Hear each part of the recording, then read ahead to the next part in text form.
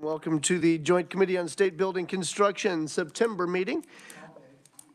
All day, and it's going to be awesome. We're going to have a great time. But we have Senator Clays is online. We have 4 currently present. We don't have a quorum. We won't be voting on anything in the real near future, but I understand that we might have a couple of other folks trickling in. Let's go ahead and get started. We're going to look at the 5-year capital improvement plans for a number of agencies today. And we're going to start off with Brian Schultz from the Kansas State Fair. Now, I understand that the fair just ended. Brian Schultz is exhausted, so he's calling in by WebEx instead, rather than being here in person. So take it away, Mr. Schultz. Good morning, Mr. Chairman. Thank you for the opportunity to come before you today. Alongside of me is Ryan Patton, who is our Director of Finance here at the Kansas State Fair. Yes, we did have a phenomenal 10 days. We actually reported out our numbers yesterday, and we're at about 330,000 people that attended the 10 days, and that is up from 316 from the previous year. So we're very excited about that. Just to walk through our 5-year plan, this year, the only thing that we really have other than, we'll start on the ongoing maintenance. We are projecting about $300,000 that we will be doing on ongoing maintenance. And that is something that we take out every year from our general fund and put that into our capital improvement fund. Our roads and asphalt, that is part of the monies that the legislature had given us back in 22, and we'll be finishing up that project here shortly once fair gets done and the cleanup. The other project that we are looking at, and that is right now kind of a point of contention that we're working on, is the removal of the racetrack and leveling the grounds. That we have estimated at $300,000. And then the other projects that we're working on would include the Bison Arena.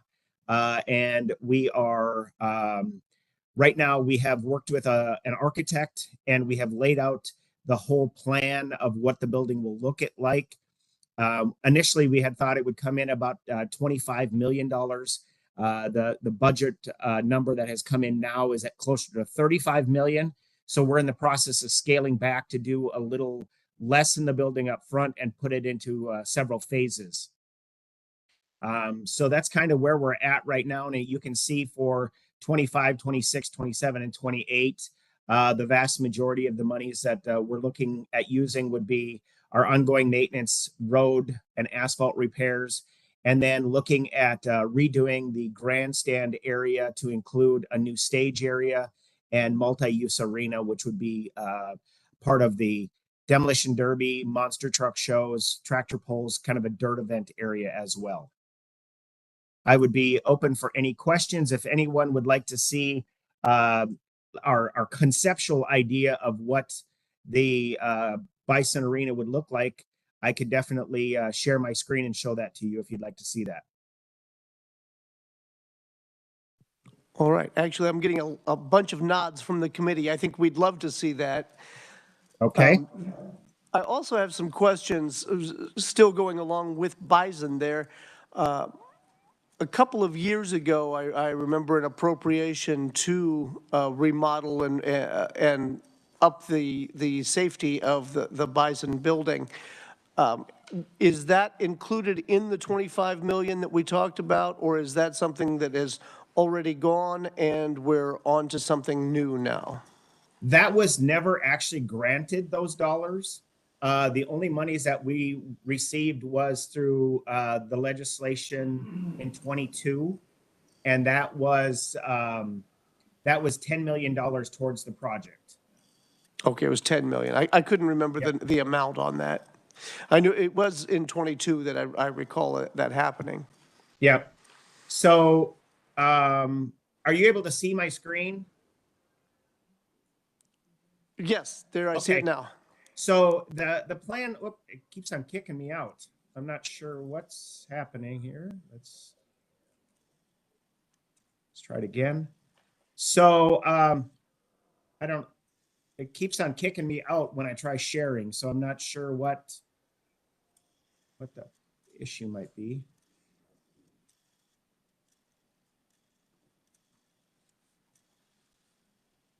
So the yellow mark here, so basically this whole big box right here is the Bison Arena. And as you can see from the way it's laid out, this is on the west side. This would be the main foyer area coming in. It would be a very large open space that we would set up displays about telling the story about Kansas agriculture. Our goal is to put in a kitchen where we can showcase also the products, like a commercial kitchen and a showplace kitchen. Over on the south west side would be our gift shop, and then also our museum to tell the story about the Kansas State Fair, restrooms, and then along the bottom would be 4 breakout rooms that would have the ability to open up out into the park area on the bottom side. Storage over on this side here. Up in the northeast corner, our proposal would be to recreate our birthing center, which was a humongous hit this year. We had 2 sows that farrowed out roughly, I think it was close to 30 pigs. And we also had several goats, sheep, and cattle that were born during the 10 days of the fair. One of the other projects that we're looking at doing is this red box right here. That box is an apartment for the K-State vet students that live on grounds during the 10 days of the Kansas State Fair and watch over all the livestock as it's being born. Right now, we have to put them up in a hotel, and if something happens, then they have to get over here. So our plan would be to have a small little apartment that they could work there. This would also be used as a secondary green room if we had other events that we needed to put something in there. And then more restrooms here.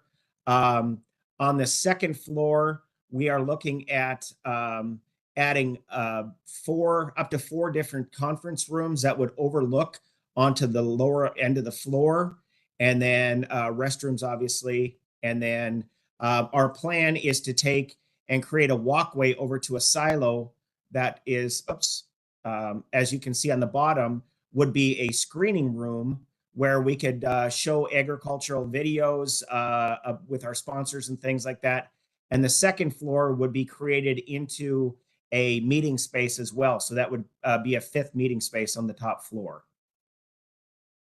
And then this is kind of just a little rendition of what the outside of the building would look like, including the gardens.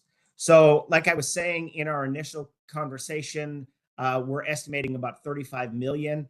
We've decided to break this out into possibly 2 to 3 different phases. The initial phase for about 25 million, we could do the whole inside of the building. Phase 2 would include either the birthing center or the garden areas out here. And then phase 2 would also be the silo that we're looking at. And this is all contingent. If we were able to get some more funds through our fundraising efforts, we would definitely go further into the project. We had a funder that was interested and then decided that it was not in their wheelhouse right now. And that would have been the naming sponsor for between 10 and $15 million. So now that fair's over, we will be going out. We've got a list of about 25, 30 names of organizations and groups that we're going to be working with to fulfill the other expenses that go with this. Can I answer any questions? Right. Questions from the committee? Senator Brillinger. Yes, you can have naming rights, but it's going to cost you. Yeah. Thank you, Mr. Chairman. This price getting up there, at 35 million, what's the cost just to put a new facility in? It would be about the same, but then it would be the losing all of the historic of the building. And that was one of the things that we had looked at. We are, like I said, we are scaling back. Obviously, when, initially the architects will go in there, they want to make it as grandiose as possible. And we have already told them to start scaling back as much as possible. And we don't need, all the high-end fixtures that they're looking at. So that's the other thing that's taking a little bit longer, is to downsize it a little bit. Thank you. Senator Reddy. Thank you, Mr. Chairman. I think from the state, I understand the request for 30 million or 25 million, whatever it might be. What is the cost on the local, whether it's the county or the city officials? Is there an ask from you to them as well? I'm sure there must be some infrastructure needs or other needs that need to take place also in conjunction to just the building itself. Right. Yeah. Thank you. Yes, we are going to be presenting this to the city and the county as well.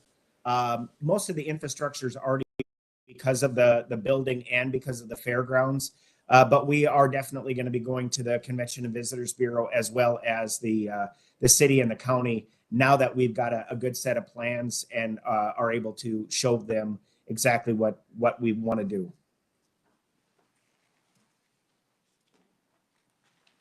Right. Any further questions? I'm not sure they've had their coffee this morning. They're letting you off awfully light. I think so. I think so. All right. Well, I don't see any other questions. Committee, do we have any recommendations for the state fair?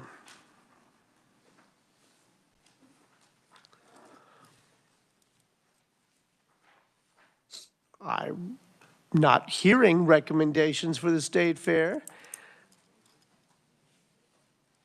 Yes, we do have a quorum now, so we can actually make recommendations.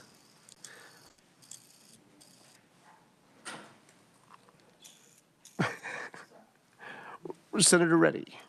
Thank you, Mr. Chairman. I think I would like to see what the options are. If you, when you say scale back, what does that mean from 30 million? What does it look like at 10 million and 20 million or 25 million to see what it is that's going to be less than what was proposed, to give 2 or 3 options to figure out exactly what would be in the best interest and how to fund it at this point. Thank you. Senator Reddy, as far as the additional dollars that would go over and above the 10 million that was given by the state at this point in time, those are dollars that we're going out to raise. And that was part of the agreement that we had in 2022. Just an FYI on the building itself, the outside exterior, since this building was built in the 30s, there's a lot of tuck pointing that needs to be done. We're right now going through a full hazardous mitigation of whether or not there's lead-based paint, asbestos, and redoing the roof and all the windows and stuff like that. That price tag alone came in at just about $11 million. But that'll bring in all the electrical, all the plumbing, all the HVAC, everything that we need to the building. And then that after that would be the price tag would be added where you're actually implementing all of those services in there. Senator Francisco. Thank you, Mr. Chair. So my understanding, looking at the budget plan, that the request is for $5 million this year and then also next year. So would that be the money that would cover some of this exterior and then the electrical and HVAC expenses? Correct. Yes. And I think just a point of clarification, that $10 million that's in the current fiscal year has not been spent yet. So, or not just a very small portion of that. And when we were doing this, we were kind of told that we needed to spread out that $10 million. And so there's no real ask from the legislature for this fiscal year for any dollars. We're basically taking the $10 million that was given in 22 and spreading it over 24 and 25 because of the construction time period. And we're going to go out and start raising that additional dollars now that fair is finished. Price is right. Mr. Chair, so Yes. I very much appreciate that, but I don't understand that looking at this budget plan.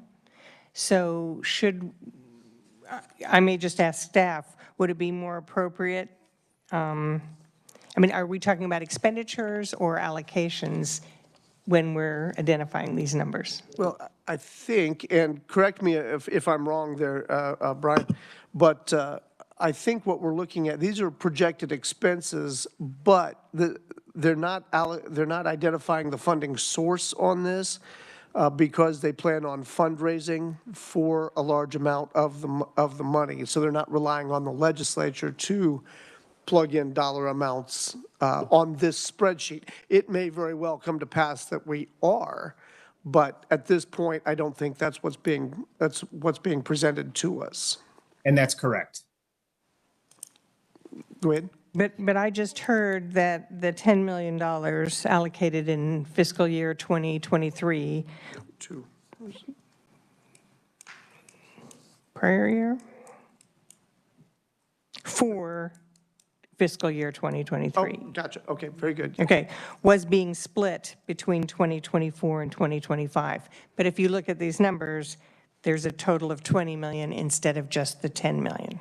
So that's what I'm trying to. Yeah, and that's just to show when we initially started this, that we were looking at about a $20 million price tag on this. But then with obviously the expenses going up, yeah, right now we're not asking for any additional dollars, and maybe that's my error. I needed to take out those two additional $5 million for 24 and 25. But we were told to kind of break it out to kind of show how that estimated project cost would be paid for. And maybe I needed to do a little bit better job on that and just do an explanation. Right, yeah, I think the part that's missing here is that the prior year 23 shows the 10 million, even though it wasn't spent during that time, and is instead being spread out over 24 and 25. Right. No, I did have one concern. When you were describing moving forward, one of the things that you said was that you were trying to identify whether or not there was lead-based paint. When we were going over the safety issues and challenges that the building was facing in 22, while appropriating that money, I would have really thought that something like hazardous material mitigation might have been included in that. It seems to me that would be something that would have been one of the early things identified. Am I off base here? No, not at all, Mr. Chairman. That is something that we had to wait until a architect was hired, is what we were under the assumption for. And now that the architect is in there, that's why they have decided to, we're in that phase right now before we do any construction to make sure that we're up to date on all that. Gotcha. All right. Senator Billinger. Thank you, and thanks for that explanation on the funding. I still wonder about putting all this money in an old building. I mean, I know you said history and so forth. Is that big a deal?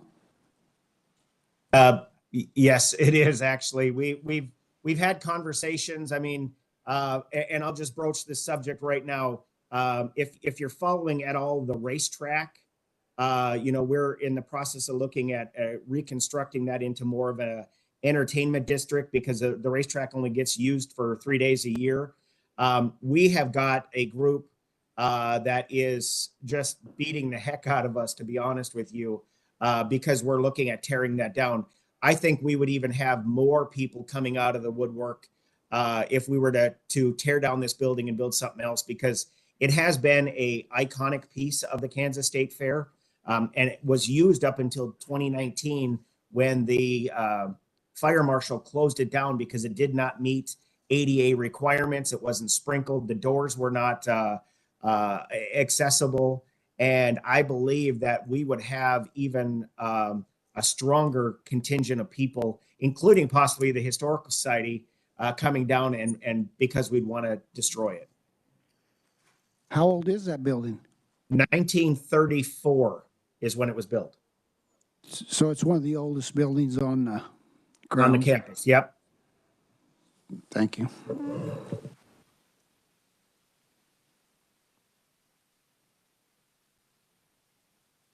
Further discussion? Again, back to the request for a recommendation. Senator Francisco. Thank you, Mr. Chair. I would recommend that the committee recommend the 5-year capital budget plan for the Kansas State Fair as presented, with a change to move $10 million of the $20 million expenditure. I think it will probably at least cost that much, but to move that 10 million to FY 2026, and that gives them some time for fundraising and an idea about expending that money. Because that money is going to be spent in the future. I think it will still be 20 million, and I would certainly appreciate any comments from the agency about that motion. We would truly appreciate that.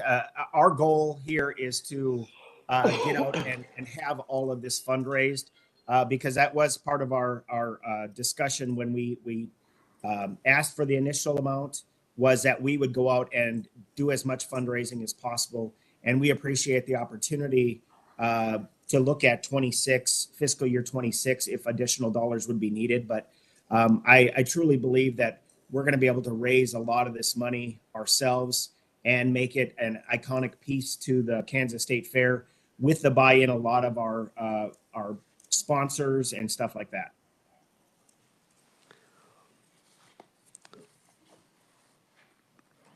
All right, so your recommendation would be to leave 26 blank until we have fundraising numbers in. Is it my understanding? I think so. We could definitely revisit it next year. Sure. And see where we're sitting at that point in time. There you go. Yeah, the only request I would make regarding that line item would be probably eliminating it from 23, since there was no expenditure during 23, and that makes the numbers a little bit more reflective of reality there. Most definitely. We could we'll clean up this document and we'll reissue it. Perfect. All right. Committee, are we all in agreement? All those, Senator Francisco. I think then I need to amend my motion Very good. so that the committee is recommending the 5-year capital budget plan from the Kansas State Fair with changes to eliminate the $10 million shown as expenditures in FY 2023 for the Bison area rehabilitation. Very good. You've heard the motion. Do I have a second? Second by Representative Ousley. All those in favor? Is there discussion? Seeing none. All those in favor of the recommendation, say aye. Opposed, say nay. Very good. That will be the recommendation of the committee. Thank you for being here, Brian. Thank you very much. Get some rest. All right. Thank you very much. You guys have a wonderful day. Appreciate all you do for us.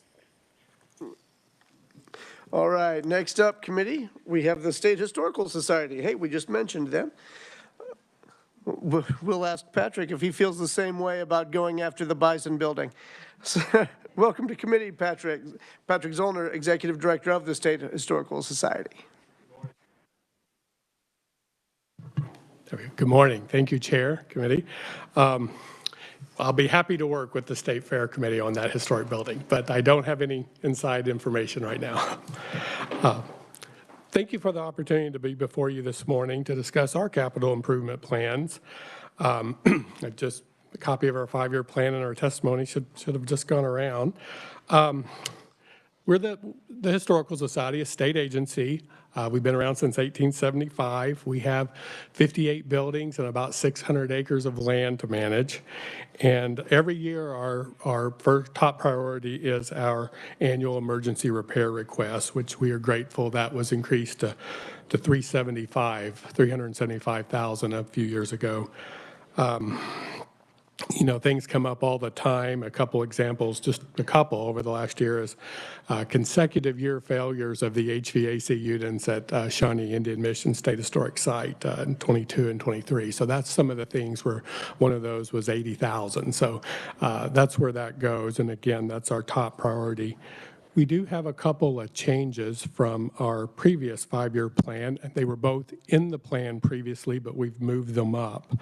Our supplement for the current fiscal year 24, I'm sorry about my microphone, it's good, is for the roofs at Shawnee Indian Mission. It had previously been in consecutive years, 25, 26, and 27. As you know, there's been a lot of storms over the few years. We kept it patched up, but they were installed originally in 2002. They have about a 25-year life expectancy. We're not seeing quite that much with the newer growth wood of late. So they're at end of life. And additionally, the Shawnee Indian Mission was in the news a lot last year, and a lot of public scrutiny from lots of different factors. So we just thought this would be the opportunity to get them all done. I will add that that our agency applied for, well, several sprint grants, including one for this, and did not receive it. So we're always on the lookout for alternative funding. But so that's the reason for us moving it up this year. The other is an enhancement for 25, and that was, I'd have to look again. It was originally, not sure which year it was originally. It was originally out another year. Again, we're dealing with end-of-life units. It's the air handler, one of the chillers. We have multiple chillers, and the controls. We're finding we cannot repair our pneumatic controls that date to 1984 when the museum opened. So we've worked with a couple of vendors, and we have to upgrade to the digital. So that has been moved up again, end of life. That's 1.9 million. Yes, I was just as staggered as you sure were how much these things cost. But again, we'd rather be doing it for fun things with historic buildings. But it's our main facility, the Kansas Museum of History component, and it's end of life. So those are the major changes that we have had. Also in the years we have in 24, we have private funds for some hail damage repair of the outbuildings at Cottonwood Ranch. We'd previously taken care of the house and just patched the outbuildings. So again, that'll be done with all private funds. And then for 25, the other one that is private and federal funds is to repoint the exterior masonry of the mother's house at our Red Rock State Historic Site, which is the home of William Allen White. And that is pretty much the basics. At the end, I included a couple of fun photos. As many of you know, we reopened Mission State Historic Site and Last Chance Store this past Saturday. And that was done a combination of funds, a lot of federal for the exterior restoration and interior restoration, private for the interior exhibits, and some sundries, and some state general fund, but the majority of that was private and federal. And then we finished our plaza project, also a combination of private and state general fund last year. Things that should be simple but are expensive, like painting Constitution Hall, that was private and state general fund, and our long-awaited blockhouse project for some of you that's been on the committee for a while. That was in there for a while. We were finally able to obtain the services of Carl Ramberg to oversee that project, and it's not the exact quarry because we couldn't get there, but it's the same vein. So we quarried it from the original rock that the 1879 blockhouse was done. So with that, we greatly appreciate your support, and we ask that you concur our 5-year plan. Right. Committee questions? I have one right off the bat. Looking at the roof repair on Cottonwood Ranch, roof replacement, how many square feet are we talking about here? It's $65,000. It's huge. It's the barn, and I don't know if you've been there, it's just wonderful. The architecture is established like a Yorkshire, an English Yorkshire farm, so it's not like any other farmstead we have in the state of Kansas. And so I guess it's like a courtyard type effect that's surrounded by this long string of buildings. So it's not like your typical outbuildings. I'm sorry, I could get that square footage, but it's at least 4 times what the house was or more. It's a big area. Okay. But it's multiple buildings stretched kind of away. So. Gotcha, okay. I was kind of hoping Just that's- the other thing, what we found and I know last year, and Senator Billinger's not here, question about the cost of wood shingle. But prior to COVID, our estimate for a roof at Shawnee Indian Mission was in the $60,000 range per roof. That went up to over $120,000, I want to think. It's since kind of stabled a little bit. So it's a lot of lumber prices is affecting this. And I was going to tell him, because he was wanting us to look at for solutions, is that I've got a halfway for somewhere down the line serious solution that hopefully we could partner with one of these local, like Antique Tractor or Meriden, McLeod, that has a shingle mill, and then find some old growth cedar log, because the old growth wood is the good stuff, and then do a demonstration, kind of kill 2 birds with 1 stone and get us some wood shingles that way. I'm open to that. I think that sounds like a lovely idea. All right. I just got to find those necessary parts and make it happen, so. The old growth is going to be the hardest part, I think, to Yeah. find. And it's available in sources, but when you do a project like this, you hire the contractor, they just go what's available in the market, so. Right, right. And I do appreciate the fact that the Indian Mission got moved up rather than 25, 26, 27, looking at 24. All we had to do was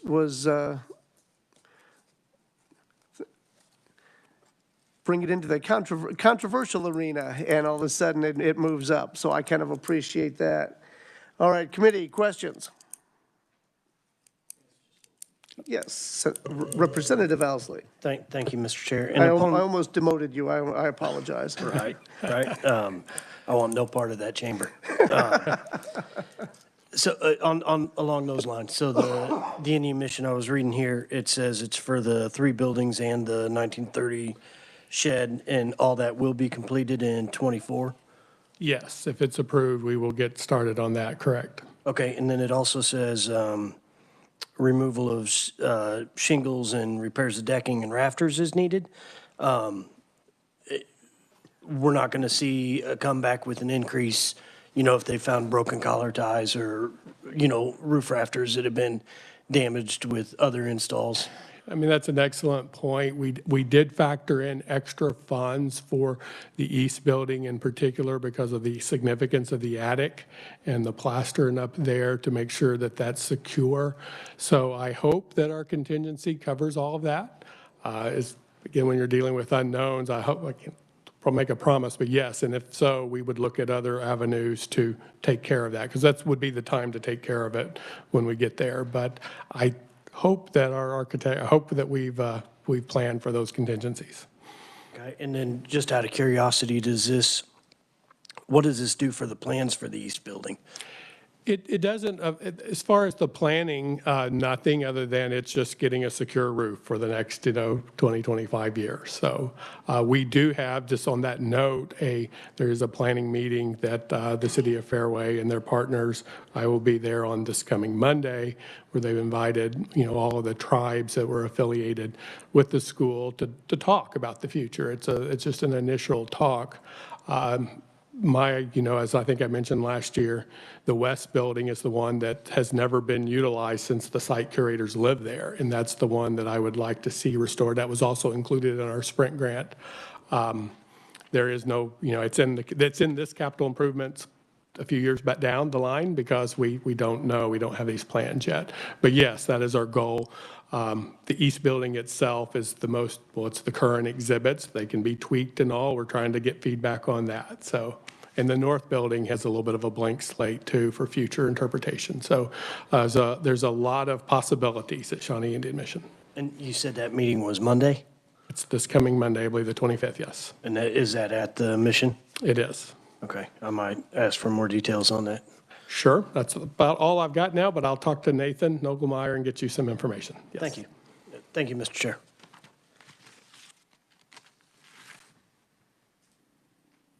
So I was just taking an opportunity to look at some of these photos. I hope that's funded correctly. There's those ridge shingles kind of worry me. All right, Senator Reddy.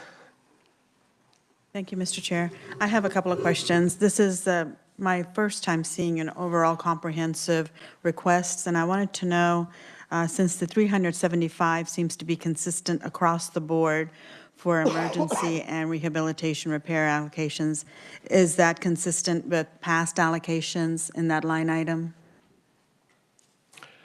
Yes, for years it was 250, and I believe this will be the second year at the 375. And again, we've greatly appreciated it. It's helped us take care of these buildings, so.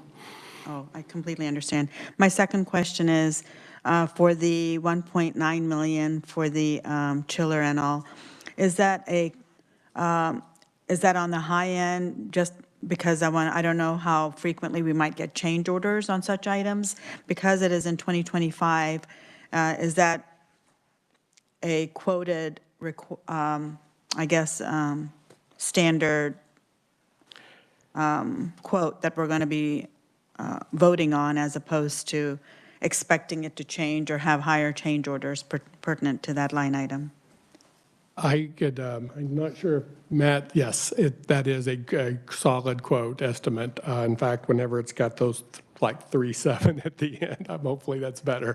So yes, unless something dramatic is uncovered, that is what we want. Okay. And we'll take care of it. Because it was 2 years down the line, I didn't know Yes. what it would look like. Thank you. Yes. Well, and that actually begs the question, if the chiller is out, what are we doing in '24? Well, we have, I think originally there were 4 chillers. We had previously replaced 2 with 1 some number of years ago, maybe 10 or more. And so this one will again do that. So we would be able to run if this one actually cuts. It's, the redundant systems, but it is, needed to get up to steam. Right. All right, committee, any further questions? Seeing none, I'd entertain a motion. I'd probably say I'd recommend concurring with the 5-year plan for the Kansas Historical Society. Yes, Senator Francisco. Thank you, Mr. Chair. So move. Okay, do I have a second? Seconded by Representative Ousley. Discussion on the recommendation? Seeing none, all those in favor say aye. Opposed, say nay. All right, that will be the recommendation of the committee. Thank you for being here. All right, let's shift gears just a little bit and go to the Department of Labor. And Don Palmberg, the Chief Fiscal Officer, is here with us. Welcome to committee.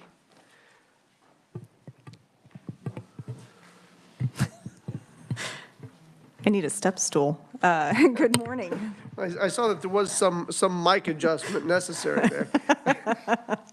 Good morning, and thank you for having me this morning. A lot of the projects in my 5-year capital improvement plan you have seen over time.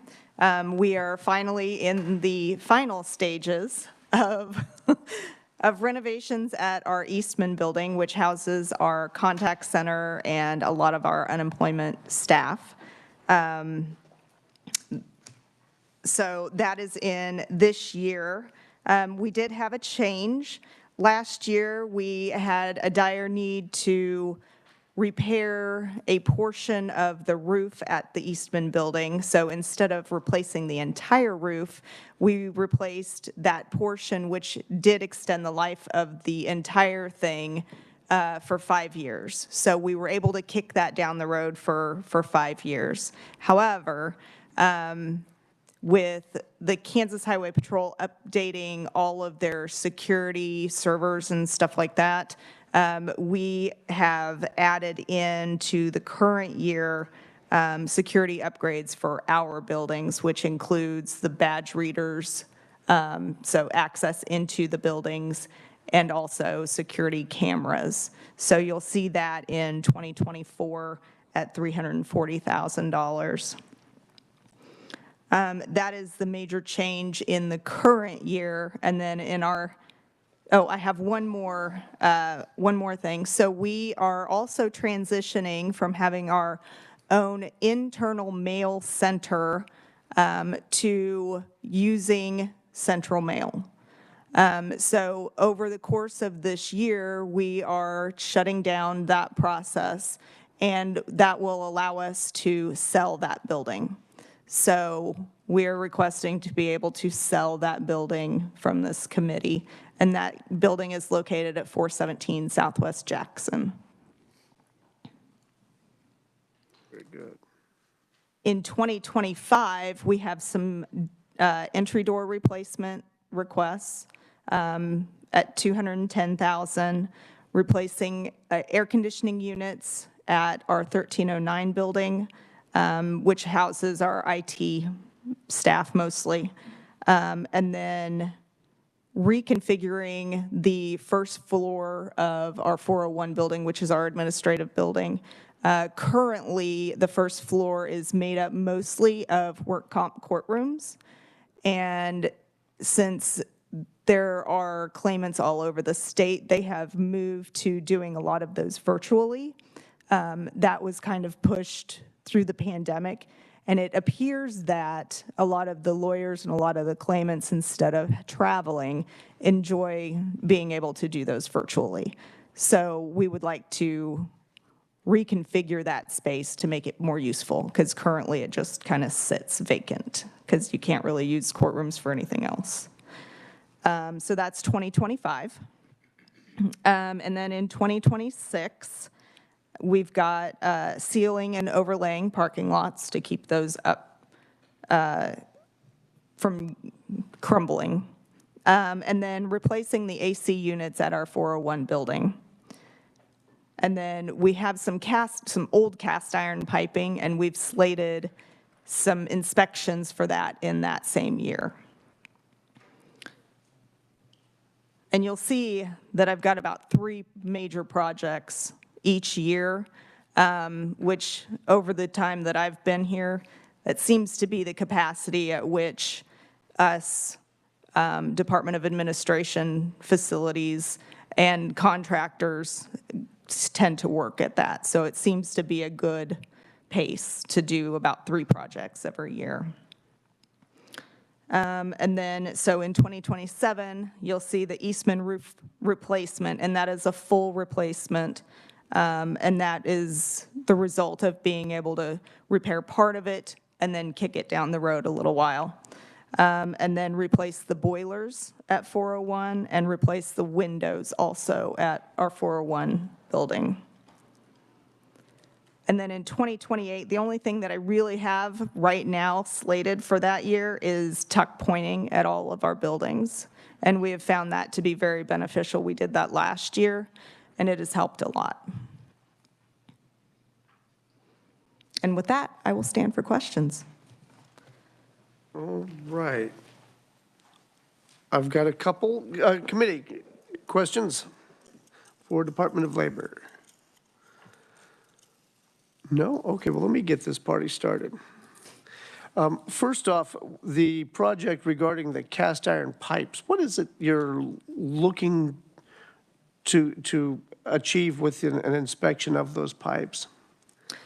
Well, my facilities director has noted some rust. So, right. So if there's rust on the outside that's visible, we would imagine that there's probably rust on the inside. So an inspection would take a camera and go down in the pipe and inspect it.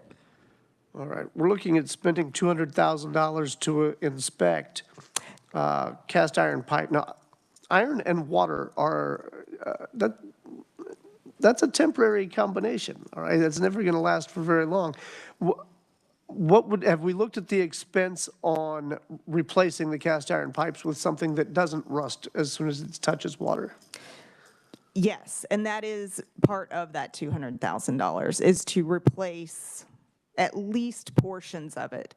I don't personally know where these cast iron pipes go. I'm assuming part of them are underground, which would be major. So I'm hoping that what we've seen is the bulk of the issue. Okay, all right.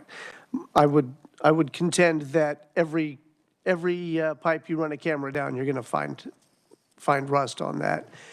So I'd probably start looking at what overall replacement cost rather than just calling it an inspection. But that's just me. I deal with steel on occasion. Yeah. Senator Francisco. Thank you, Mr. Chair. So I'm looking at it, and it says inspection and repair replacement. So one thing I'm wondering about is, do you have a estimate for the cost of the inspection? And would it make sense to do that earlier so that the figure when you're doing the work in 2026 could be talk about what you need to replace rather than try to do them as part of the same project? I hadn't thought about that, but that is a good point. I'm sure the inspection would not be very costly. And I could do that this year with some of our rehab and repair money, and then really plan out for repairs or replacement of whatever needs to be done. I think that would be a very good way of approaching this. Also, regarding the 417 building that would be sold once we switch over to the mail system, any ideas on an appraised value or anything like that right now?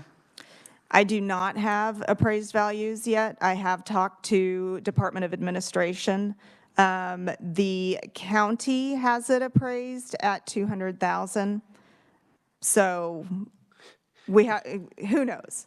Yeah, if it's anything like Johnson, that means it's worth 60, so. Right. All right, committee, any other questions? None? Come on, you guys are light. All right, in that case, I would entertain a motion regarding the 5-year plan for the Department of Labor. Senator Francisco. Thank you, Mr. Chair. The motion would be that the committee recommends the 5-year capital budget plan as proposed by the Kansas Department of Labor,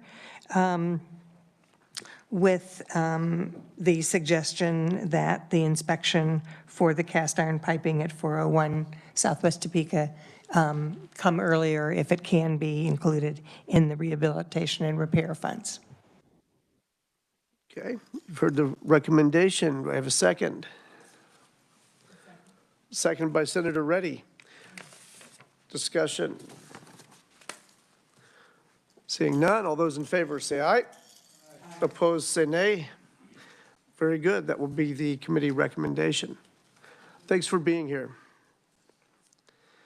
All right, moving on down the line. We've got the State Schools for the Blind and the Deaf. We have John Martello, the Chief Operating Officer, here in committee with us. Welcome to committee, John.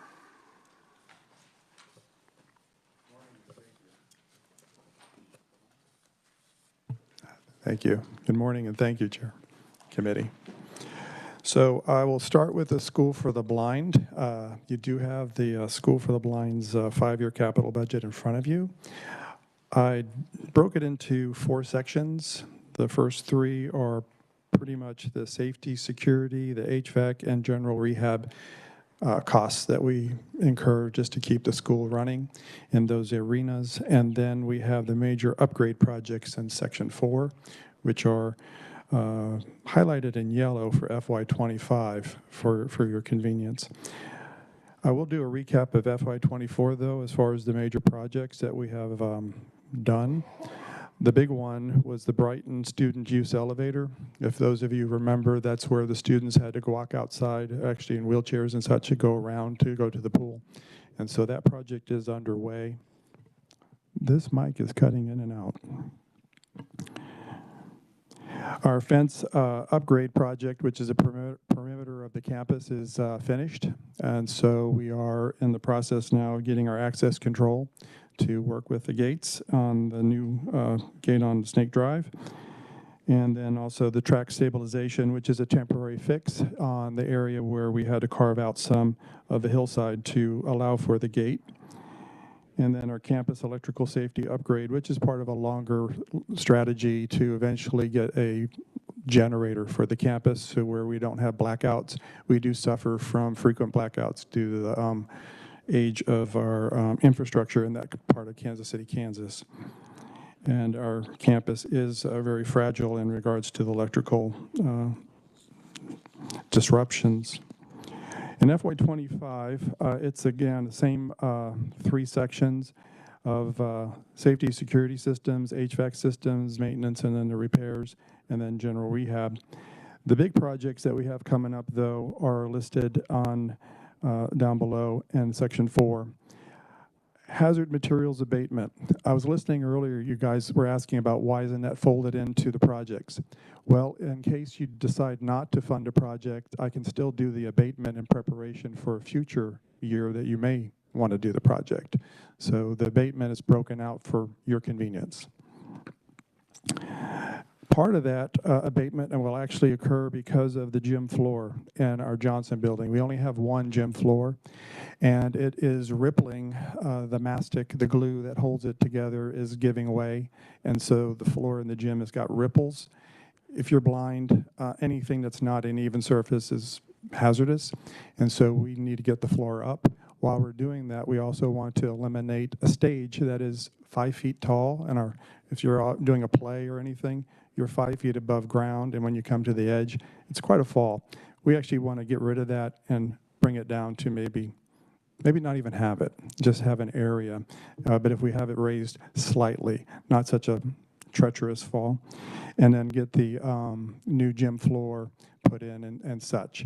The mastic that holds this floor has mercury in it, and that's what brings the cost to abate it up. Why in the 1970s they wanted to use glue that had mercury in it, I have no clue, but we had it tested, and unfortunately there's only 1 place in the nation that takes that. It's in Texas. So transportation cost in itself will bring the cost up more. So that's why it's $180,000 for the abatement of that. We also have the HVAC system for the Vogel building. It's this final phase. If you've been in this committee before and you've heard me talk about HVAC, I've talked about it for many, many years, and we are now finalizing all that.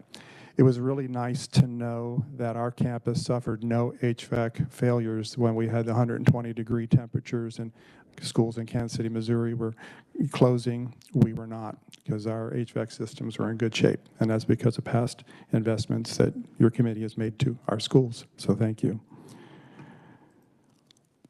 We also are wanting to do lighting and plumbing upgrades to our bathrooms and our dorm.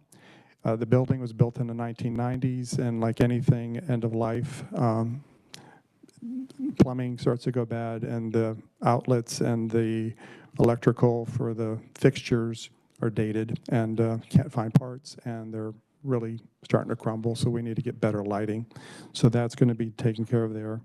And then the windows. The building was originally put in with wooden Pella windows. They rot over time, and so we need to put some vinyl windows in or something that's going to be more durable. And when we put the windows in, we want to put a safety film on the glass in order to make it more resistant to breakage at the ground level. So we'll replace all the windows and then put the safety film on those windows where it makes sense. And that is FY25, the summary of the major projects that are listed there. I will stand for questions about any of the FY25 projects before I move on, because those are actually the ones I do have plans to do real soon, and then I can sort of talk about what my forecasting is for 26 on. Very good. Questions from the committee? Senator Francisco. Thank you, Mr. Chair, and thank you for being here and the work that has been done on these facilities. it's been a bit over time, but things are changing. So with regard to the dorm lighting replacement, will that have any energy savings? Yes, because we're going to go away from incandescent and fluorescent, which was the standard back in the 1990s, to all LED.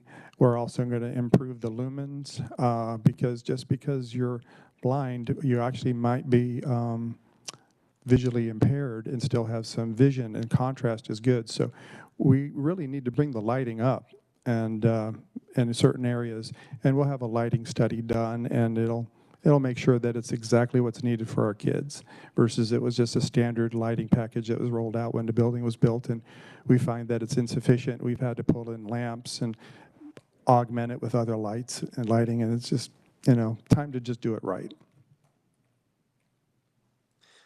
All right. Now, the $180,000 will abate the mercury and the mastic entirely? That's what is necessary to get the floor? Yes, yes, and it also will tie in with some of the other things we have to do on campus. When I'm going to have an abatement company here, I might as well just make sure their mobilization costs, make the most of it, so have them remove some of our other areas where we have elbows and steam lines that have asbestos wrapping and all that. So we have sort of a list, and when I have a company come out, I'm like, while you're here, and we just take care of it so that I have one mobilization cost. Excellent. I think that's probably a good plan. There were some questionable decisions made in the 70s. Well, I'm going through it building by building and remedying the sins of the past. Very good. Do something about the Bee Gees next, will you?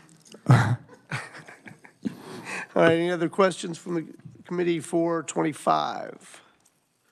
All right, seeing none. Okay, I will move on to my forecast for 26 and on.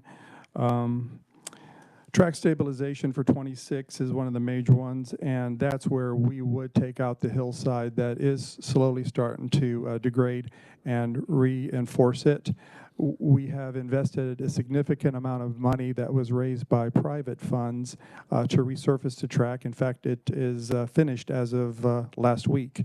And that was an initiative that our school has done to raise private dollars to help projects that you don't see here, but impact the kids in positive ways. Well, the hill that is the track sits on is, needing to be addressed. And so in FY26, I would like to start doing that. If that fiscal year comes and it's a bad year and you want to move it down another year, we have some flexibility, but the sooner the better. Roof replacements is what you'll start seeing in 26 on.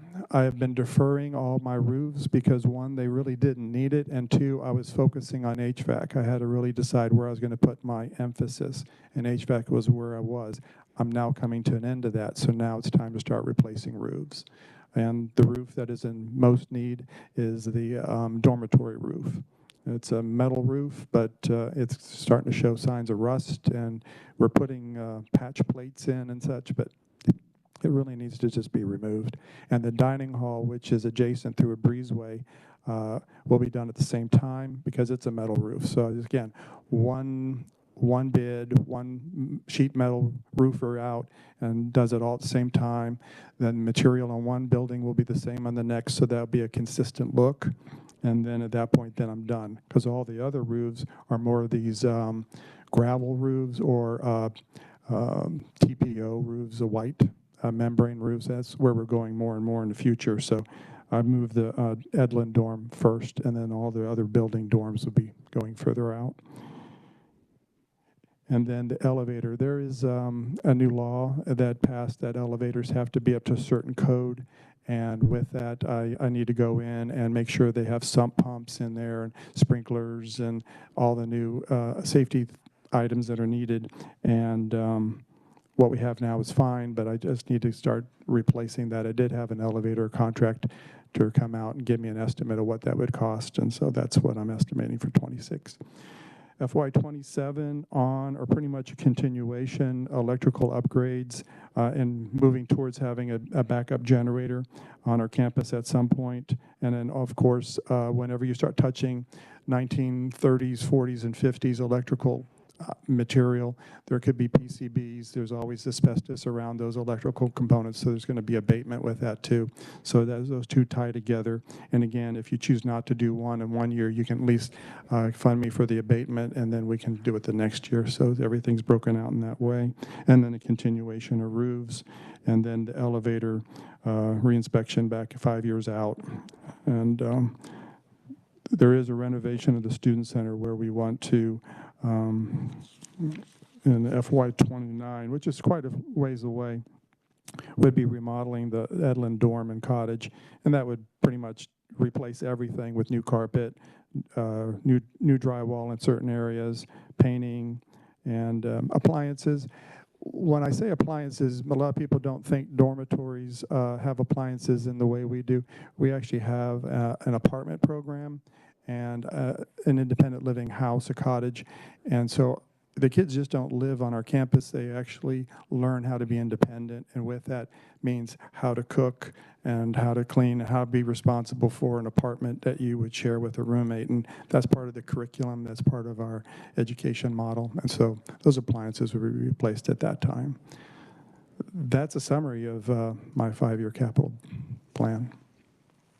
I stand for questions. All right, thank you. I'm curious about the track stabilization. You said the hill needs attention. What exactly is going on with that? It wasn't a hill when it was first built, the track. They infilled it and built it up so it was level, because our campus sits on a hill. So they made a flat space for our track, which is great, but there's two ways to do compaction. There's mechanical compaction or time, and I think it was cheaper to do time. And so had they done mechanical, it would have been impacted and then compacted, and then it would not be shifting like it is. Since it's more of a settling method, it's settling. And so we'll need to come back and do a retaining wall for those funds. Gotcha. Okay, I wasn't picturing that the track was on a terrace. That's the part that I was missing out on. I was thinking that there was a hill beside the track, and Yeah, well, if you want to come out to our campus, we're having a 5K run this Saturday. You could actually see our campus, see the track, and I'm just about ready for 5K, but not quite there yet. okay, walk or run. But anyway, that's coming up this Saturday. All right, committee questions.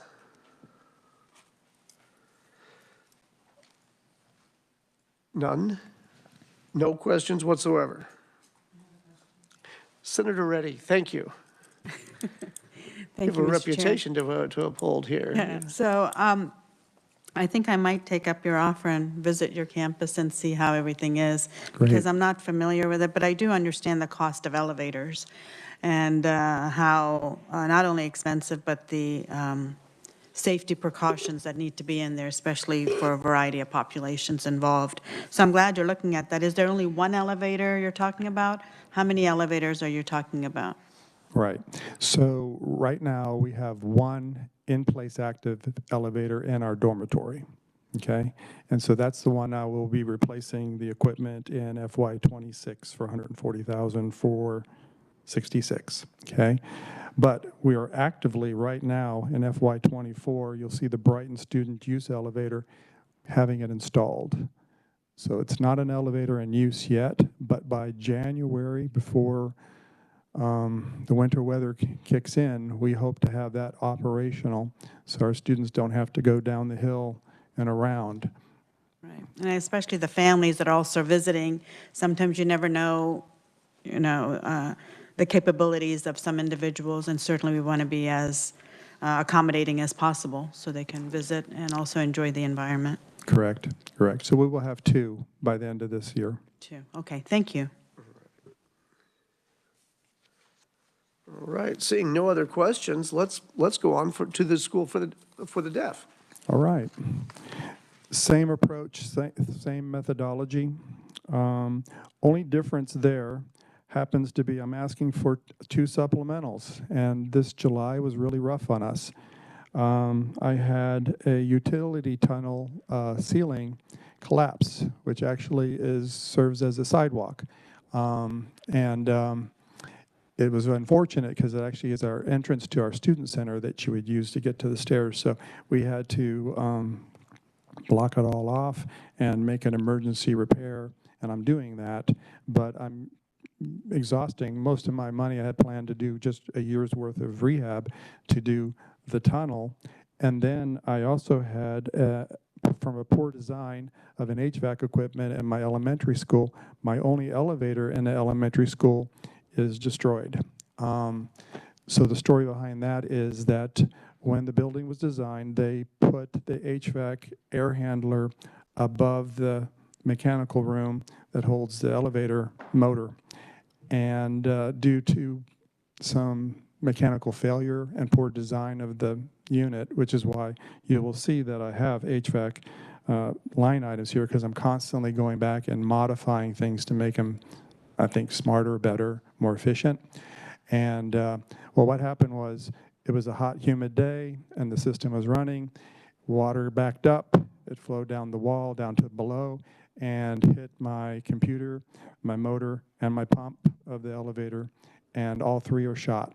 And so I have now kids in the lower elementary that can't get up to the cafeteria and to the health center and to the dorm rooms unless they have to go outside because I lost my elevator. So we're doing that now. I'm working with OFPM and great partnership, and they're moving quickly with us, and so everything's going real well. But again, I got $320,000 just in a 3-week period that landed on my doorstep. So I'm asking for a supplemental to help me. I know I won't get the money till May, but in May is when I need it, because then I start working on the campuses in June and into July. When the kids are gone, I can actually start repairing things when schools are closed. Now, we're not closed because we have summer school program, but I can work around that. So that's why there's a supplemental in FY24. Before I move on to 25, I stand for questions. I'm not seeing any questions, even though I think there would be a really interesting story to talk about the air handler, but apparently there's no interest in that. So Another time, or when you visit that campus, if you wish. there you go. All right. In FY25, again, first line item, safety security systems, HVAC systems, major maintenance, and then we get into the major upgrades. The major upgrades are to deal with electrical safety upgrades. We have some electrical equipment in the basement of our Taylor Gym. Taylor Gym is one of our older buildings. Why they put electrical equipment down in the basement, I do not know. However, it has been deemed by our on-call engineer a safety issue and is asking us to please have it relocated. And so that money is to do that. Next item is renovation of student use areas. We have been constantly going at the school buildings to make sure they look modern and are what parents would expect when you have a student come to our school. In the past, we've done Roberts, we've done Emory, and so this would be a continuation of the Roth East Wing dormitory rooms, so that way they would be what you would expect to have your child live in a residential setting on our campus, and so there's $250,000 for that. The hazardous material abatement, as stated before, it's separated, but it's also tied to the utility tunnels. If I do move forward to start being proactive on my tunnels instead of reactive, what I will do is start abating before we start tearing the tunnel lids and walls apart. I didn't have the option this year, so we're trying not to touch any of the stuff. But I do know it's there, so I want to start abating it in FY25 and then just continue with the tunnel repairs before they sort of force my hand. And that would continue on into 26. Then I have the elevator upgrade. On the School for the Deaf campus, we have several elevators. In fact, we have 6, I believe. And so we have the one that failed, and then I have 2 in FY25 that are, I would say, in need of a little bit of love. And then from there, we'll move into the remaining for the 25, 26, and 27. The school and dormitory window replacements, very similar to the blind school. Want to make sure that and this would be actually on our Emory Elementary building, those windows would be replaced. They are also wood and failing, and then I would put a safety film on them. And on the second floor, we do have dormitories, and some of them can be accessible from emergency ladders and things, so I would still put the film on those too, just to make sure that there's no compromise that could easily be made. And then the big ask really is about our early childhood playground. A few years ago, we asked for funds to renovate one of our playgrounds to make it ADA accessible.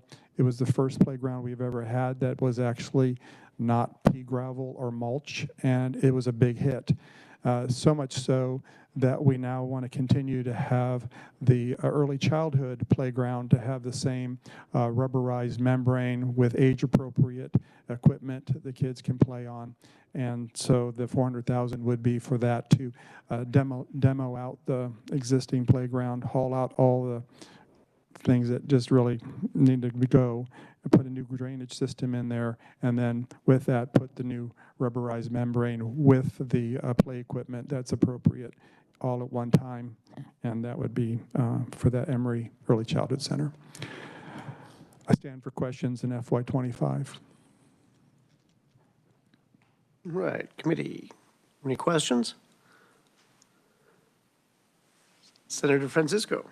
Thank you, Mr. Chair. I don't have any questions. I've been lucky enough to visit these facilities, but I do want to say I appreciate the expenditures on both facilities for the gym and for the playground. I think it's really important for all kids to have outdoor activities and ways that they can move. And I think maybe particularly for these special children. So I appreciate those investments. Thank you. That's our feelings too, which is why I'm here trying to ask for support. There you go. Committee, for the questions. Tell me about the rubber membrane on that playground. Oh, it's This is just out of curiosity more than anything else. It's sort of the modern playground now. So what we have is pea gravel or mulch, and if you're in a wheelchair, forget it. So we made some accommodations by putting asphalt or concrete to some of the play structures, but that's hard surface. So when we redid the one playground, that all went away, and it's recycled tires. We got a partial grant from KDHE that helped bring the cost down, and at that point then we got this poured in place rubber, and it's done in layers, and you have to have a drainage system underneath because it is porous and will allow water to not just wash away. And then, so that's part of it is the drainage, but it will allow a child on a wheelchair to go anywhere on the playground as anybody else. And also, if you have a fall zone and you fall on it, you're falling on rubber, and it's fairly thick. And so it's not the playgrounds you and I grew up with, but it's the one I wish I had, because my skinned knees wouldn't have been so skinned. No, those skin knees taught you valuable lessons. Now, so it's not the shredded tires that I've. No, this is a I hate those poured in things. place solid surface. This is exactly what we're wanting. Yep. All right. Committee, Senator Francisco. Thank you, Mr. Chair. Mr. Martella, I wonder if you might be familiar with the playground at Hillcrest School in Lawrence that's considered an all. My kids used to play on it when they were of that age. But the replacement that they've made? Not since. So it has a rubber floor, and it's for all children, and it's worked really well for them. So I'm thinking this may be like that, and if you would like to come to Lawrence and see that before you finalize your plans, that might be interesting to do. I will. In fact, I want to know who the contractor was and who the rubber manufacturer was, just because cost comparisons. This was based on one quote, but just for budget purposes, but I would definitely like to know what my options are. I heartily agree. All right. Committee, Nothing else? All right, well, let's look into the future then. All right, so in the future, it's a continuation of renovating the student use areas, but that's pretty much 28, 29, pretty far out, but it is sort of a plan I have, just to keep the campus relevant. And we do have hazardous material that has to be abated at certain times, and it dovetails with what's below is utility service repairs. So whenever you see a utility tunnel, you will see the abatement of hazardous materials. And again, broken out intentionally. Elevator code requires upgrades. This is just continuation of touching one elevator in one building every year until I touch them all and meet the code requirements. And then the only thing remaining is I will start to address roofs starting in FY26 and continue on until 2030. But I stopped at 29 for this report. But 2030, it'll be roofs. Every year you'll see me with a roof to a different building. All right, now I'm not familiar with the code changes for elevators. Did they give you a window of time with in which to comply? My understanding is it came into effect this July 1, and my elevator maintenance company said, by the way, here's this new law, you need to start factoring in your funding for this. I don't know what the window is, but they didn't tell me I had to do it all in 1 year because, one, I don't have the money, and two, that's a heavy lift. But they said there's no grandfathering and that all elevators need to be done. And so as long as I have a plan is my understanding. So my plan is here. Okay, that law had to be federal, am I right? No, I'm not sure. I don't recall voting on that, so I will curious definitely, about that. I will definitely get you the information in regards to that. It's hit my desk, and I was like, wow, okay. I added it to the budget because on June 30th, when I submitted this, I did not have elevators in there. One, I didn't know I was going to lose one, and two, I didn't know I had this requirement. Now I do, and so that's why I added it. Okay, I'm not complaining. I think a sprinkler and a sump pump and that sort of thing, probably not a bad idea for an elevator shaft. I just don't recall the bill, that's all. Yeah, well, I will definitely share with you when I get back to the office what this is. Excellent, thanks. All right, committee, further questions? And we'll open it up for all of 25 through 29. Now, are there any questions? Seeing none. All right, very good. Is there a recommendation for the School for the Deaf and the School for the Blind?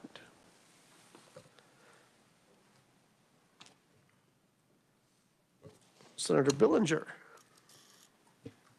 Thank you, Mr. Chairman. I make a motion we accept as presented. Thank you. Seconded by, who was that? Who was that? Seconded by Representative Alcala. All those in favor, say aye. Is there discussion? The one time I missed that point. Now there's discussion. Senator Francisco. Thank you, Mr. Chair. I wonder if we might, specifically as part of the motion, mention the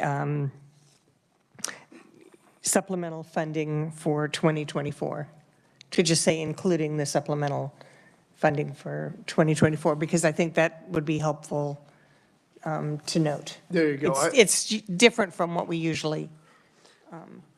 I think that the original motion would cover that, but I agree that we can, would the maker of the motion be comfortable with accommodating the 2024 supplemental request?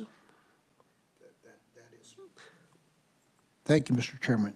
The motion was as presented. Okay, very good. I just wanted to make sure of that.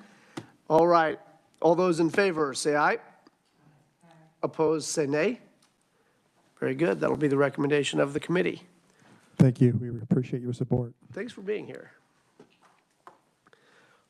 All right, team, we are making tremendous progress. Let's move forward. In fact, we're 6 minutes ahead of schedule. Wow. All right, let's move forward with the Department of Administration. We have Frank Burnham joining us at committee.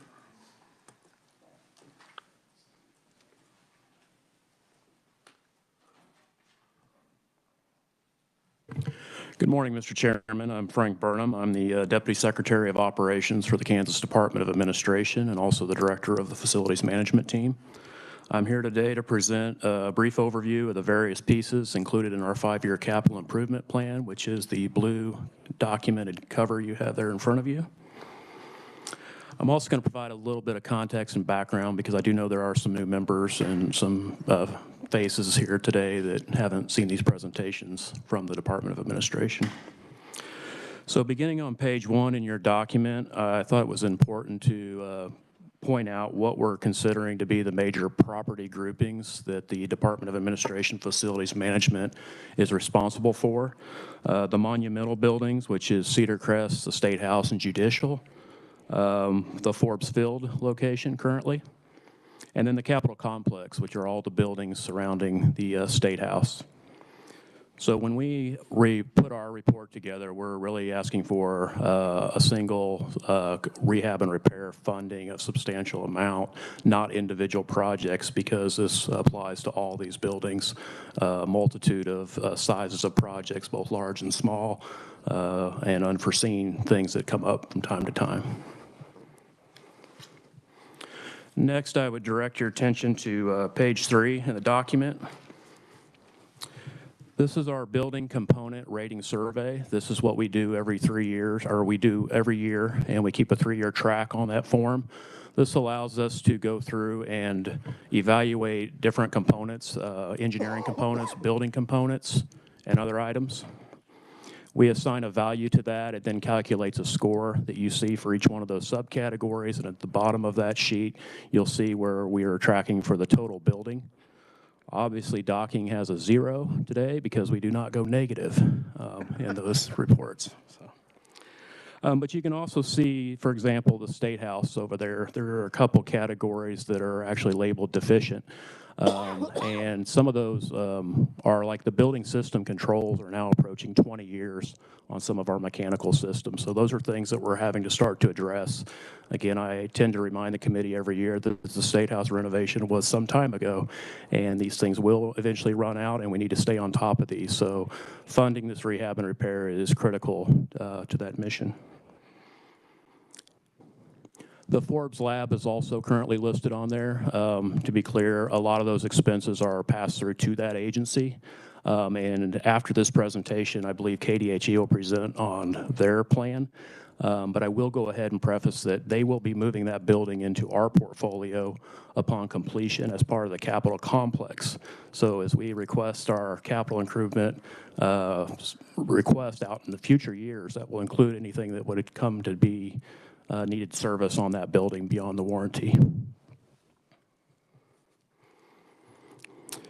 Next, I would like to discuss a little bit about the rehab and repair funding. Last year, we were fortunate to raise that amount from roughly $3.4 million to $5 million. We are showing that $5 million request carrying forward. We have had no issues spending that 3.4 in previous years. In fact, we usually have to then rely on our operations rents fund to supplement that. So with this $5 million in funding, I've provided a level of detail on page 7, which gives some very specific information about how we're using those dollars to tackle some very large projects. One of which is the Judicial Center window replacement. This is something that had been on my previous year's plan for multiple years, and we were looking at doing it in second floor and then the third floor the following year. We've got a project in development now for this spring to replace both the second and third floor windows. That will be the last building for window replacement, our Capitol Complex. So that will be a big plus as far as energy and just overall appearance and water tightness of that building. So long overdue, but because of this significant funding that we're requesting, we're able to tackle these things.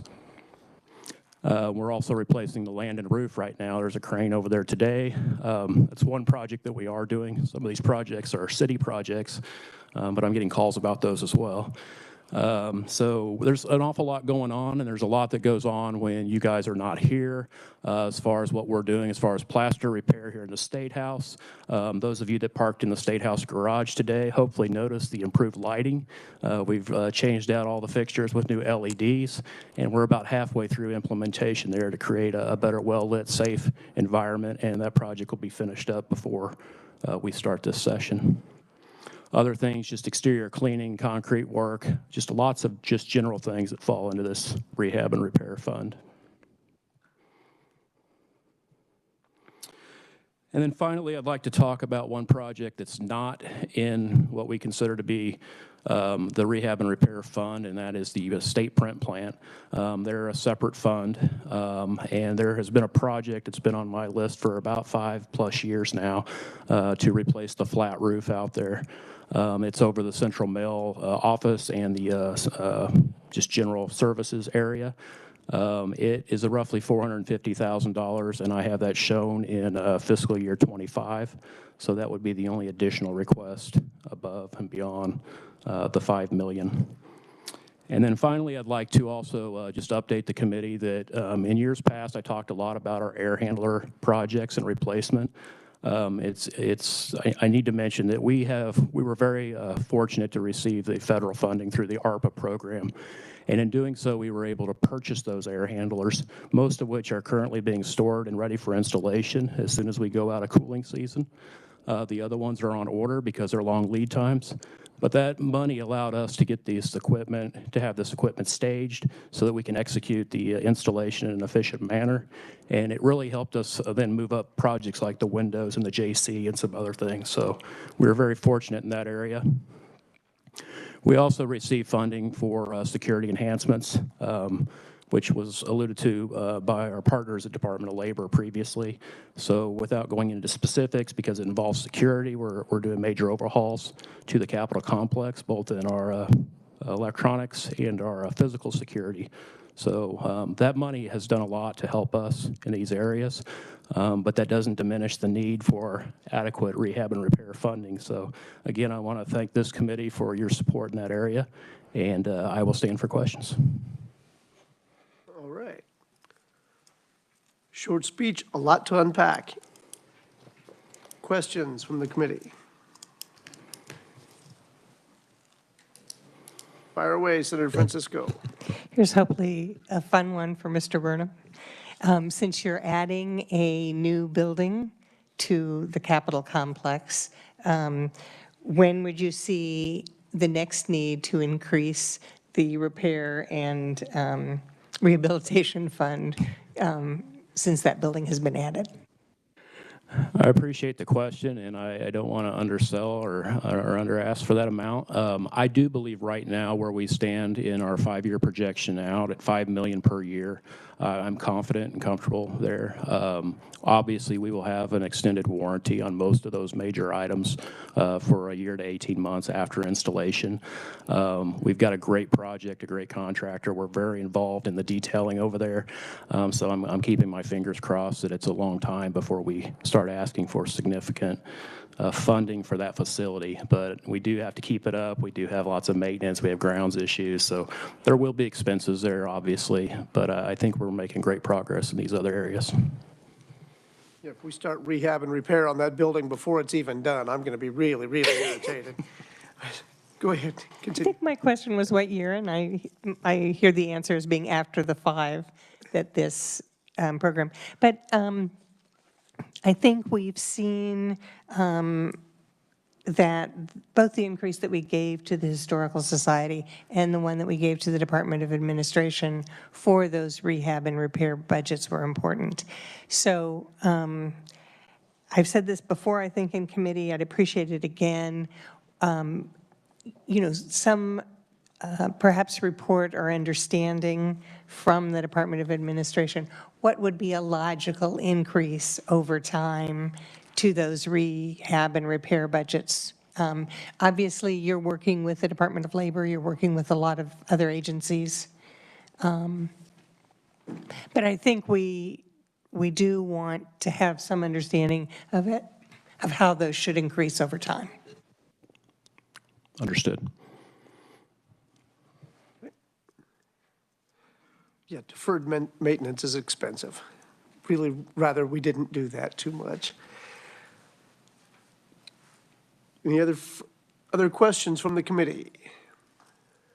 Yes. You guys get some coffee, do something, come on. All right, yes, Senator Reddy. Yes, thank you. Thank you, Mr. Chair. So on page 11, maybe you referenced it, but I was still looking at the other budget items about the debt service and principal and such.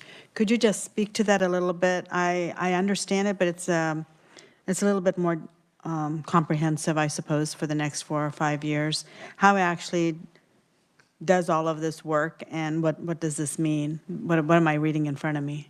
So that's not an area that I can speak to, but I have the right people here today to speak to that. I have the Director of Finance and her assistant, and I would ask them to come to the podium. Absolutely.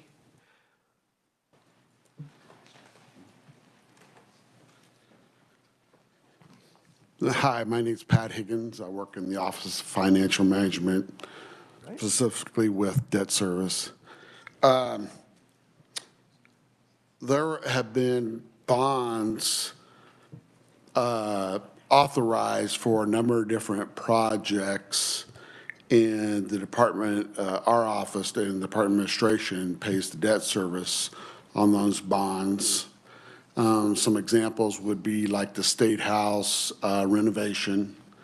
The largest being bond issuances for keepers unfunded liability. But there have been others like we paid debt service on NBAF, which has been paid off now. Curtis State Office Building, the Eisenhower State Office Building, the purchase of those buildings were done through a bond issuance, and we pay off that each year by making debt service payment. So is on page 11, the estimated project cost, and then it says subtotal debt service principal, the $238 million. What is our debt right now that we are working off?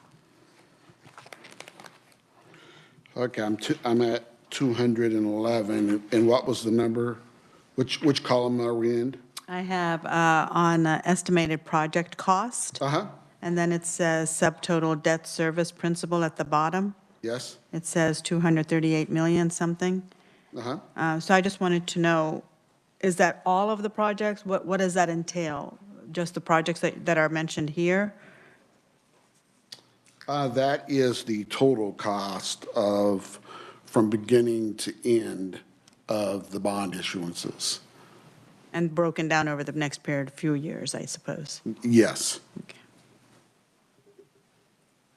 Okay, thank you. And you said the dominant one on that would be the Capers unfunded liability? Yes, sir. Very good. Yeah. Working on it, man. We're working on it. For years. All right. Further questions from the committee? All right. Seeing none, you answered every one of their questions just like that. Thank you. No more arose. All right, with that, do we have any recommendation for the Department of Administration 5-year plan?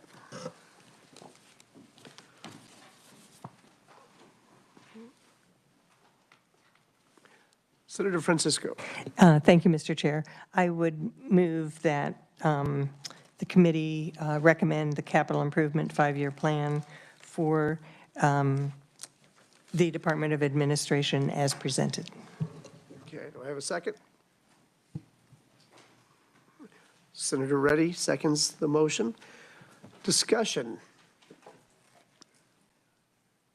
Seeing none, all those in favor say aye. Opposed, say nay. Very good. That will be the recommendation of the committee.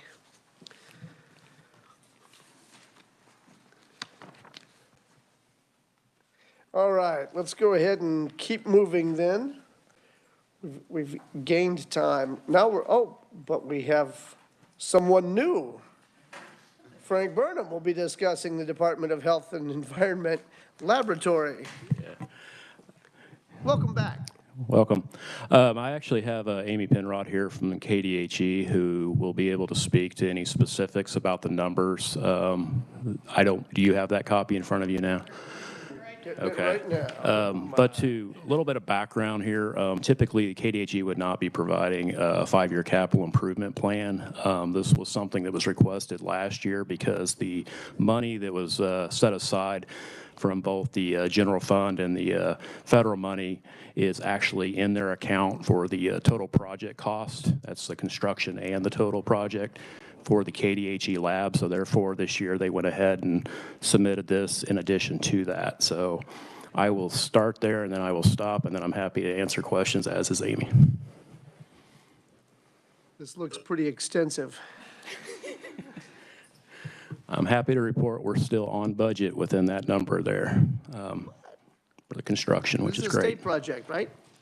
This is a very successful state project. Very nice. Love the sound of that. How are we time-wise? We're tracking right on time. If you drove by the site this morning or on your way out today, I would encourage you. We've actually got the sheathing up on the building so that it will be secured, and the plans are to have it weather-tight by this winter. And a lot of the large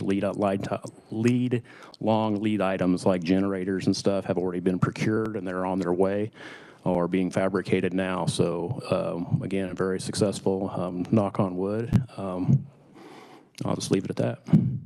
Absolutely, very nice. Committee questions?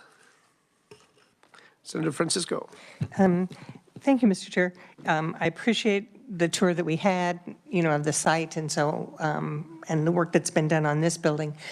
Are there going to be any expenditures for closing down or for moving out of the former facility? Yes, there will be. In fact, there will actually be a dual occupancy cost, and that's something that the Department of Administration is working with KDHE on as there's that transition period out, and we're kind of running both facilities without missing delivery of services. We'll have that. We will have the relocation cost that they're working on now. They're putting that number together. There will be an expense at some point to the Department of Administration as the property owner for the 30-plus acres out there when we decide what to do with that property that's no longer needed. And I've said in previous testimonies, our plan is to dispose of that property in some manner. But we have a building out there, obviously, of the same vintage as the docking building that has some of the similar problems that docking did. So there will be a cost associated with that. It's a plan we're working on. And at the point that we have good solid numbers, we'll be able to present those. All right, now it's my understanding we couldn't sell a building that's located on airport property, but would leasing be an option if it weren't full of asbestos and who knows what else? Yeah, technically we own the land. The MTA owns the land all the way around it on 3 sides, and then we have the highway on the west side. So we actually own the 30 acres, which makes it very desirable for future development. And again, putting it back on the tax rolls. It's just what is the exposure or the expense to the state to prep that site or that building. I think that's part of a future discussion and negotiations. Makes sense. All right, very good. Further questions? Oh, and Amy, that's right. We most certainly have to bring Amy up. Hi, my name is Amy Penrod. I'm the Director of Finance for the Department of Health and Environment. Frank pretty much covered everything. Short and sweet. Yeah, this is a pretty meaty document. There's a lot to go over here. But I'm happy to answer any questions if you have. Very good. You're the one responsible for this being on time and on budget? Absolutely. Very good. Yep. Beautiful. Nice work. No, we're very pleased with the partnership with the Department of Administration and how smoothly the project is going. All right, very good. Senator Francisco. Thank you, Mr. Chair. Could you remind us how much of the equipment for the building is included in this construction estimate, or is that a separate line item? A portion of the equipment is built in to the construction cost. We will have a budget enhancement request to present that will cover kind of the one-time expenses of not only the moving, as Mr. Burnham mentioned, but furnishing and some equipment that will not make the move from the old lab to the new lab. All right. Now, am I correct in understanding that the project cost does not include any of the moving expenses? I would have expected it would have had some of that in there. It had some money allocated. The trick was that a lot of the equipment that will be moving from the lab at Forbes to the new building has to be very carefully managed in a move. Usually the manufacturer or a specialty company has to come in, possibly decontaminate, pack up the equipment. It'll get moved, and then all of that has to be reset up, recalibrated. That is very expensive. Lab equipment, you can't just throw it in a truck. Apparently not. Very good. Makes sense. Right. I don't think we have any other questions. That's excellent. Thank you for being here. Committee recommendations for the Department of Health and Environment for the grand total of actually 2 years, really, 24, 25 is all we're really looking at as far as capital improvement is concerned. Senator Francisco. Thank you, Mr. Chair. I'd make a motion that the committee recommend the 5-year capital budget plan for the Department of Health and Environment as presented. And congratulates them for being on time and on budget. Do I have a second? Senator Reddy, second. Thank you. Discussion. Seeing none, all those in favor say aye. Opposed, say nay. Very good. That will be the committee recommendation. Moving right along. We have the Department of Commerce next. Mike Bean, Assistant Secretary of Commerce, is here for the committee to speak to the committee.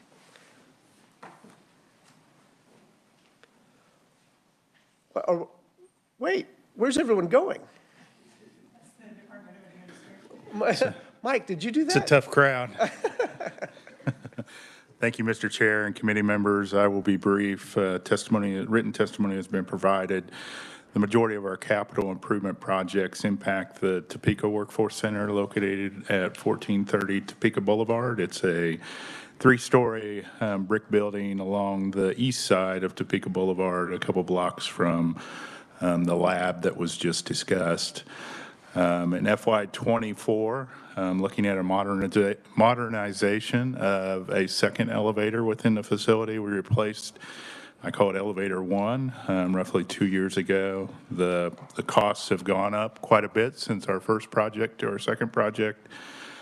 The following FY25, modernizing our HVAC system with modern controls to help us further manage our energy use. And then the FY26-27 projects will include, I guess, replacing our storefront doors along with the few windows that are on the facility.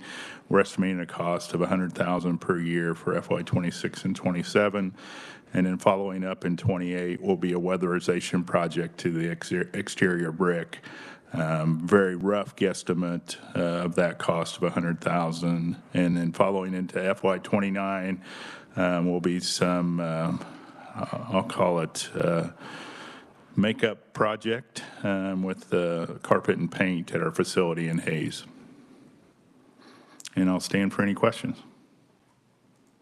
I'm assuming that we haven't actually gotten any bids because Coming through at 100,000 even all the way through, that's, Right. We haven't gone, FY '24 is a rough estimate received from a vendor. FY '25 HVAC controls will be procured through our vendor.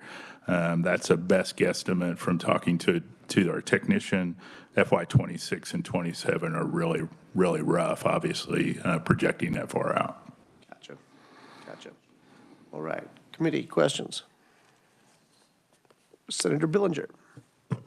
Thank you, Mr. Chairman. So this elevator is a new elevator, it's a replacement, is that right? It's a Correct. replacement, Okay. correct? Yes. And 230,000 is the current price, or that's what we had budgeted earlier? That's a current rough estimate from our vendor who replaced the first elevator a couple years ago. At that time, the elevator replacement 2 years ago, I think, was north of 180,000. So our technician guesstimation was around 230, and we'll firm that up prior to installation. Increase of 50,000, Yeah, 2 years. yeah. Thank you, Joe Biden.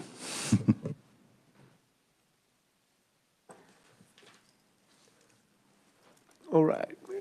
Senator Francisco, response. Thank you, Mr. Chair.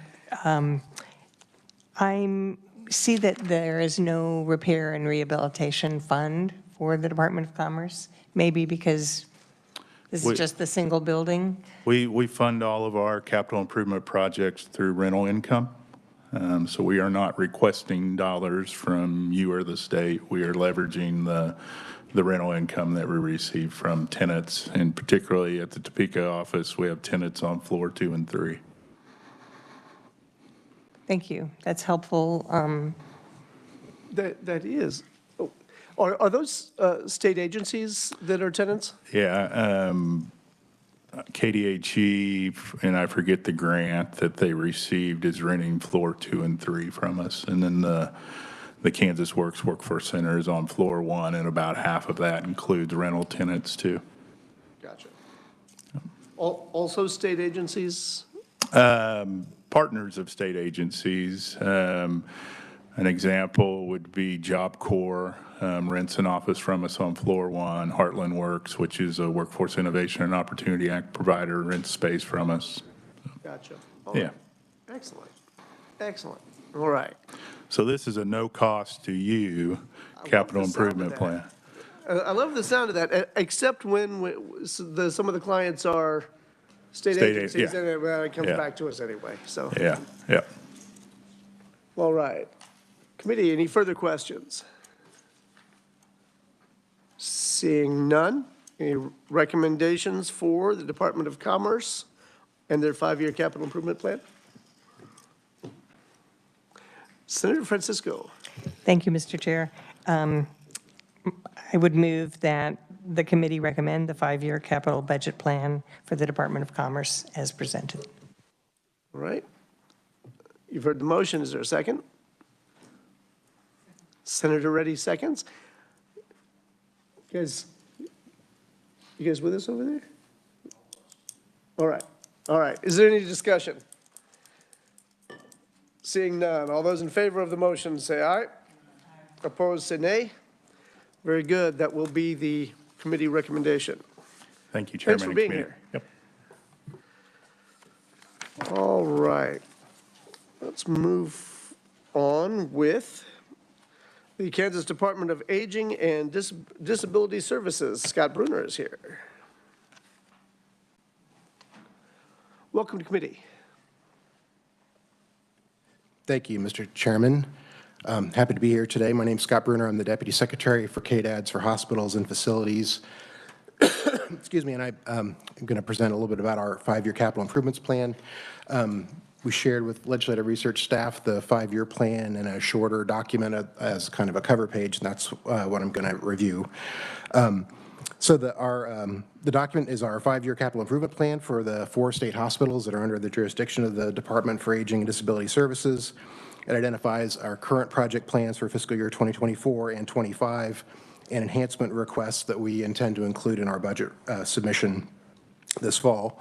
The 4 state hospitals at Osawatomie, Larned, here in Topeka, the Kansas Neurological Institute, and Parsons State Hospital house and treat about 850 Kansans daily, many of whom are people with very severe disabilities.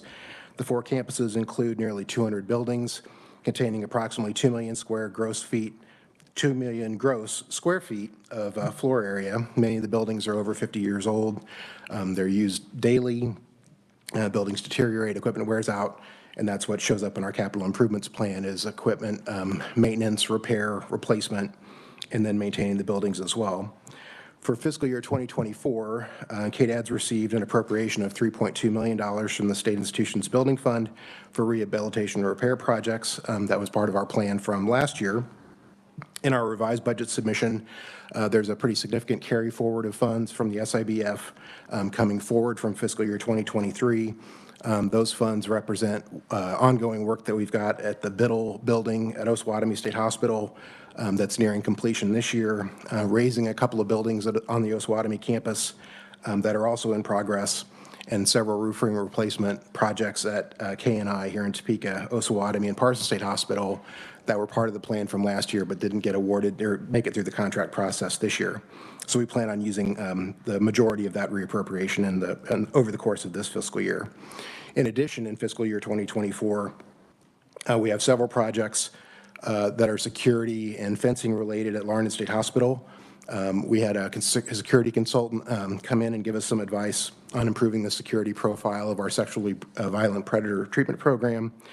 And those recommendations led us to making some updates in the fencing, upgrading some of the other physical security of the building, installing cameras, nurse call lights, and a redress system, which is the common parlance is it's a man-down system. So our staff have indicators or sensors that they can wear, and if they're injured or fall, that triggers an alert at our security station. And it's a really important enhancement to the physical security of our staff on the campus. So those projects are underway this year as well and part of that fiscal year 2024 budget. For fiscal year 2025, we've identified $8.8 million in maintenance and repair projects across the 4 state hospitals. In our 5-year plan, we identify those on the plan as Project S1, which are our highest priority, first priority projects, and Project S3, which are the second priority projects. The first priority projects or highest priority projects are $3.2 million of the most urgent projects that we need to complete or plan to complete in fiscal year 2025. We evaluate and have really routinized our process of evaluating projects, looking at things that are underway, things that we have planned, things that are emergencies that come up that then drive maybe reprioritizing a project in the next fiscal year, and then kind of aligning as other operational changes happen. So that all gets captured in our project, that highest priority project, which is our kind of base appropriation of $3.2 million. The second priority projects are listed under item S3. And that totals about $5.6 million that we're requesting as an enhancement in our budget to the governor for fiscal year 2025. A big chunk of that 2025 enhancement request this year is a major maintenance project at Osawatomie State Hospital to replace our medium voltage electrical system. We call it medium voltage, but it's the electrical supply to the whole campus. We've had over the last year 3 disruptions in the electrical service. We've switched the primary electrical supply from Evergy to the city of Osawatomie, and just in evaluating those changes, we've determined that we need to upgrade the entire electrical capacity and the service system on campus. So phase 1 of the project that we've scheduled for 2025 in that enhancement request includes installation of underground duct bank with concrete and steel reinforcement, updated electrical conductors, and new pad-mounted switches and transformers that all will bring the capacity up to date and make it easier to maintain. We do the first phase of that project in 2025. The second phase is slated for fiscal 2026, and that'll bring us up to a standard that we'll be happy to operate the campus for many years into the future. The second project request we've got in the plan is to continue our program of raising abandoned buildings on the state hospital campuses. In 2023, KDADS received $457,000 to raise three buildings, the De Jong Building in West Pavilion at the Osawatomie campus and the Chestnut Building at Parsons. As we started working on those projects, we found the costs were going to be more higher than we'd estimated in the budget plan. In addition to just finding a contractor to do the demolition and then storing, or not storing, but disposing of the materials on site, the cost was going to be higher. So we shifted the projects around a little bit.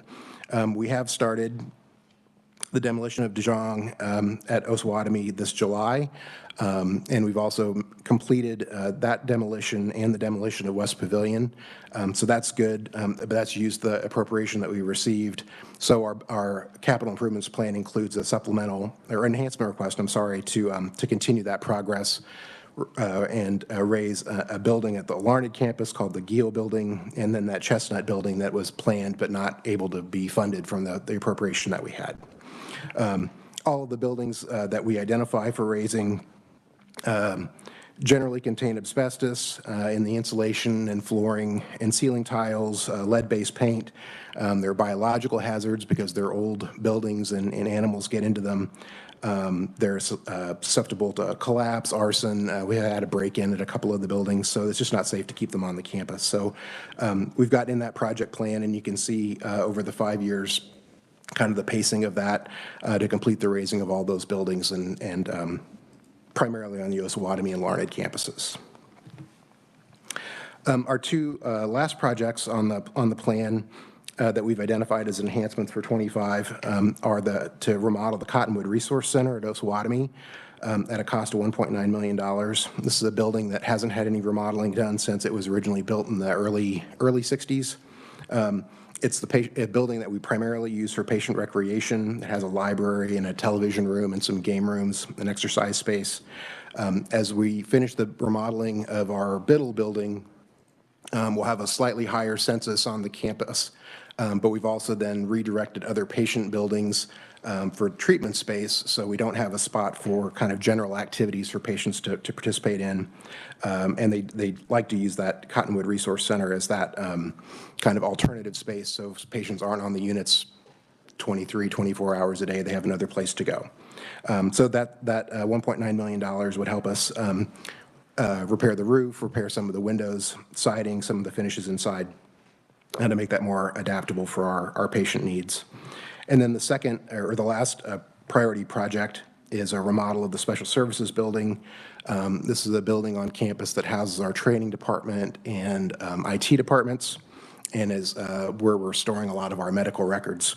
The roof needs to be replaced. There's some water damage in windows, so it's not a great place to do either IT or store records since the building's not, it's weather tight, but it could be improved. We also need to expand some office space for our sexual predator treatment program, the reintegration facility that's on the campus as well. So that's in the plan for 2025 as an enhancement. Two last comments, Mr. Chairman. So there has been debt service in the KDADS budget for a number of years. We're making the last payment on the bond issuance in 2024, and that concludes all the bonded projects that were happening at KDADS. The bond primarily was to do a backlog of rehab and repair about 10 years ago, and we've satisfied the bond, and that's complete, will be complete this fiscal year. And then the last item, Mr. Chairman, it's not represented on the plan, but we did want to alert the committee that it's happening. During this 5-year plan period, KDADS is using funding from the Spark Committee and a state general fund appropriation to construct a new regional state psychiatric hospital in South Central Kansas. There was a special committee that met last summer that provided some advice and direction on the construction of that building. We have a memorandum of understanding with Sedgwick County to outline the process to build this 50-bed state psychiatric hospital within Sedgwick County to serve both patients who'd be civilly committed or involuntarily committed to state hospital care and criminal defendants needing forensic competency evaluation or restoration. Sedgwick County applied for, through a KDADS process, $25 million in Spark funding, and we did award them those funds last year to work to help with the land acquisition or property acquisition costs and construction of the hospital facility. And the MOU that I mentioned specifies that once Sedgwick County has completed substantial construction of the building, the property and the building will be transferred back to the state to operate as a state hospital. Again, as the project's complete. We're working closely with the county through the process of design, which is where we are now, and kind of preliminary schematics to allow them to go out and find a property in Sedgwick County or a building or greenfield space, or anyway, we have to have an idea of what we want to build before they go to their real estate broker. So that's in the process. As the project continues over the next several years, we'll include that new building in our 5-year capital improvements plan. It'll be our responsibility from KDADS to maintain and operate it safely. We think all the money's been appropriated and we've got enough to get it built and operate. But we did want to alert the committee that that'll be a new thing that'll show up probably in next year's capital improvements plan. And Mr. Chairman, happy to answer any questions, but that's our overview of the 5-year plan for KDADS and state hospitals. All right. At least you have coffee now, so it's really energetic. Questions from the committee? Senator Reddick. Thank you, Mr. Chair. On the Sedgwick County Hospital, I am on the advisory panel, so I look forward to participating and learning more about it. But my question to you is, you mentioned the demolition of several buildings and close to, I think, $650,000. So what happens after the buildings are demolished with that land? I'm assuming the entire building will be demolished. Does the land, is it already authorized for a different use, or is it put back on the tax rolls for somebody else to purchase? What happens to that property? On the existing state hospital properties, when we demolish a building, we do typically we raise it to the ground and make sure all of the utilities, any utility tunnels that are sewer supplies, anything that's underground that supplies that building are either capped off or taken care of, so we don't create other issues down the road. Then that property is available for us to redevelop or build a new building on. We haven't made any of those plans to do that on either the Osawatomie campus or Parsons or Larned campuses. But that certainly would be a choice of the legislature or the governor if there was a need to build another property. It's already on state-owned property. It wouldn't revert back to any of the county tax rolls in Miami County or Pawnee County or Labette County, because it's on state-owned property unless there was a decision to cede that property back or sell it to a private developer. But most of the buildings are on a campus that's contiguous. It's a little hard to carve one part out and sell it to a private developer.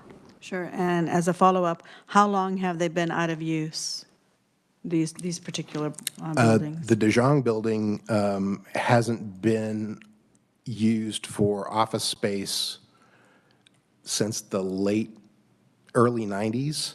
It hadn't been used as a patient space for probably another decade before that. As mental health reform happened and the census at state hospitals declined, those older buildings were the first ones that weren't occupied, but newer spaces had been developed well before that. But I'm trying to think if any of the buildings, none of the buildings have had a recent use within the last 15 to 20 years that are unoccupied. Okay, that's a long period of time to have space and now not being used or utilized for anything. With a greater need of mental health in the state of Kansas and in our communities, hopefully we can bring it back at some level for use, because that's a couple of decades that nothing's been done, but we've had property there. Yes. So, okay, thank you.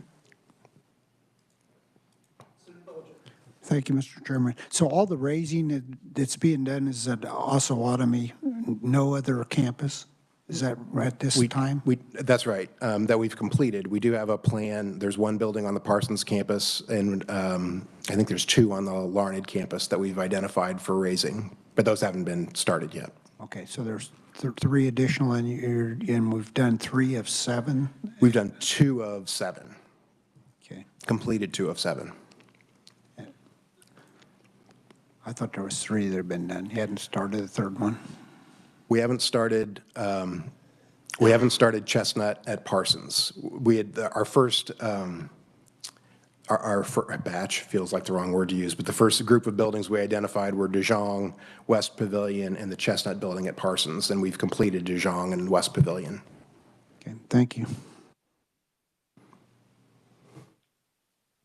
Yes, Representative Osborne. Thank you, Mr. Chair. And on the Osawatomie power disruptions, you mentioned that you were switching from Evergy to city. That's no correlation with the disturbances, is it? No, no. Just a timing issue?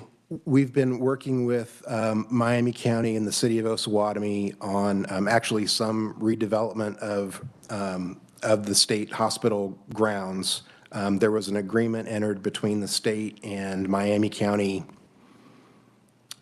15 years ago or so to take some parcels that were state-owned and give them to the county to develop if they could find a use.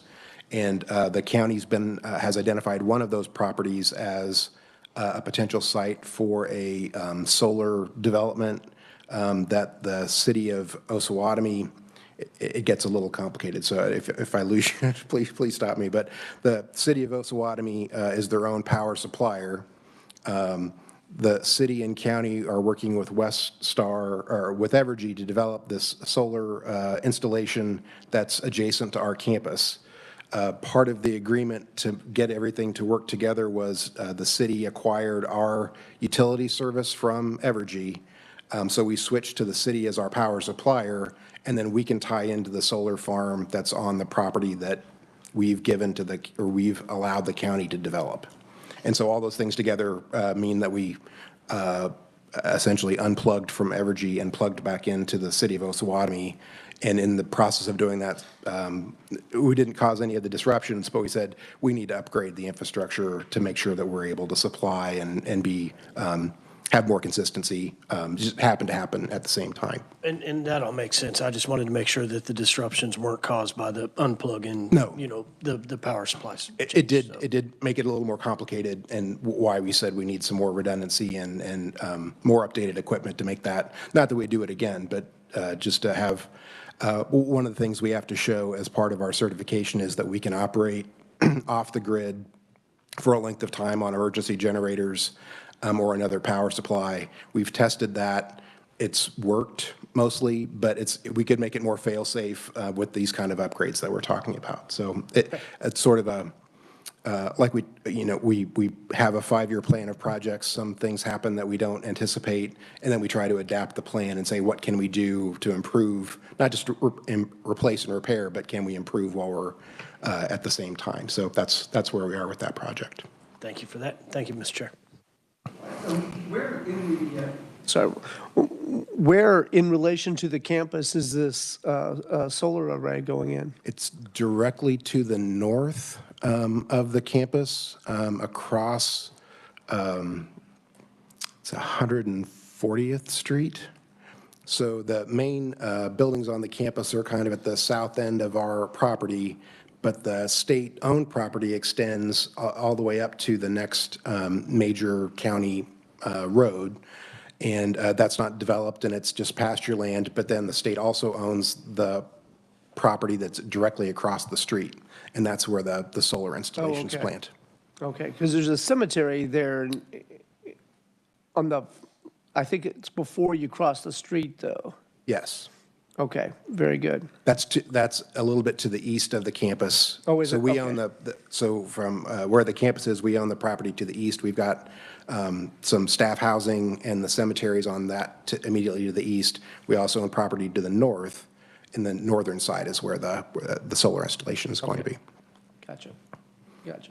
I'd be happy to show you the whole thing. It's really kind of exciting to see the development and change, and the partnership with the county has been really interesting as well to follow and figure out how to make some of these properties go back on the tax rolls as we can get them developed. Committee, the only reason I knew that is that back when I really could run 5Ks, the state hospital was on kind of my route on some days. So there we go. All right, I grew up not very far from there. All right. Further questions? Yes, Senator Francisco. Thank you, Mr. Chair. And thank you for the presentation, and particularly for that information following up on Senator Reddy's questions about what possible new uses there are. The solar farm sounds absolutely perfect. Are there any, I mean, I hope you might look for other opportunities with the city, because there's a considerable amount of land on that campus. But something like the solar facility doesn't really disrupt the activity for the hospital, but really is a benefit. Sure. Sort of overall.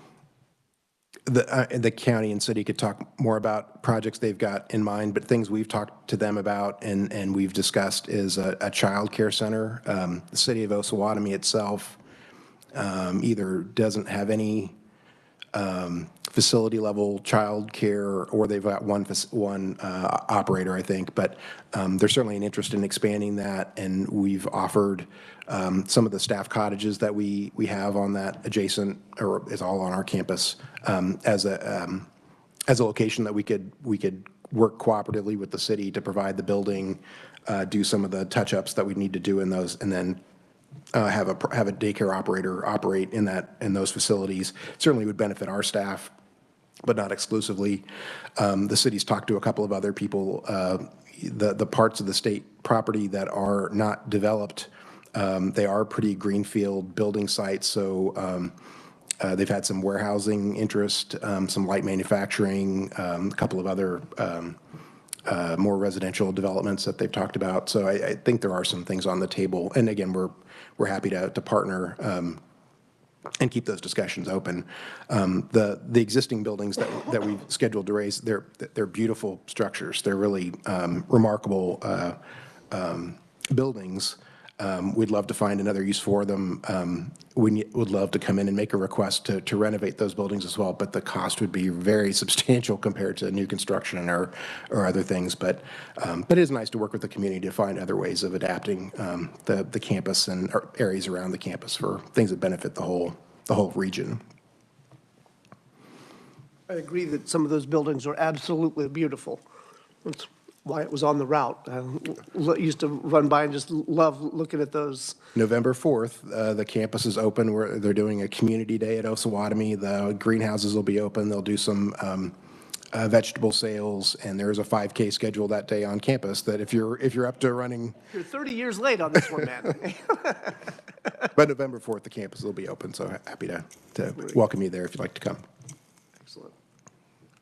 All right, further questions, committee? Seeing none, do I have a recommendation for KDADS, sorry, for the KDADS capital improvement plan for the next 5 years? Mr. Chair, Senator Reddy. Thank you. Sorry about that. I jumped ahead. I'd like to make a recommendation to approve the 5-year capital improvement plan as presented for KDADS. Very good. Do I have a second? Representative Alcala seconds. Discussion. Seeing none? All right. All those in favor of the motion, say aye. Aye. Opposed, say nay. Very good. That will be the recommendation of the committee. All right. Before we even start thinking lunchtime, folks, I'd like to call your attention to the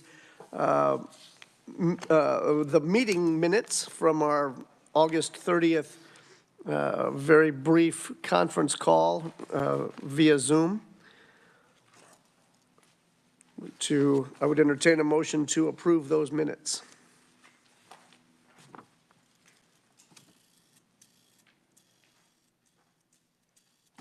Senator Francisco. Thank you, Mr. Chair. I move we approve the committee meetings for the virtual meeting, August 30th, 2023. Very good. Is there a second? Senator Reddy seconds. Discussion of the minutes. Senator Francisco. I don't want to embarrass my colleagues, but Senator Reddy wasn't there, and I think that people, I think that it is a policy to have that, and I think just an oversight because she's been at a lot of meetings with me. All right. Should we get a new person making the motion then? All right, we can do that. Oh, new person to second. Okay. So I made the motion. Senator Francisco made the motion to approve the minutes. Do I have a second from someone who was there? All right. Representative Owsley seconds. Discussion. It's ridiculous that this is the hardest one we've had today. All right, all those in favor say aye. Opposed, say nay. We have nay holdouts here? Is that what we've got going on? All right, those minutes are approved.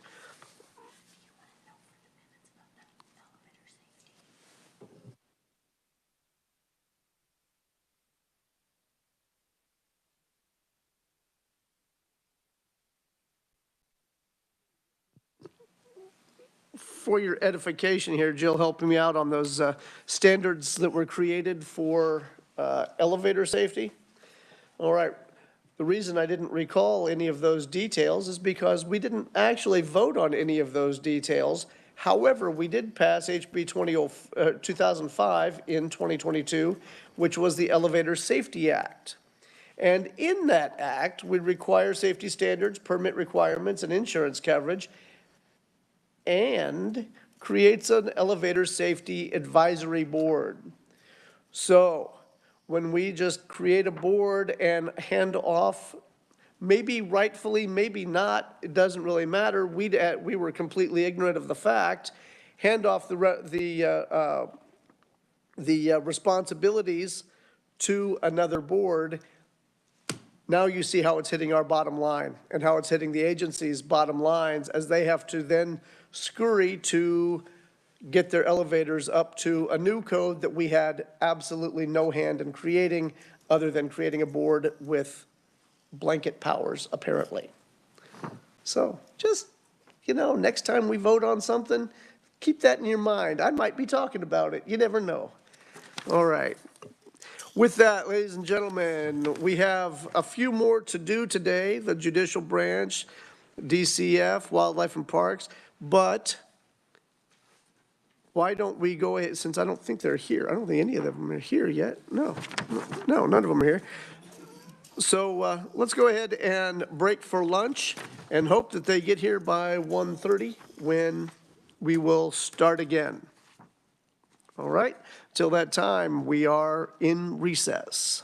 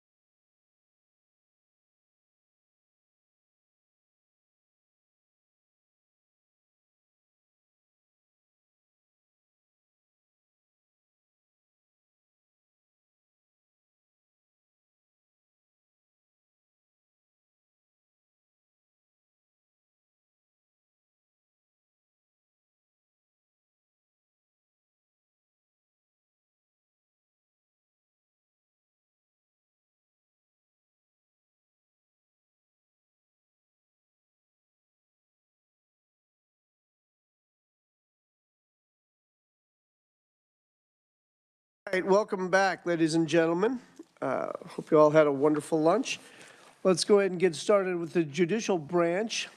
And seems like we may have seen this person before somewhere along the way. Could you introduce yourself to the committee? Thank you, Mr. Chairman. I am Amy Deckard with the Judicial Branch. Oh, that sounded familiar. Marisa unexpectedly couldn't be present today, so apologize for the last-minute substitution. Perfectly. Okay. I would like to start with highlighting the Library Learning Center. Our goal is to highlight the 3 branches of government, provide some education on civics, as well as inspire future generations of attorneys, judges, legislators, and other public servants, as well as emphasize good citizenship. We're excited to work in collaboration with the efforts here at the Capitol, as well as potential future projects at the Docking Visitor Center for some tour opportunities, maybe make it a true 3-branch of government opportunity.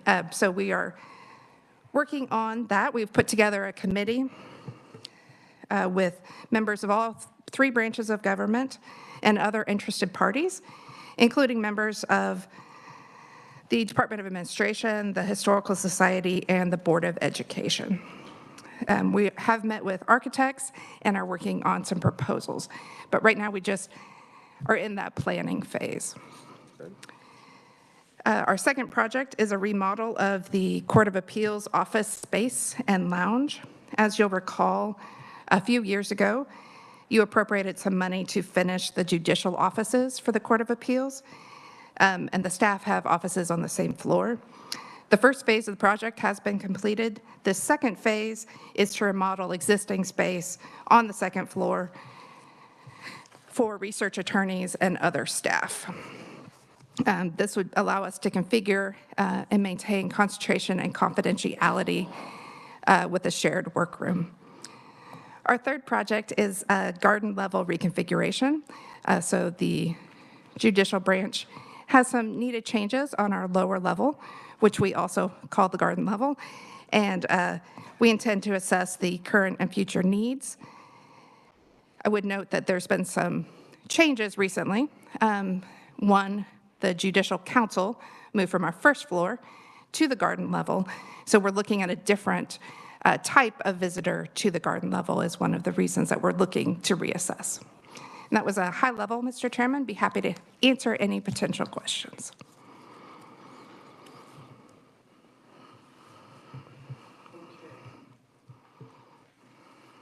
So we moved the, I just want to recap and make sure that we have a lot of moving pieces here between the 3 floors. We moved all of the employees to the first floor, all of the offices. So the Judicial Council moved from the first floor to the garden level to help free up space for that learning center that we discussed, which will be on the first floor. The learning center's on the first floor. All the employees are on the second floor now. No, there are employees on every level of the Judicial Center. Okay, we moved all the judges onto one floor. Which one was it? Great question. So the justices are on the 3rd floor. The Court of Appeals are now all on the 2nd floor. Okay, I'm with you now. Gotcha. I was just trying to get these organized here in my head. And then the first floor is going to be basically a visitor center. Okay. All right, committee, questions? Yes, Senator Reddy. Thank you, Mr. Chair. How frequently is the library center used? Or, I mean, I know everything is still in a work in progress, but I wasn't sure how often.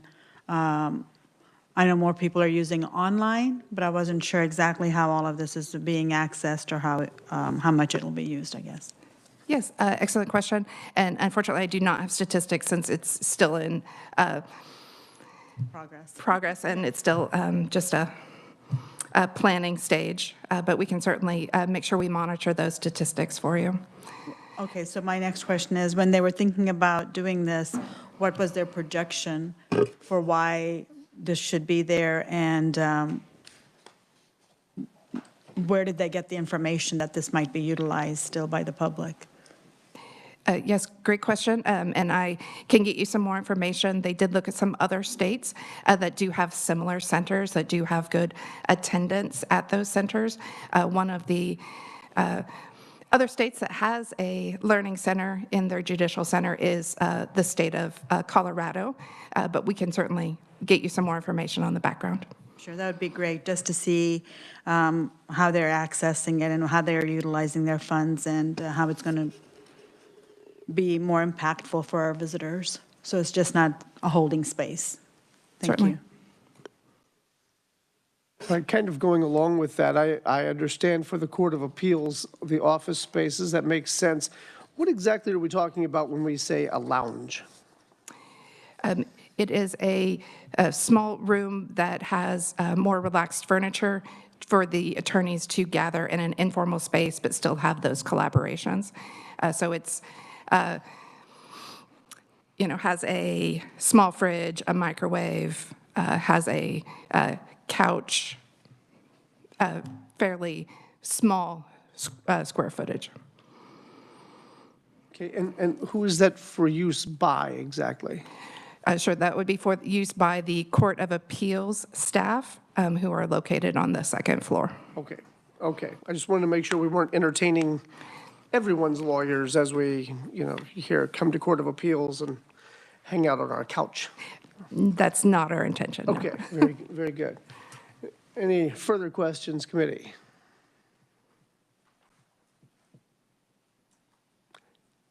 It's Amy. We've got to harass her.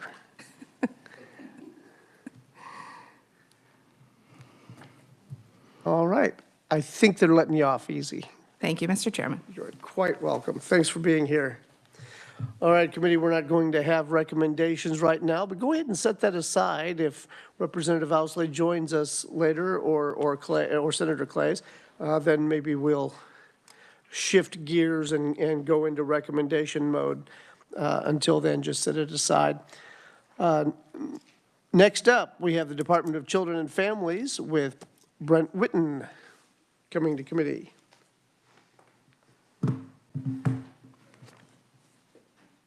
Welcome to committee. Good afternoon.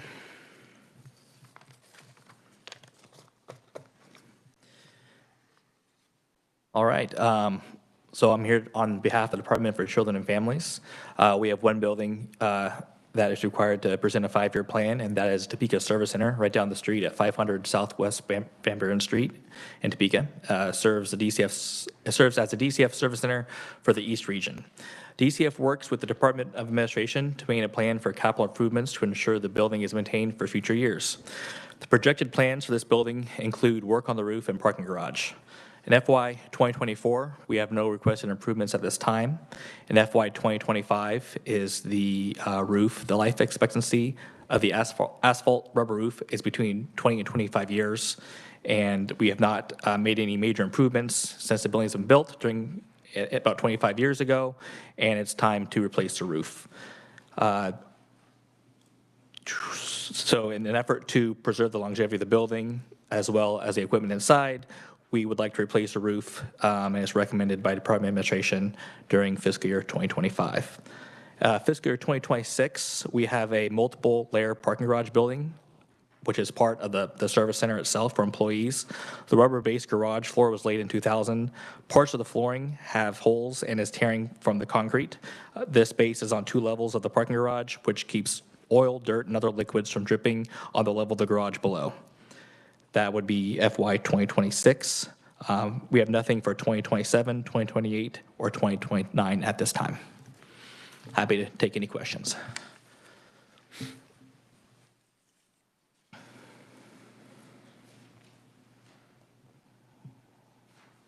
All right, committee questions. Yes, Senator Francisco. Thank you, Mr. Chair. Can you just refresh us on how the fee fund for this building works? Absolutely. Sure, I'll pull that up here. So we are mandated to keep a certain amount. We pay per square foot a fee to Department of Administration to keep our levels for maintenance at a certain rate, which is minimum $400,000, like a rainy day fund. Lately, we've got our boilers and our lobby repaired, so the major issues are done, but we do keep 75 cents per square foot, about $64,000 annually. We contribute to that maintenance fund to cover issues like this. And we work with D of A. We don't do anything in the building without getting D of A's approval as well. We work in conjunction with them to make sure we're tracking on the same page.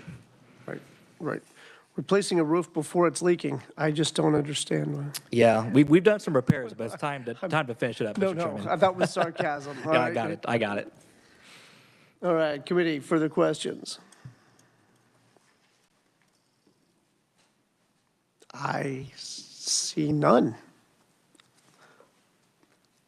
I think they had a heavy lunch. I think that's what the problem is. That's why I always go in the afternoon. There you go. You obviously got to pick. All right, well, thanks for being here. Thank you, Mr. Chairman, appreciate it. All right, committee, let's go straight to Kansas Department of Wildlife and Parks with Steve Adams. Thank you, Mr. Chairman. I am Steve Adams with the Department of Wildlife and Parks, and the department appreciates the opportunity to visit with the committee today. The department maintains and operates a large amount of infrastructure with the mission of outdoor recreation and natural resource management. We have people, offices, facilities statewide, and it requires a significant investment to maintain that infrastructure. Most of the categories that you will see in here do not change dramatically from year to year. They're fairly standard. I do want to bring to your attention one supplemental for 2024 and one enhancement for 2025, both of which are in the first category of parks major maintenance. If you look, there is $3.5 million in FY24 and $6.3 million in FY25. All of those funds are related to one federal grant that has become available, and those are going to be used to construct infrastructure at 4 park locations. It will be the core of the infrastructure that will be built at the new state park, Lehigh State Park. But there is also funding within there to construct visitor centers at Little Jerusalem State Park in western Kansas. Right now, there are no public facilities there. There is simply a parking lot and trail systems. So there is no place for people to get in out of the weather at that location. So this will be a small visitor center located there. There is also a visitor center at Canopolis. The existing facilities that we have at Canopolis have simply outlived their useful life, and it is time to replace them. And then finally, Clinton State Park, just east of here near Lawrence, we do wish to build a visitor center at that location. Currently, we don't have a visitor center, so this would be a combination of visitor center and office. We would combine that, so easier maintenance when we have staff already in the facility. In 2025, of course, the same projects, they will continue. They will begun in 2024 and hopefully finished in 25. There is a possibility that it could lapse over into FY26, but there is a defined time frame on this federal grant, so we really hope to complete it within FY2025. Moving on a little bit, public lands major maintenance. This is similar to recent years' request. Routinely ask for $150,000, and those would be things like road maintenance, fencing, things that routinely have to be repaired on wildlife areas. The next area would be fish and wildlife major maintenance, and there's going to be 2 broad categories there. With the top few items are all enhancements or major repairs to state fish hatcheries, and the lower grouping are all located on public lands. You will notice there's quite a few storage buildings that need to be replaced, and then work on wetlands. Bridge maintenance, this is, again, typical. We ask for $200,000 every year. We have 84 bridges that have to be inspected, have to be maintained on an annual basis, and this is a routine request. Wetlands acquisition and development, that's a periodic one, but we typically have some projects going on. These projects, the $2.8 million that is listed would be a combination of wetlands at Perry Wildlife Area, Slate Creek, which is in Cowley County, Byron Walker Wildlife Area, which is just west of Wichita, and Cheyenne Bottoms.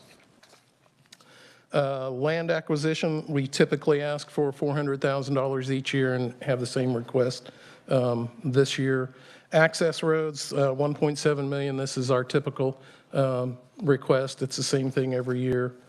Federally mandated boating access. One of the major sources of funding the department receives is through the Wildlife and Sport Fish Restoration Program. The Sport Fish Restoration Program portion of that is a significant part of that funding is derived from fuel tax for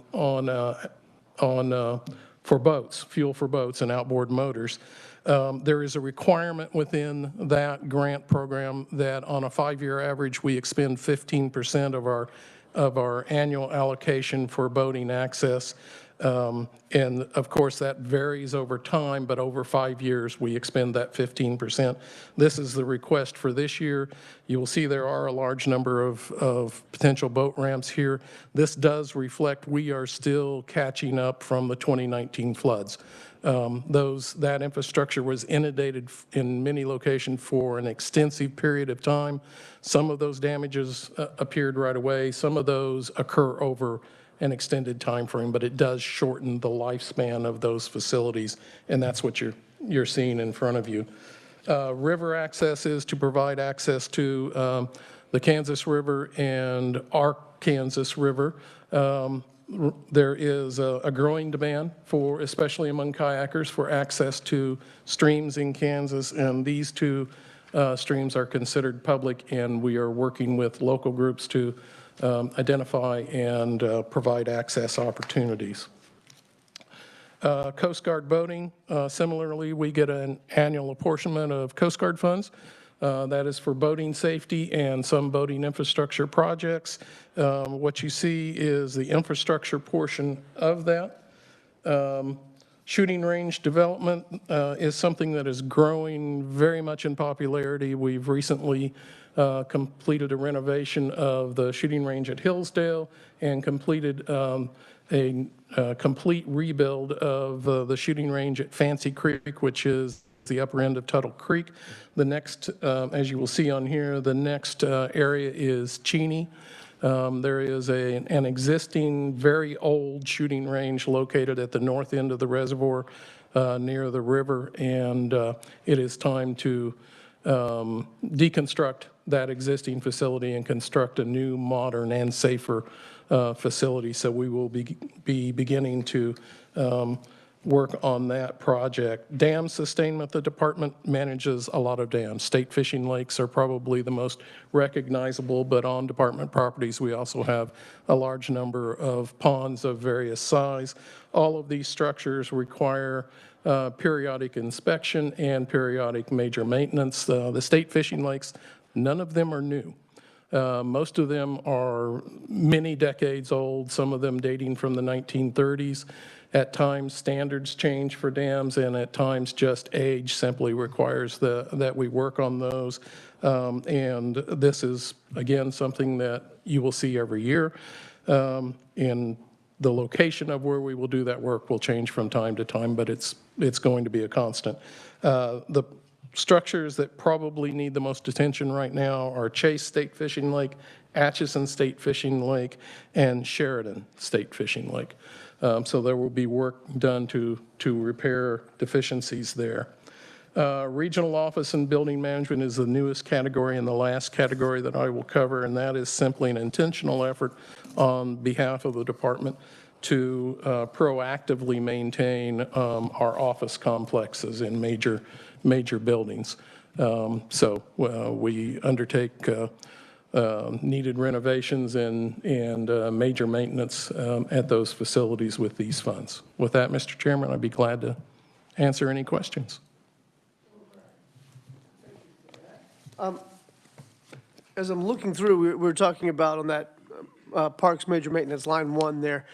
I see cabins Yes. occupying 700,000 of the grant money. I imagine that was from the federal grant?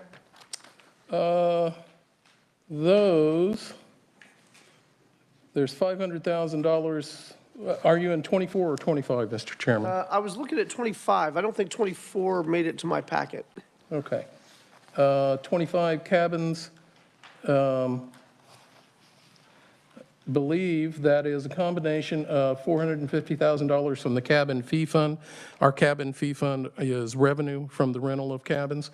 And then the federal funds, $355,000 is land and water conservation fund. Those are funds that are annually apportioned to each of the states through the National Park Service.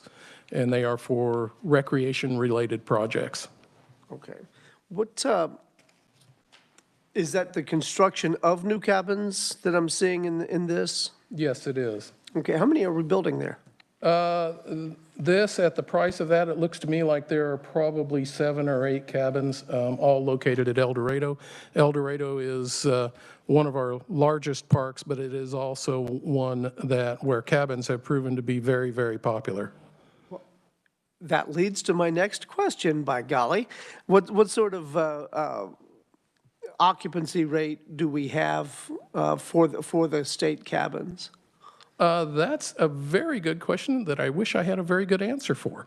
I am unsure of what the occupancy rate is at those cabins, but that is something that I can find out and get the information to you, Mr. Chairman. I'd be very interested in that for a couple of reasons. I mean, obviously, if they're being utilized, then building them isn't nearly as painful. I mean, obviously, we're building up a fee fund based on their occupancy, and that's fantastic.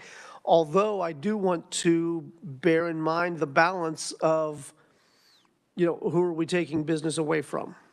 And if it's local hotels and that sort of thing, that hits us in a different spot in the pocketbook. So something that I definitely want to keep tabs on. Well, and that is something we are sensitive to and something that we have looked at in the past. And I think that if you would look at the number of available rooms in a county where we have cabins versus the number of cabins that we have, I think you will find universally that it's a very small percentage of the available rentals. Very good. No, and I like that answer. I want to keep it that way. That's why I was asking about how many are we building and where, that sort of thing. But I like that answer. Let's just make sure we keep it that way. Okay. All right. Committee, Senator Billinger. Thank you, Mr. Chairman. Did you say six cabins? Is that what you're building in El Dorado? I don't have the exact number from the amount of money here. I'm guessing it looks like it's somewhere between 6 and 8 cabins. That'd be like 75,000. I'm just wondering, are we just talking these one-room cabins? I've seen them. They are. They are. They are. They're one-room cabins. It's kind of a, they'll have a Murphy bed, and they will have a bedroom, and they will have a Murphy bed, and then they have a shower and kitchen. That the Murphy bed, kitchen, living room are all one living space. So basically, it's so it does have 2 small rooms and a bathroom. One other question on some of these campground improvements. What kind of improvements are you doing? Are you putting, that's a electric variety and of things. or? One of the things, and in one portion of this, you will see it listed separately. Most of our state parks were constructed in the 1960s. In the 1960s, the demand for electrical service, a 30-amp service, was more than enough. That does not satisfy the demand with a modern trailer. So one of the things we are slowly working through our system with is to upgrade our electrical systems. We're going to at least 50 amp. That at the current time is the industry standard. But a lot of these improvements are also upgrades to sewer systems, providing sewer service at trailer campsites that may not have had it before. We're also doing a significant amount of work in upgrading our water utilities. But it's general. It will be roads. It will be making the pads for trailers a little larger. Trailers are getting bigger. Upgrading the electrical service, upgrading the sewer service, upgrading water supply. Great. I figured that was what you were doing, and people really appreciate that.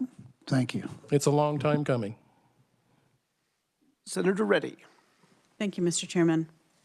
I have a few questions on the land acquisition. Yes. I was wondering, it says, in order to meet, for the department to meet its goals of habitat management, that you need to purchase land. So I just want to understand, are we purchasing land from the private sector? How does that go about? Is there a bidding process? How far out do you plan There is for a land? defined process in terms of the price. Those would be acquisitions. They would be from willing sellers, and they would be privately owned. It may be an individual, it may be an entity, but they're privately owned. There is in statute an existing process that defines the appraisal process, and we are then required to pay the appraised price. There is a little bit of difference between a property that we would buy solely with state funds versus one we would buy with federal funds. And the significant difference is if it is a federal property, there is yet another defined appraisal process and an appraiser that is, I don't think licensed is the right word, but is approved to undertake a federal appraisal has to be used. But by statute, we go through an appraisal process and we pay appraised price on these properties. So to expand that a little further, the department, there are two broad areas where we might buy property. Most of the time, the acquisitions occur within our fish and wildlife side of our agency, and it is either to provide additional opportunities for hunting and fishing, or at times to provide habitat. But very often, well, always, they are managed as a combination of the two. We're providing additional fish and wildlife habitat and providing opportunities to residents and non-residents to utilize those properties. We do at times acquire property for our state park system also, although not as common. But we do acquire land for both recreation and for fish and wildlife purposes at times. So when we say in order to meet department goals, what goal are we, what is the goal? Is it to have 2% of the land in Kansas? Is that what is the goal? There isn't a defined goal. The goal is, in terms of acreage, the goal is to meet demand. So Kansas, every state is a little different in terms of the amount of public land that is available. Kansas, percentage-wise, is at the low end of the scale. I think there is one other state in the nation that has a less percentage of land open to the public, available to the public, or under public ownership than Kansas does. So at times, especially near metropolitan areas, we struggle to provide opportunities for people that might wish to participate. As in any other industry, you have certain things that people that facilitate participation and things that are a detriment to participation. One of those for us is distance. We typically think of the magic hour. Someone will travel an hour to participate in an outdoor recreation opportunity. Many parts of the state, it's farther than that, but there is a distance. So we try to provide opportunities when there is, an opportunity available for us to do so. So periodically, we will do that. A lot of times, those may also be a piece of property becomes available, we're aware it becomes available that is adjacent to an existing area. And we will be bringing one piece of property back to the legislature this year that is adjacent to an existing wildlife area. So we can manage that area, increase the area available to the public, but it will not require additional staff. It will not require additional equipment. There will be a small investment, additional investment in terms of disposables that would be used to consumables that would be used to manage that property, but we can absorb it into our system. So the request is $400,000, because I see 10 million, but it seems like that's compiled from a few years from prior years. Yes, that's over time. 400. That's over time. And so I have one other question. So it's about the access roads, maintenance and development. So the requested amount, does this fall under wildlife and parks as far as maintenance of roads, or would it fall under KDOT? These funds are for maintenance of roads that we maintain. They would be interior roads in wildlife areas and in parks, and it's a number that is a little hard to make sense of, but we manage something in excess, I believe, of 800 miles of roads within our entire system. There's lots of crossroads, lots of entry roads, lots of things. We do get some assistance from KDOT at times at those major entrances and some of the park roads, and we're very thankful for that assistance. But we have lots of other roads that we have to maintain. So these are separate than the KDOT, than the state roads that people use, but these are dedicated just for the parks. Right. And they are all located on the properties we manage. Okay. Thank you. All right, now, while we were talking about the process of property purchasing, a couple of questions came up, but first, can you kind of outline for the committee, I'm slightly aware, but for the committee, as far as the parameters, the land size, I know that if you get beyond, I think it's a section, then that requires legislative approval. It's smaller than that, Mr. Chairman. I do not remember the exact acreage, but I believe it's about 250 acres. Oh, is it? Okay. So anything above that, we need specific approval in order to acquire. Okay. Oh, Jill tells me it's 160. All right. 160, okay. Very good. Thank you. A quarter. Yeah, there we go. Fire away, yes. This is an interesting topic and one that's certainly... Well, so I just might remind everyone of KSA 32-833, which specifically talks about wildlife and parks being able to purchase land. And in addition to like them having to be sure they have a noxious weed control management plan, they do have to pay some taxes back on ad valorem tax payments for the surrounding lands if they purchase it and have a management plan for the property. But if they, as a general rule, if Wildlife and Parks wants to buy land over 160 acres, they have to get legislative approval. Now, the only exception to that is up to 640 acres if that land is owned by a private individual and is offered to Wildlife and Parks at a purchase price that's less than the appraised value. So I think that one was in there. So if the Wildlife and Parks is getting a good deal on it through a private individual, then they don't have to have legislative approval. But everything else over 160 acres has to have approval by the legislature. Excellent. Now, Steve, the other side of that one is that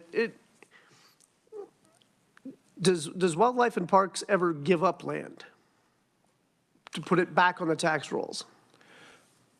Very infrequently.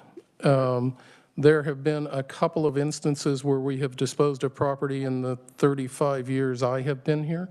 But typically those, we're very selective in the properties that we acquire, and they become a part of an area that the public is actively using. So we do not typically dispose of property, with some exceptions. Okay. Yes, Senator Francisco. Thank you, Mr. Chair, and this might be what Jill was commenting about. My understanding is if this land is purchased, the Department of Wildlife and Parks pays property tax on it, on the newer purchases. We have as an internal policy, there's a nuance here.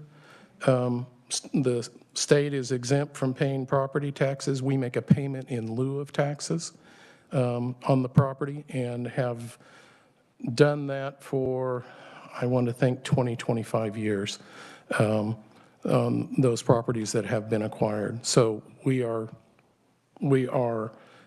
making a payment. Technically, it's not taxes, but we're making the payment. All right. One moment. Is that pilot equivalent to what the property taxes would be if you paid property taxes? We get an appraisal statement from the counties every year, and they are based on that. Gotcha. All right, thank you. Senator Reddy, I'll get back to you. Yes, She had her hand up first. Yes, and that's one of the reasons I was bringing up the land acquisition piece of it, because of the property tax. I wasn't sure how about the amount, and if they're selling it to the state, does the county end up being part of that process, even though if it's by a private individual that's selling their land? Because the property taxes might have, in some areas, a significant impact on how much is being sold in that county or in that community or by the city or the school district. Formally, the county is not, or the city would not be a part of that process, but our typical process involves efforts to inform local officials, whichever legislator's district it might be, so forth. So we try to communicate that. We will also communicate with local interest groups so that there is an awareness. But no, there is not a formal process where the county is involved in that transaction. All right, Senator Francisco. Thank you, Mr. Chair. I know that the department operates on a lot of different funding streams, very little SGF. But when you talk about access roads, maintenance and development, when you talk about amount by source of financing, and these pages aren't numbered, it has a title that says roads. So what is roads financing? I'm familiar with, the Pittman Roberts funds and WFF. There are two potential there. Roads could be a category where we've identified an amount of money we're going to spend on roads. But if it's under a fund category, then there are two potential funding streams. At times we do receive some grants from the Federal Highway Administration. So it could, without knowing which one you're looking at, it could be that. We do also receive some funding through KDOT for maintenance of roads.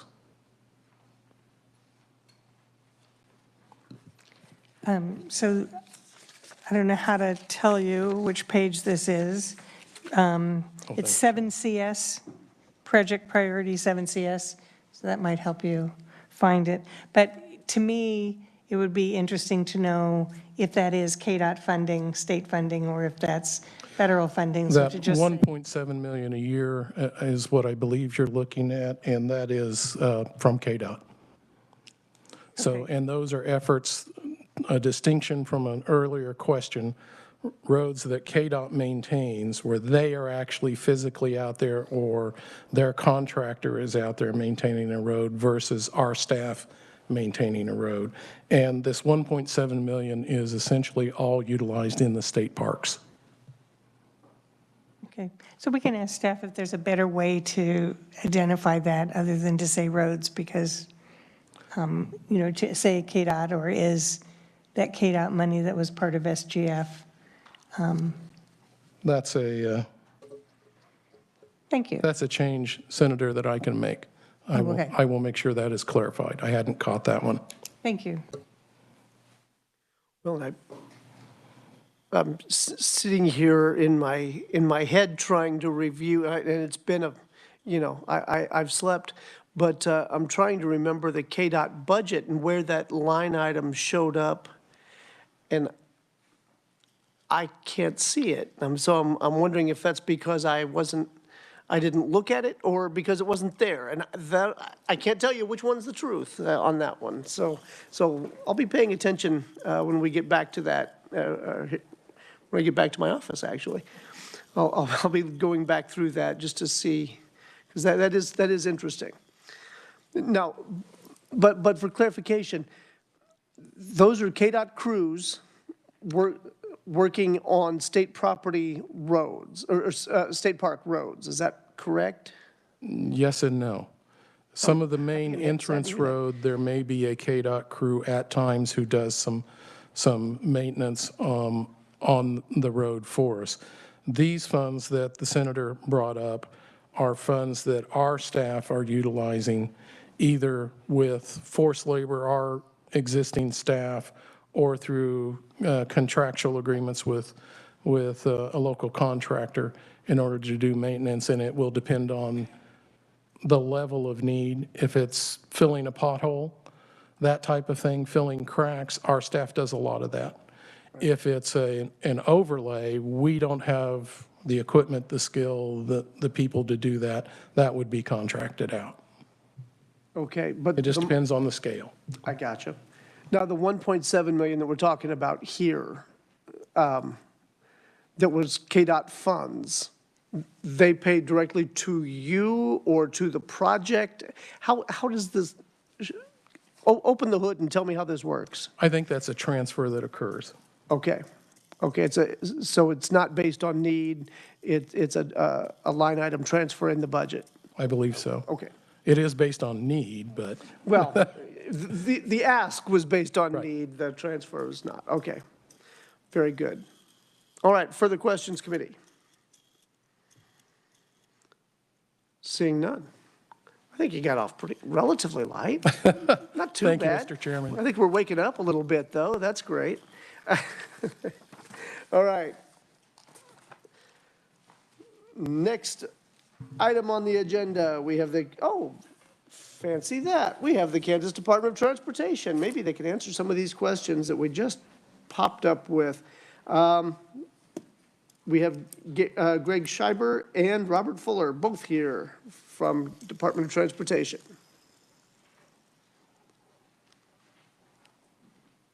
Good afternoon, Chairman Sutton. I'm Greg Schieber, Deputy Secretary and State Transportation Engineer, and I will introduce our Bureau Chief of Maintenance, Robert Fuller, who will go over our building funds. Very good.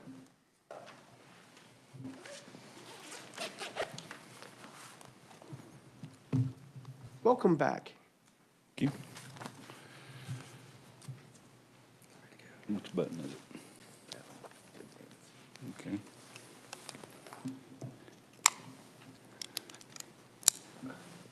Mr. Chair, Committee, I'm Robert Fuller, as he said, Chief, Bureau of Maintenance, Kansas Department of Transportation, and I'd like to thank you for this opportunity to present our capital improvement program for fiscal 25. Our project selection, well,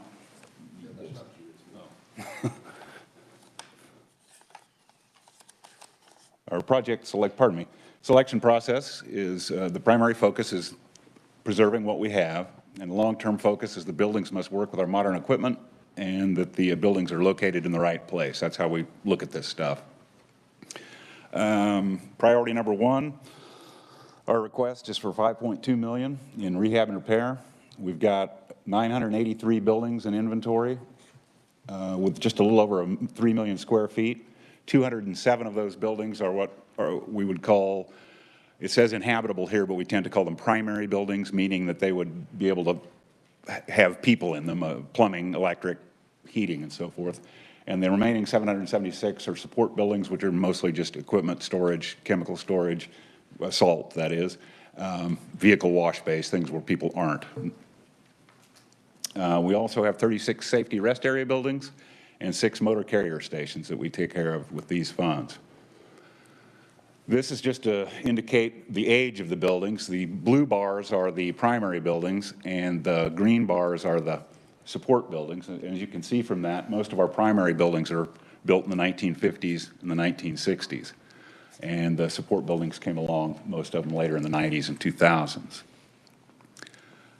Typical rehab and repair projects include stuff like this list. I guess I don't have to read it to you, but heating and AC repairs come up a lot, some ADA requests, roofing repairs, overhead doors, just the day-to-day keeping the buildings together.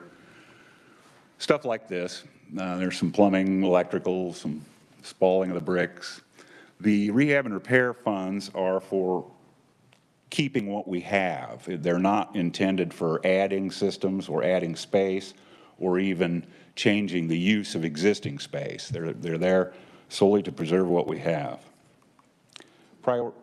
Excuse me? Oh, I'm sorry. It still looks like someone yanked all your breakers out of there. That's some repair. That will come back in just a minute. Priority 2 is re-roofs. This is what we have scheduled for FY25, and our request is for $659,080. Troy sub-area, a couple of the Seneca Standard Chemical, which is just a salt storage building, a couple of wash bays, and a handful of cones and domes. Oops, I went the wrong way, pardon me. Typical dome repair, or re-roof, excuse me, typical dome re-roof. Those things are costing about $80,000 for a dome, and a cone is about $60,000 these days. We've had the benefit of an on-call roofing contractor for the last several years, and that's been a real help. It's saved us a lot in design time, and we don't have to bid out each project. And we've been working with the same contractor, and frankly, they've gotten very good at it. And it's been a good thing for us, but they're still pretty expensive to re-roof, partly because they're complicated. That's the difference between a dome and a cone. Some of you have seen this slide before, but anyway, the dome is the geodesic dome, and it's a little more complicated than the cone, is why it's more expensive. There's also, I think, more shingle waste on that. And priority 3 is our sub-area modernization program that's been ongoing for several years. And again, some of you have probably seen this slide, but I think it's just an excellent example of why we need to do this. The 1950s plow truck we were using had an 8-foot plow and was about 26 feet long. A modern dump truck is with a plow on it, a 12-foot plow on it, and a spreader is approximately 40 feet long. It doesn't fit in the building anymore. And we're not in this alone. Cities and counties are having to do this too. I talked to a guy from West Star the other day that was asking us what we were doing. They've got the same thing. Their equipment's bigger than it used to be. And they're having to do some of this too. So it's everywhere. There's a good example of one. This was done in FY21. It's Clay Center, but just a before and after. As you can see by the pickup sitting there, that you imagine that dump truck trying to fit in there. Yeah, and for FY25, we're asking for $4,560,115, and we're going to do Lincoln and Lyons are on the schedule to do. Priority 4 is salt storage facilities. The facilities we're building now are, like you see in the lower corner there. We've stopped building the domes and cones for a number of reasons, but one of them is just that complicated roof, and it's kind of expensive to do. This is a simpler building to build and simpler building to maintain, we believe. And so that's what we're building now. Holds about the same amount of salt, and frankly, could be repurposed as another building easier than a round one. And the Gage sub-area is underway right now. That 1950 building that you see in the upper corner will be replaced this year. And as you can see, moving 25 through 29 will hit Osage City, Kinsley, Anthony, Sublette, and Ottawa. Priority 5 is our area shop. These are area mechanic shops. We want to do electrical improvements on those. And back to what your comment a minute ago, these were built in the 50s and 60s, mostly the 50s. And we've added so much electrical stuff in these things. As you can see, there's been panel after panel just added to it. And it's just not a good situation. So we come to these buildings with the electrical upgrades in mind. And if it's a busy enough shop, then we may extend the bays too. Wichita Wichita Metro area at Hillside, we just added some bays there because the shop was busy enough. They needed it. I'd come there and find people working in the parking lot. And some of the smaller shops may not get a bay extension. We'll look at that case by case when we go out and visit the site to determine what we need to do. Yeah. So this is what's coming up, 25. We hope to do Dodge City, followed by Horton, Atwood, Marion, and Phillipsburg. Dodge is pretty busy. It may get a bay extension. But that's the plan. The total request this year is higher than usual, but a lot of that was the reappropriation of the District 1 money for building the District 1 complex. Speaking of which, we gave an update on District 1 this summer. That was not long ago, so there's not much more to report, but the land purchase has been finalized. We've completed the programming phase of the design, so we know what we want, and we're going to keep with the same architect to do the actual physical design of the thing. It should be ready to bid by the spring of '24. The architectural estimate is right about where we want it to be. It's only an estimate, but it looks good. It looks like we're not crazy. It should be completed summer of '25. And as we reported this summer, we're still hoping to use some of the architectural features from docking. I hope we can work that in there. But we're now into the design phase, so we'll find out. But what we've said is if it makes sense, we'll do it. It'd be cool. But if it's cost prohibitive, probably won't. And with that, I'd be happy to answer any questions. I know.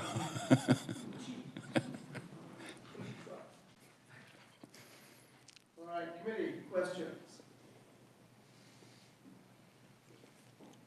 Senator Billinger. Thank you for being here today. So the new salt facility you're building here in Topeka, what's that cost? It is 400. I think we're around 368 to 400. 360 to 400,000. And how large is that? 70 by 40. And the rafter height on top is 20 feet, and it holds 1,000 tons of salt. 40 by 70. 70.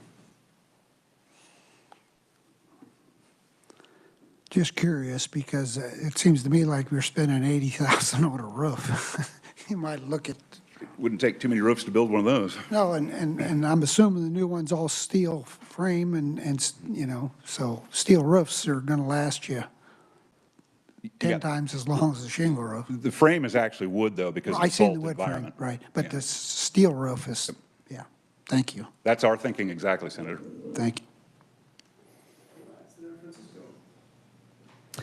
Thank you, Mr. Chair. So I'm assuming when you were describing the type of buildings that you have, you meant habitable instead of inhabitable? I think so, yes. Well, I think that Greg Schreiber was at Perry yesterday answering questions from many of my constituents, and I appreciate him doing that instead of proofreading the presentation.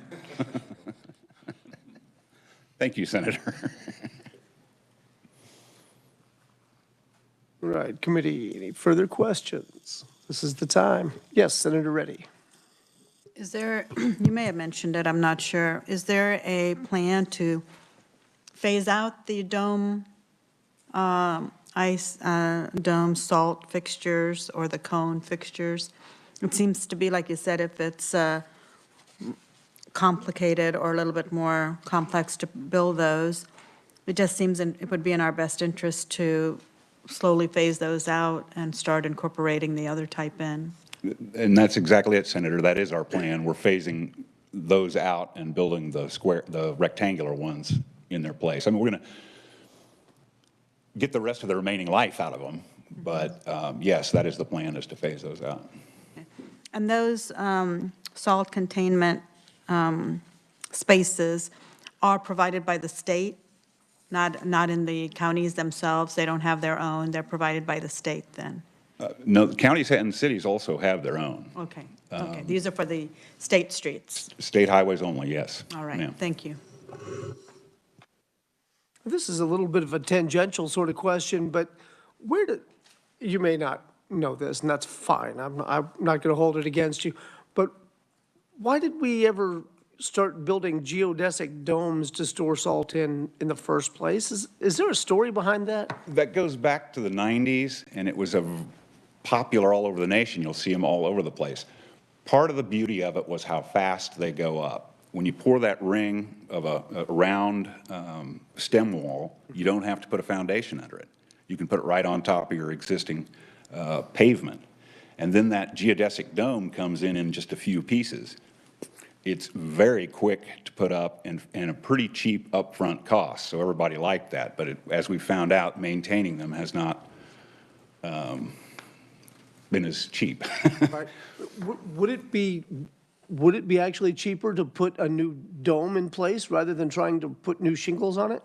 The last time I priced one was when a tornado hit at Eureka, which has probably been 4 years ago, but it was like $185,000. Okay, and that's so when we it's not made the cheaper. determination that, well, we're not even going to build these things anymore. Right, right, that makes sense. Yeah.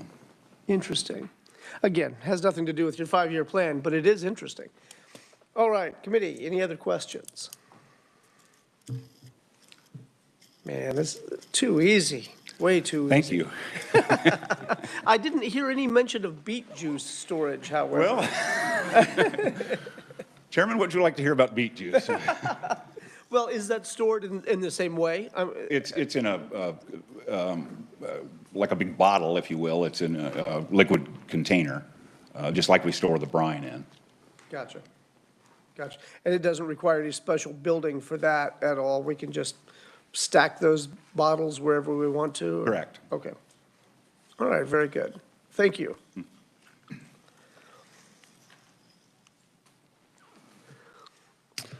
Chairman Sutton, the other thing that we submitted was a summary of our right-of-way purchasing. I'm not going to read through it. I'll highlight a few items, but I'm open to questions on any of the information within there.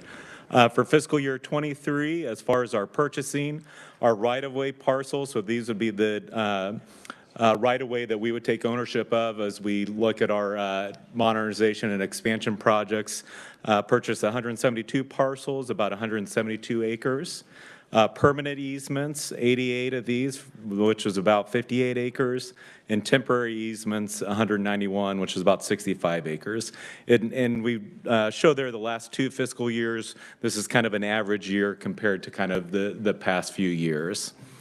And then as far as parcels sold and released, we show the last 5 years. For fiscal year 23, we sold 7 parcels, released 5 for a gross revenue around $150,000. We show the last 5 years. You can see there has been a decline in the amount of property that we sold. Some of that is, when this was initially pushed, we sold off some of the real easy ones. And then as we have ramped up into Ike, the majority of the Bureau of Right-of-Ways focus has been on the modernization, expansion, right-of-way purchasing. And so for the most part, this past fiscal year, on the parcels that we sold or released, we do have a process that the public can notify us that they have interest in a property, and that would be what triggers us pursuing that at this time. All right, and a lot of when I looked over some of those properties, we're looking at like little triangles that in between an exit ramp and that sort of thing. A lot of it isn't usable property that's left. Yep. Okay. That's correct. I'd kind of gone down that rabbit hole for quite a while. By the way, I want to talk to you about exit 210. We'll get on that another time, not in this committee. All right, committee. Yes, Senator Reddy. Thank you, Mr. Chairman. I do have a question. It says on the front portion, on the last paragraph of your memo, second line, right-of-way parcels are generally acquired in fee simple title. Could you explain fee simple title to me? So that would be when KDOT becomes the owner of the title. And so that would be, so we follow the Uniform Act, and that would be as part of our purchasing, that if we can work with them and need ownership of it and get agreement on the price, then we would become the title holder of that right of way. And so that's what the fee simple title process would be. The permitted easements would be where we're constructing like a channel improvement that has some ditch lining or something that we don't need to own that right of way, but we need to be able to access it for maintenance. So that would be where we do permanent easements. And then temporary easements would be for a construction project. If there's equipment or the contractor will need to go on someone's land, we'd pursue a temporary easement to allow them to go out on their land while they're building the project. And then once a project is complete, that would end the temporary easement. Okay, so my understanding, sometimes maybe it's my confusion about fee simple. I somehow relate that to valuations and appraisals. That is not the same. That is not the same as how it's being used here. Is that correct? I will confirm that. I do not have our Bureau Chief of Right-of-Way with me. I will confirm that and get back to you, Senator. Thank you. Further questions from the committee? No, seeing none. All right, I think they're letting you off easy too. Agreed. Thank you. I'm disappointed, quite honestly. All right, next up, we have the Kansas Bureau of Investigation with Robert Stewart and Paul Weisgerber.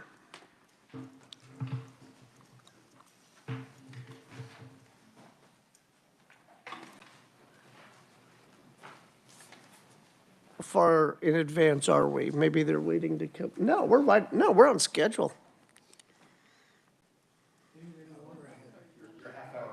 Half an hour? Okay.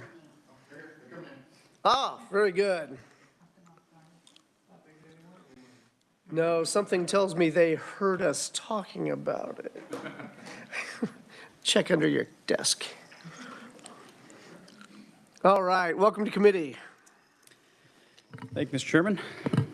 My name is Paul Weisgerber. I'm the Chief Fiscal Officer for the KBI. With me, I have Director Mativi, our Associate Director, Robert Jacobs, and our Executive Officer, Bob Stewart. I wanted to give a brief overview of our 5-year capital plan. Appreciate the opportunity to discuss it today. Just as a quick overview, the KBI owns 4 separate facilities in the state. We have 3 in the Topeka area, and we have 1 in Great Bend. It's about 194,000 square feet.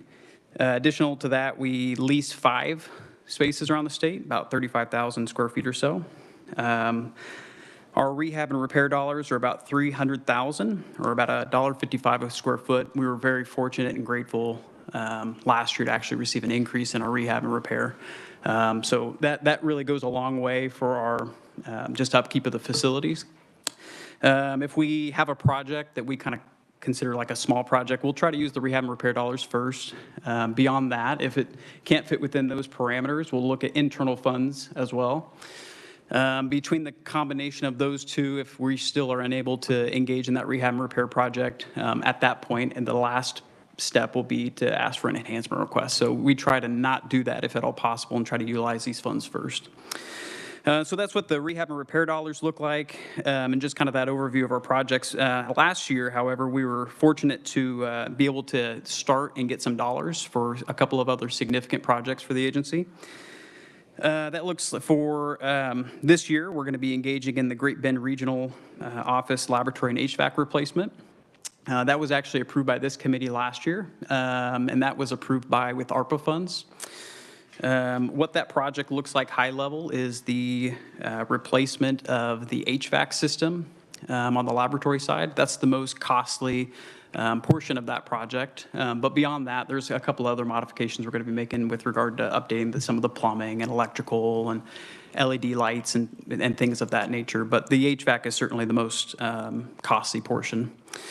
So we've been working with OFPM, Office of Facilities and Property Management, on that, as well as our architect and engineer, who's GLMV. They're in the process of developing those construction documents. We believe that that's going to be sent out competitively for bid here this fall, hopefully around October, and then construction starts soon thereafter. And then we will be hopefully taking occupancy this spring. So that's kind of what that project looks like. Very excited to get that done. That was the second phase of that project, and so we're really happy to get that, bring that to conclusion. Beyond that, this year we're also looking at a statewide needs assessment. So to give you some context on what we're looking at for that, prior to the construction of the Forensic Science Center, in 2009, we did a statewide needs assessment, the Forensic Science Center located on Washburn University's campus. So we did an initial needs assessment in 2009, and then modified that in 2013, just before the construction started. And they looked at several different things for that particular facility that we felt was really valuable. So they looked at utilization of our services, for example. They looked at population projections of Kansans, over the next 20 years. They looked at, advancements in technology and things of that nature. And that, as we were looking at towards construction of that building, that was really the outlook. It wasn't necessarily what our needs are today or in the next 5 years, but it was, what does that look like in the next 20 years? So to kind of give you some real world examples of how that came to fruition with that particular project, when we were looking at that 20-year outlook, in some of the spaces, maybe chemistry or latents, for example, maybe the technology is advancing and our utilization of services is either staying the same or even decreasing. And so based on those particular disciplines, we didn't need to allocate maybe any sort of growth exponential in those specific rooms. So that was able to allow us to kind of decompress that square footage a little bit. Alternatively, in certain areas, those spaces were much more, growth needed to be factored in, such as like digital forensics, for example. So that has a much larger exponential outlook with regard to growth over the next 20 years. And so for that reason, we made that space a little bit bigger than what we need it today, with the anticipation that it would last us for the next 20 years. So that's kind of an example of what we were looking at for this needs assessment for that particular building. What we'd like to do is be able to do that across the entire state and look at all of our different facilities as we have growth needs and space needs there, and really to figure out what our recommendations might be in terms of optimization and efficiency of those spaces. To take into account all of those things that I just talked about, technology advancements and things like that, but also what those personnel needs to look like across the state in those different regions, as well as what the implementation, what the impact is to, say, like a work from home or a hybrid or working in the office. Maybe we can better use some of our space with creating commuter desks and things like that. So it's kind of a wide gambit of what we're really wanting them to look at. But our hope is that it can have some reduced impact in terms of needed square foot and the acquisition of additional square foot, which helps drive down costs. So that's kind of the goal of the statewide needs assessment. One thing that we don't necessarily need a statewide needs assessment on, though, is the Pittsburgh Regional Office that we have down in Pittsburgh, Kansas. We had briefed this, I think, last year, and it was kind of at a high level, but we're ready to come back and kind of give some additional information on this issue. To kind of give you some backstory, for that office. In 1999, we moved into that location. The building was designed for both investigative and laboratory personnel, and it was basically allowed us to more quickly respond to incidents that occurred in that region of the state. For a number of years, we were really happy with that space, and it was a good relationship. But over the last several years, that has sort of deteriorated, and the building itself has kind of degraded to the point where we really need to do something. This is actually a leased space. So the things that we're experiencing are things like even during moderate rainfall, we're getting water that's leaking in, and lack of care to the exterior property and the sidewalks and things like that. But the biggest issue we've really run into is the HVAC. In that particular facility, there's two HVACs, one that's over the laboratory portion and one that's over the agent investigative portion. So the laboratory has their own. And that's one of the issues that we're having is that specific HVAC. And it really needs to be replaced, and it's undergoing constant maintenance and a lack of follow-up from our landlord. In fact, just a few weeks ago, when it was, 100+ degrees, they're working in an environment that's, 80, 85 degrees environment. So it really isn't a great space for us. So our lease is getting ready to expire. Our lease expires this June, in June 2024. So we started to explore other areas in the Pittsburgh area. We really believe that that's an investment that we need to continue to make in that region, just based on our caseload. So we looked at several other facilities and didn't really find anything that was suitable for our needs. But through that process, it led us to sort of a natural collaboration with Pittsburgh State University. So prior to 1999, we actually had laboratory services at Pittsburgh State University. So for us, it was a little bit of a kind of coming home event. So we reached out to them to see if they had any space that was available that we could possibly leverage, even on a short-term solution. And they identified some space in Yates Hall on the 4th floor that was available that we could possibly use. So we've been working with them, and we're doing it in a way that's going to be as economical as possible. We're not really looking at coming in and tearing out a whole bunch of walls or anything like that. We really want to try to use that space in its entirety as it is right now to really keep costs down as much as possible. And the reason for that is we view this really as a short-term solution. It's not an ideal circumstance. The space isn't perfect for what we're needing it to be done, but we're seeing that as sort of that short-term solution. For the long-term solution, we believe that the creation of the Pittsburgh Regional Crime Center and Laboratory is what that long-term solution looks like. So I wanted to give kind of the history, the context of kind of how we got to this point. And then I wanted to allow Director Mativi to kind of come up and speak about what that vision looks like moving forward with regard to the Pittsburgh Regional Crime Center. So.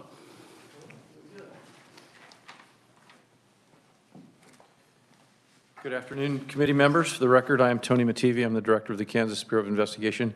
Could I take just a moment and introduce you to someone who's new on our staff that you'll be seeing a bunch of this coming session? Absolutely. So all of you, I believe, are familiar with Mr. Jacobs. Robert had been our executive officer at the KBI when I came into the role in January, which means he did legislative affairs and special projects.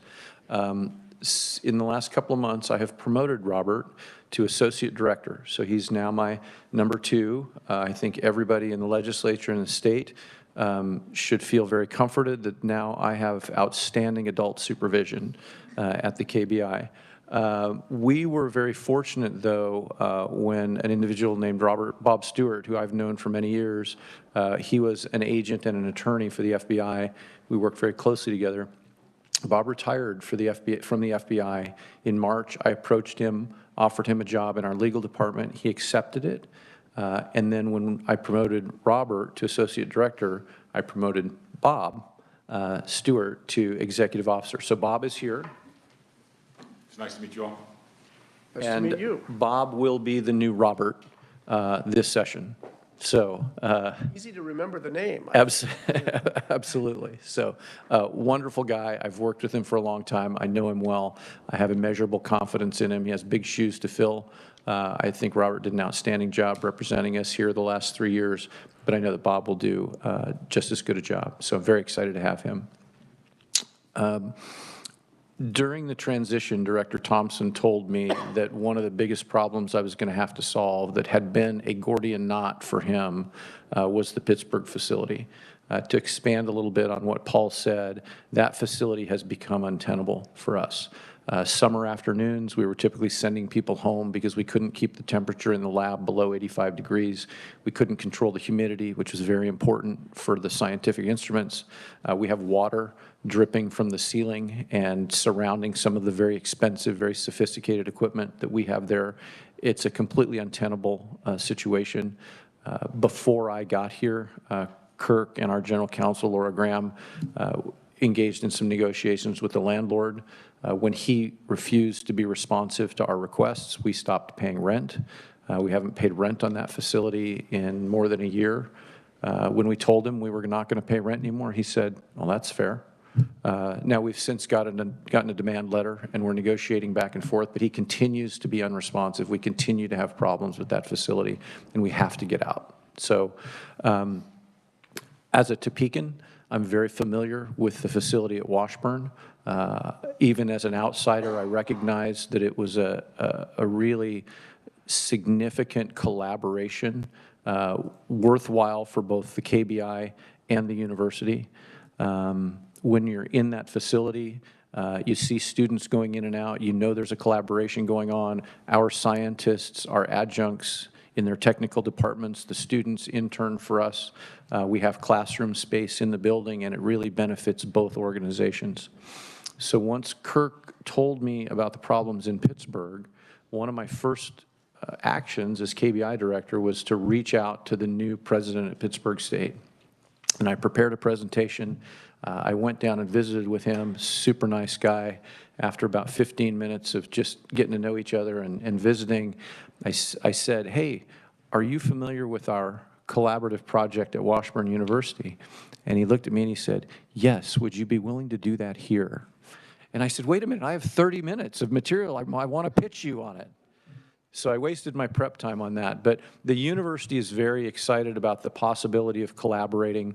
One of the first things that came to President Shipp's mind is the fact that his campus police department, the Pittsburgh State University Police Department, the building they are in is scheduled to be razed, and they are looking for a new home.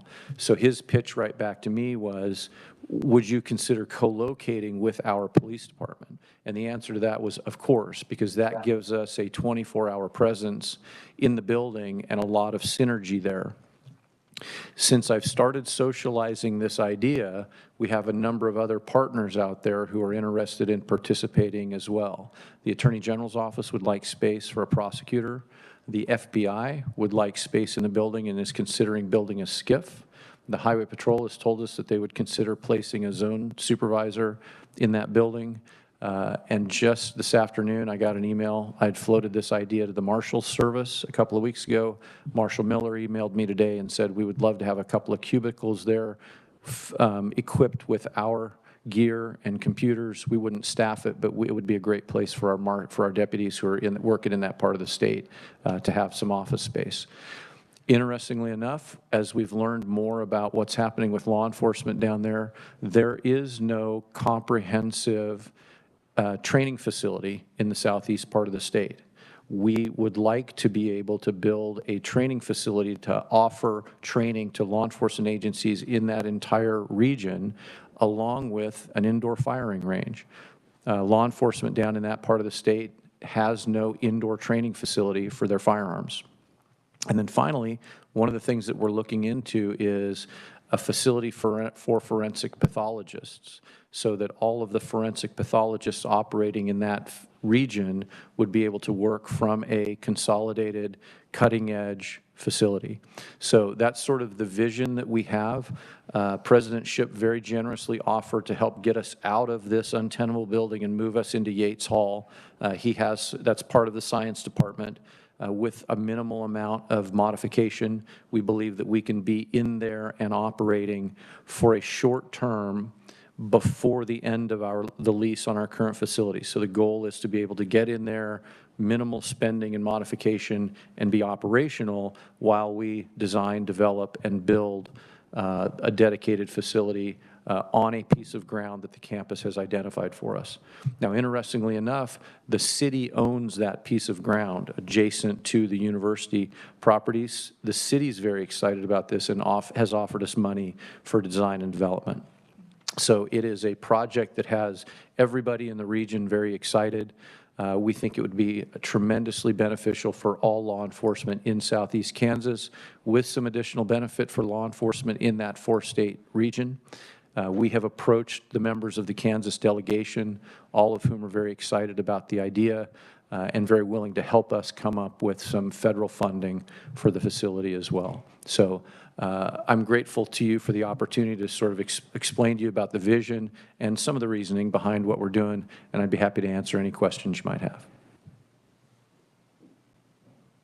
Excellent. I love this sort of collaboration. This is the way it's supposed to work in my mind, especially since it's a college as environment where we could then, much like we have with Washburn, partner to allow students to learn and develop and in turn and work with our our agencies right there on location. I love that. So many potential benefits here.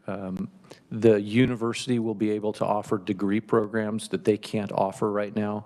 They'll be able to offer internships that they can't offer right now. And as President Shipp pointed out to me when we were visiting last week, can you imagine, God forbid, there's some sort of incident on campus, having that kind of a law enforcement presence right there on campus with the ability to intervene and interrupt that sort of event is a tremendous thing in his view as the person who's in charge of the safety of that campus. Absolutely. Now, Mr. Mativi, as you were describing this, it almost sounded like two different buildings, though, a crime lab and a law center. Is that true, or are we combining those into one megaplex? The latter, sir. We would very much like to combine those together. I don't think it's going to be a megaplex. I don't think it's going to be huge. We have 8 agents down there now, a couple of evidence folks, and 3 scientists. Oh, okay. So it's not a huge KBI presence. Now, as you know, you folks helped us with the establishment of a West Region Child Victim Unit last session. We plan to ask the legislature this session to close the loop. We have a Child Victim Unit Northeast. We have had for some time. You funded for us this last session a West Region Child Victim Unit. We're going to ask for the funding for a Southeast Region Child Victim Unit. We don't have room, though, in the Wichita office, so Pittsburgh would be a great place to locate that child victim unit. So we might be looking at increasing the KBI presence beyond what we have in Pittsburgh right now. But then beyond that, it would be some more office space for folks, training evidence facility, small science section, and then training facility and firing range. And then we have to see how things work out with the Forensic Pathology Center. But I really don't think it's a megaplex. It'll be a substantial building. I think it'll be a beautiful addition to campus. But more than that, it'll be a tremendous benefit for law enforcement. Excellent. And the university. Excellent. All right, Senator Reddy. Thank you, Mr. Chairman. So I have a few questions about the facility. I think it's a great idea. I do think partnerships are great, especially with the university law enforcement as well. So you have the estimated projected COP for the project as $40 million, and then the $3 million over a number of years as an ask from the state to be bonded out. I'm assuming that's what it says. What type of, have you already applied for federal funds? And if so, how much are you, best case scenario would be expecting? As you may know, Senator, I've been on the job about 8 months now. This is a plan that is really just starting to come to fruition. So at this point, it's very much just sort of a finger on the wall. We think the 40 million number is reliable and accurate. We looked at the way the Washburn lab was financed and have modeled it off of that financial model. We know that the bond that was generated for the Washburn facility was paid off 5 years early. We're hopeful we can do that the same sort of thing here. But we are very much in the process of trying to bring all of the partners together, figure out what everybody's needs are, figure out what that looks like before the session starts, so that when we come back before you, when the session is here, we'll have firmer numbers, maybe even some drawings, and maybe a Lego model kind of situation. And the reason I ask is on the first page, it says subsequent years 45 million, and then the estimated cost on the memo, it says 40 million. So is it one or the other, or both are different numbers for different reasons? When Paul comes back up, let me deflect that question to him, because he's a lot better situated to answer that than I am. Okay, thank you. Right. Senator Francisco. Thank you, Mr. Chair. I had the same questions about the numbers, because it says the estimated project cost is $3 million, and then all of a sudden it's 45, and then on the other page, you just have the 1 year of the $3 million. So somehow you just have to get your numbers together. Yes, ma'am. I don't have that many fingers, so I defer to Paul when it comes to those kinds of calculations. So what I thought I saw in this is that the $3 million was basically the bond payment. Okay. But then we need to identify it in subsequent years as the bond payment. So if you, Valid and point. then I think Senator Reddy's question was, they said 4 million, but we've got 1, 2, 3, 4, 5, 15 million, and then subsequent years 45, so now we're up to 60. Oh, gotcha. So we just want to, I mean, we just want one set of numbers that when we recommend it to Appropriations and Ways and Means, we've at least sorted that out for them. Mr. Chair, can I just have Paul address that? Would that be okay? Absolutely, Okay, absolutely. Thank you. Because we can tie ourselves in knots over here talking about it. Well, thank you for the question. Yeah, so the building itself is the 40 million, so that's the cash. However, that was if it was a cash appropriation one time. If it was bonded, we worked with, just kind of getting some rough numbers from KDFA. They were looking at 4.32% interest rates right now in this market. So if we were to bond it, it would be that $3.05 million for a period of 20 years. So that's why you'll see in the 5-year capital plan that 5 years of, $3 million, that's that 15, and then in the out years, the 45. So if we were to bond it, it'd be a total of 60 million, which includes the principal plus the interest. But if we were to pay cash, it'd be that 40 million. All right, go ahead. So that helps me understand the numbers. And then can you just make the chart not say that the estimated project cost is $3,050,000? You have to say the estimated cost is 40 million, and then assuming those payments, it ends up as 60 million if we do the bonding? Yep, because we're assuming that interest rate. So it kind of depends on the path. When we weren't exactly sure which path the legislature would maybe want to go, but if we went to the cash route, it would be that $40 million appropriation versus the bonded, which would be 60 because of the interest rate. Yep, it's a good question. Now, also, as I'm understanding it, this is all highly speculative anyway, because we don't know about federal funding. We don't know, we have 17 different partners involved in this thing. We don't know what sort of a chip in they might have. That's correct. Yeah, exactly. So if federal funds were available, we would tap into those first, of course, use those first. So that bonded amount or cash amount that would be required could be significantly less. So, yep. All right. A lot of moving parts, you betcha. Yes, Representative Alcala. Thank you. Paul, I have a question for you. So we haven't paid lease on that facility for a year or 2 years? It's about 20 months or so, so over a year, not quite 2. What was the budgeted amount for the lease? About 60,000. A year? Yeah. Okay, Yep. so we got that sitting somewhere, correct? Yeah, correct. Yep. All right. My second question is, and it might be for the director, is, so there's no shooting range down in that area for, My understanding is there are quite a few outdoor ranges, but there's no indoor range. we don't have anything worked out with any local private gun shops that have a shooting range for? We don't. I don't know if the locals do, but I'm not aware even of a private indoor range in that area. I'm not saying there's not. I'm just not aware of one. So for them to do, qualify, do they have to qualify every year on their weapons? All of our folks do, yes, So sir. they have to come to Topeka, or do they have to? We don't have an indoor range in Topeka either. So all the qualification is done outdoor right now. We were out at all of us here were out at the range this morning, and today was a great day for it. But the folks that were out 2 months ago were pretty warm. So, yeah, thank you, sir.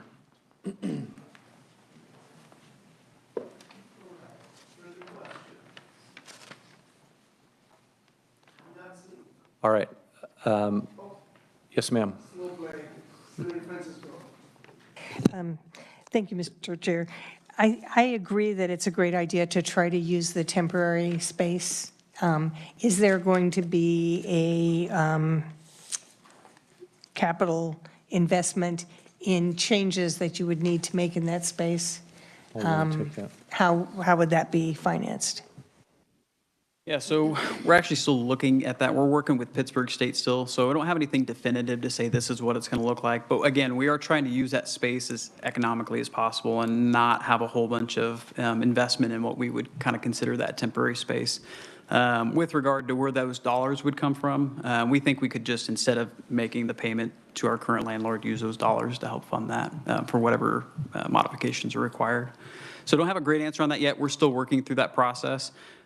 There might be some modifications, but hopefully we're going to keep those down to a minimum. So,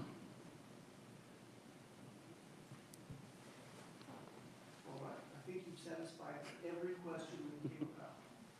Thank you all very much for your time. We appreciate the opportunity. Thanks for being here.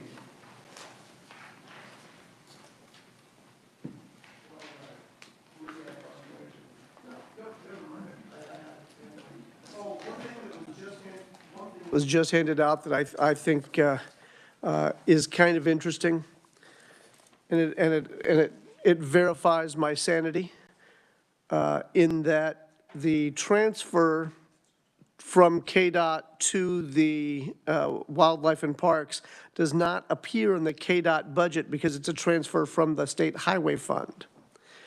That's why I couldn't see it in my head, so I feel a whole lot better about that. But yeah, we have 3.4 million that was transferred from the State Highway Fund, and if you ever have a bout of insomnia and you want to have some fun, there are two funds that you can watch the transfers in and out of, EDIF and the State Highway Fund. Very, very interesting to watch the in and out that goes on with that. It's something that I think we should probably be paying closer attention to than we do. But anyway, then there's another $200,000 to this, from the State Highway Fund to the Bridge Maintenance Fund. So there's 3.6 million that is transferred for good reason, not knocking it, but basically invisible to the appropriation process. Interesting, interesting. Always fun. All right, next up, ladies and gentlemen, we have, where are we? We're with Kansas Highway Patrol, and Sherry Mackey is here to speak with the committee. Welcome to committee, Sherry.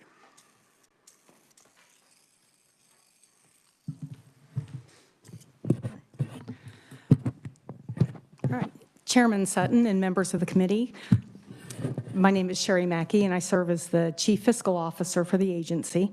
And I want to thank everybody for the opportunity to present an overview of the agency's 5-year capital improvement plan. Short here. During today's presentation, I'm going to go over, we completed a project in fiscal year 23, just a real quick recap of that, and then get into some of the opportunities and projects that we're going to do for fiscal year 24 and then ask for through 29. So as many of you may know, the agency has over 100 facilities throughout the state of Kansas with various occupancy levels. And what I mean by that, we have a few that are KHP owned, like our fleet building here in town, the Troop J, and then we have the remaining sites that are either leased through state agencies, or we just share with another agency. So we have a lot of good partners out there with some of our facilities. So before you should have a copy of the agency's 5-year plan. Also within the testimony, there are some pictures there because pictures are worth 1,000 words, and I found them to be very helpful, and I'll reference those as I go through the testimony today. So with that, we'll get started on fiscal year 23. So in December of 21, as many of you know, we had a major wind event that impacted our training academy out in Salina. It actually blew the roof off our auditorium and did some internal damage. So while we were working with FEMA, we needed to make immediate repairs to that, so we utilized existing agency funds, which shifted some of the projects that we had planned for 23 into 24, and we were able to get those repairs done, and we were compensated by FEMA. So now we have some of those funds that we can do some of these projects. So with that, we'll get into the fiscal year 24 capital improvement overview. Some of you, I recognize your faces from years past, and for others, I have actually organized our plan into really 6 major categories to help visualize where our expenditures are. So Training Academy, which is the lion's share of our expenditures, you're going to have major projects, and you're going to have maintenance repair type. 50,000 was the threshold I used on that. All other troop major projects, and then again, maintenance repair type projects at that $50,000 level is the threshold. Scale houses, which we'll get a little bit into that, it's the weight enforcement plan that we're responsible for, and then new construction. And today, really the focus is on the new construction and some of the projects that we want to bring to the attention of the committee. So in 23, the legislature approved a capital improvement expenditures of just under $2.8 million. Unfortunately, as I'm sure you've heard before, inflationary costs. We also have an addition of the KHP Communication Center that we want to bring to the committee, and an aircraft hangar project in Hayes. So that revised our 2024 through 29 budget to $5.6 million. And this is utilizing special revenue funds. So the following is a recap. We'll get into that. And starting with the Training Academy, and I'll refer you to pages 11 through 15 for pictures of some of the projects that I'm going to speak to today. So again, due to the size and the complexity of that, that location, it contributes to the largest spend of our planned capital expenditures. In 2020, we did have an engineering firm come out and look at the structural integrity of that facility, and they made several recommendations. As it relates to fiscal year 24, they indicated there's a concrete cap. It's a little misleading when you look at those pictures. It has an arrow on there, but it's actually underneath. There's a concrete cap, and there's tunnels underneath that. That is starting to deteriorate, and we're having concrete chunks fall in. And so they said because of that structural integrity is at risk, we need to get that replaced. And this is a project that we've had to shift because we just don't have funding for it. Also, the stairs between the power plant and Troop J. When I presented last year, they were still actually stairs. They were still standing, and as you see from the picture, they collapsed this year. We had it quarantined off so nobody could get hurt, because we knew they were going to be an issue. So we want to replace those as well. Yeah. Out of curiosity, who thought it was a good idea to take out the wall that had to have been supporting those stairs to begin with? Unfortunately, I can't answer that question. I do know that there have been, Mr. Chairman, there have been reinforcement walls, so they have tried to reinforce. There's a whole, I can send pictures, so there's a whole nother aspect that we have reinforced and we've replaced. These are just, it's basically, I want to say, catching up with the next thing that's going to fail. So unfortunately, that's where we're at with that. Yeah, the fact that that failed, Nostradamus wasn't necessary for that one. Yep, no, and I appreciate that. So expenses for the major projects identified in 24 for this facility, the major ones are about $939,000 and listed out there. The routine maintenance and repair projects were about $178,000, and that includes, there's some minor updates to the lower power plant, replacement of kitchen flooring equipment, and some of the small wireless access in that building. So as it relates to the Training Academy, as you can see, there are a lot of projects. The 5-year plan is actually about $7.2 million with all the things that need to happen. We have recognized that we have deferred projects. I've tried to find funding. We've submitted for ARPA funding, anything we can do to not have to get an enhancement in respect and being good stewards of our fund. Unfortunately, we think we're at the point that we're going to have to work with our budget committees in the legislature and ask for an enhancement for this facility. So I have submitted in the amount of $7.2 million as a rehab and repair funding as an enhancement for the fiscal year 24. And that would encompass these items that are on our capital improvement plan for that facility. If we're not successful with that enhancement, we'll continue down the path that we are now. We will look for other funding. We'll try and prioritize the project and then address those as we have funds available. Yes, sir. Yes, you're right. You did see a question cross my mind.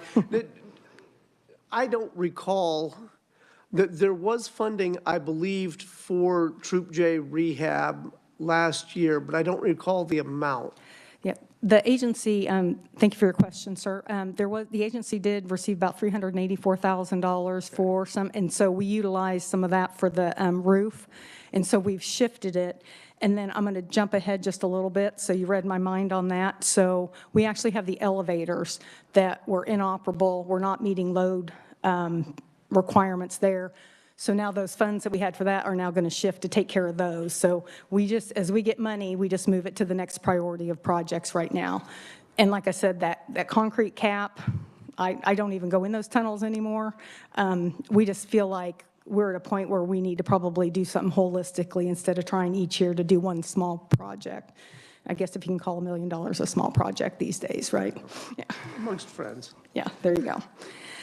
So that brings me to the troop facilities, the major and maintenance and repairs, at roughly $1.23 million on that. So again, the primary focus is our Troop J and our Troop C elevator. We're going to have to replace all of those. We just worked through D of A and did a bid for that, and that's come in about $885,000 to replace 2 of those elevators and everything that goes along with that. And then we have some additional projects there with the fleet front gate, fixing that so they can have cameras, they can see who's coming in those gates. All of our facilities, we're definitely concerned with security and making sure we know who's coming into those facilities. So the total allocation for the routine maintenance is about $46,000. That's for all other troops. So next we'll move on to our scale house and scale repair replacement modernization. And I'll refer you to pages 16 through 18 for pictures for those facilities. So the KHP is responsible for the state weight enforcement plan, and we work with the Federal Highway Administration. And they are required to keep those scales operational 24 and 365. So as you go out I-70, you'll see in Wabaunsee, that's one of the scale houses.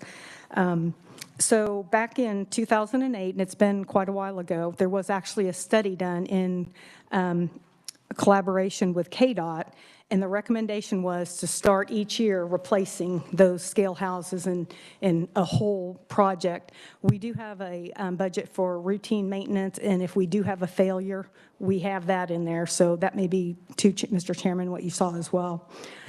So the availability of the funding obviously kept the agency from acting on their recommendations. Recently, we have revisited that because there's been some change in the federal funding that we get. They are actually providing us additional. It was a 85-15 split. Now it's a 95-5, so we don't have to match as much. And we are also getting some additional monies from the KCC that we felt that we could fund, starting to rehab these and replace these scale houses.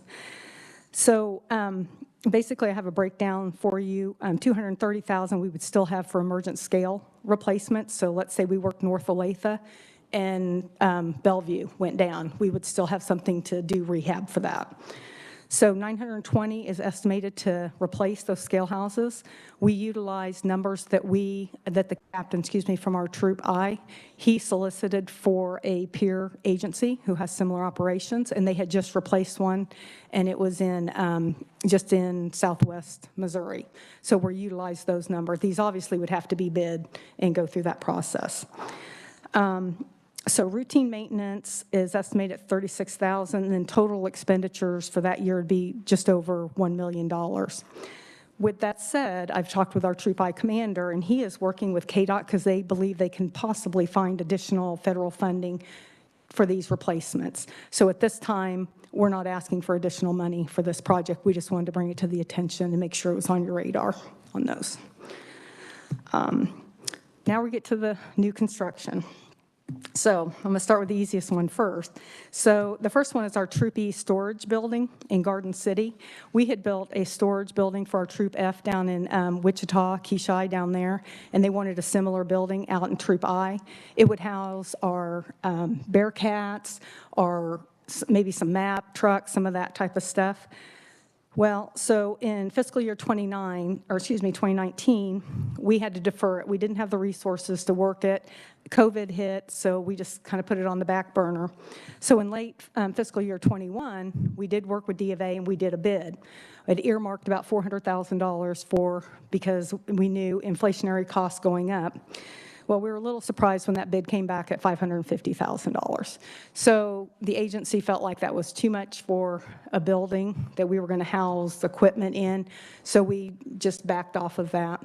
And speaking with the troop commander out there, he believes there's some local construction companies that it might be worth bidding again. So we're going to actually go back for bid again, but we won't award it if we think the cost is just too high and it doesn't make sense for the agency. So right now, we're looking at about $400,000 tops for that. So we're going to go through that process again.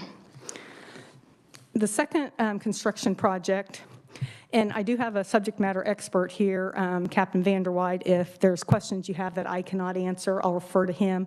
And anything we need to bring back to the committee, I can submit that in a form of a letter. So this is a unique opportunity that the agency was presented. And we definitely have a need in Hayes for aircraft. And again, it's important to note, the agency is not seeking additional funding on this. We again want to bring it and get the approval of the committee of what we would like to do for this location. So currently, KHP has a lease space of a 60-foot by 60-foot hangar. It's at the Hayes Regional Airport. It has full-time storage for our 206 Cessna, and then part-time for a second Cessna that we have in our fleet. When the two aircraft are in the hangar together, they have to be stacked because of the being able to get them out. So there's a high risk as they start pulling an aircraft out, because maybe they need the one behind or whatever, of doing damage to those aircraft. So it's not really conducive to the operations there. There's no other hangars available at that location that can provide the space, because we are getting the new aircraft, and we thank the legislature for that, that are coming in there. So we'll have a 208 Grand Caravan, and I have in the testimony the size of that. And then it would have a smaller Cessna, and then possibly have the executive aircraft having to be housed out there for some point in time if it was there. So there's no other hangar at that location that can accommodate that. Additionally, the current hangar is not adequately configured for aircraft operations. And what I mean by that is it doesn't have office facilities. It doesn't have anything for the crew to be there. They actually office off-site. So if they get called, there's a response time that is added in, and then they have to come in and get flight plans and all of that done. So there's a span of time, downtime, that they're not able to get up in the air. And I've been told it increases emergency response by over 10 minutes. So with that being our situation, the City of Hayes and Hayes Regional Airport have offered to construct a hangar that meets our requirements. And the airport is a federally obligated airport, which means we have to adhere to their sets of grant assurances, all the regulatory requirements, things that we're probably not an expert in either, so that is what makes us a little more attractive.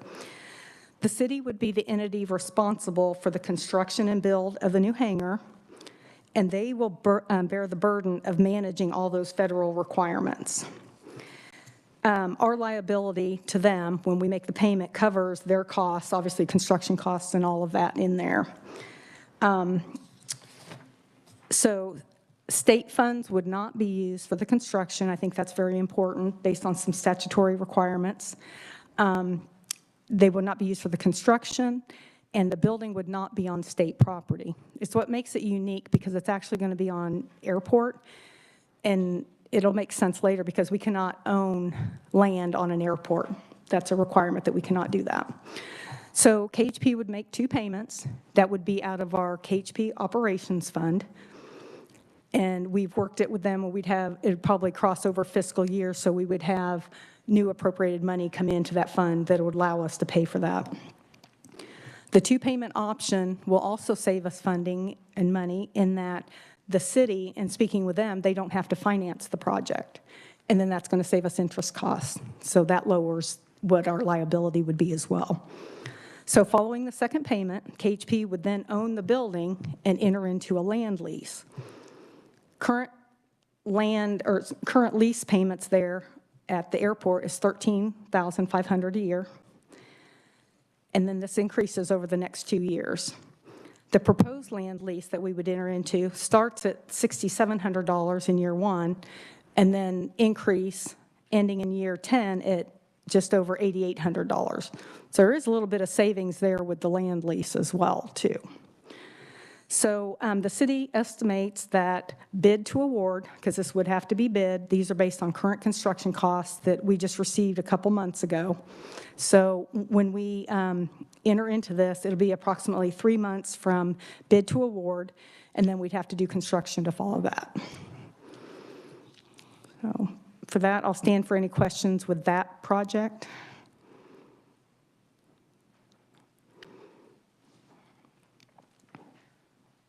This is kind of a neat day for collaboration, isn't it? We just heard that from the KBI, and I'm kind of liking the sound of this one as well. Now, the 208, will that even fit in a 60 by 60 hangar? Thank you, Mr. Chairman, for that question. I'm going to defer to Captain Vanderwide. Hello, Mr. Chair. Your name? Oh, I'm Jason Vanderwide. I'm the captain over the aircraft unit for the state. It will fit in that hangar. It gives us 1 foot on each side of the wing. So what this is it also a preventive measure. It's a good way to work with the city of Hayes and then also to prevent damage on our brand new aircraft. And it gives us a long-term solution for a storage and response hangar out of Hayes. Yeah, how do you feel about threading a needle every time you pull into the garage? It'll be nerve-wracking. Yeah. It will be. All right, committee, do we have any questions? This is kind of a neat thing with Hayes. I'm liking the sound of this, so let's explore this some more. Senator Francisco. Thank you, Mr. Chair. I think you had a very good question about the size. Why would we build something that just had 1 foot of clearance? Oh no, the 60 by 60 is what they currently have. Oh, okay. Yeah, I was just trying to park the new plane in the garage that they basically have, and I don't see it, you know. All right, further questions? Come on, this is neat stuff, guys. We have more, Mr. Chairman. Okay, So let's continue then. if you're sorry. All right. So the third construction project we want to bring before the committee, this is for a new central dispatch facility. I will refer you to pages 20 through 23 for the pictures that we have to support this testimony. I will also let you know that I have a subject matter expert in Captain Ohms here, again, for questions that maybe I can't answer and he can. So starting on that project, the Patrol Central Communication Center is located in Salina, Kansas, so it's actually in our Troop C. It provides dispatching services for troopers statewide, so that is our central means of communication. It's done via communications specialists that support the field 24 hours a day, 7 days a week, and they broadcast various information to the Highway Patrol's radio communication system. They also coordinate emergency medical relays across the state utilizing aircraft, so they will dispatch those services out. They also dispatch our ground units, monitor alarms and warnings, and even those things that are issued by the National Weather Service. So they are kind of a catch-all 24/7 in that facility. So they're housed, like I said, in the lower level of KHP Troop C headquarters. But unfortunately, they have outgrown their usefulness in that particular facility. And if you look at the pictures that I referenced, you can see how crowded they are and the deterioration of that building at this point. Also, want to mention the ADA recommendations are 100 square feet per dispatcher. Currently, they have 73 square feet per dispatchers. So it's pretty tight in there. So again, due to that critical nature of their jobs as dispatchers, there's other things and deficiencies we need to address. There's safety and security, redundancy and backup systems, disaster preparedness. So if we have, I've heard we have tornadoes out there, so we need to make sure that they are, so we need to make sure that they are safe in there, and then also our communication systems are safe because they are our first line when we have emergencies throughout the state. And then obviously improved working conditions for our employees there. So last year when I brought this to committee, the original estimates were based off our Salina evidence building that we just recently built out there. And it was roughly, I think our total was about 2.7 million, somewhere around that, because it was going to have an encapsulation of concrete. So felt like that would protect the equipment and life. Unfortunately, as the troop commander has now been working with, actually he talked to Salina PD because they just built a training center out there, and looking at that footprint and what they've done, we said, okay, that's probably similar to something we want to do. And so we started getting costs in on that. Well, unfortunately, we're up to $10 million. So with that, and based on the magnitude of the project, in careful consideration, the KHP, we're going to request an enhancement through the budget process for this in the amount of $10 million in the rehab and repair. So we recognize that cost is escalated enough. We can't absorb it within the agency, even if it's through any other special revenue funds. So that is something that I've submitted as an enhancement to be vetted out through the legislative process. And you can see the breakdown there. So asking for the 10 million, and then it's broke down, actually the building around 5 million. We did recently get a quote from a state contract provider, and it was $4.6 million just for all the equipment, the consoles that you see in there, and updating all of that. So the rest will probably be architectural fees and that. And again, this would be something that would have to be bid. So we'll work through the process on that, but wanted to put it on the radar and give you an opportunity to ask questions on it.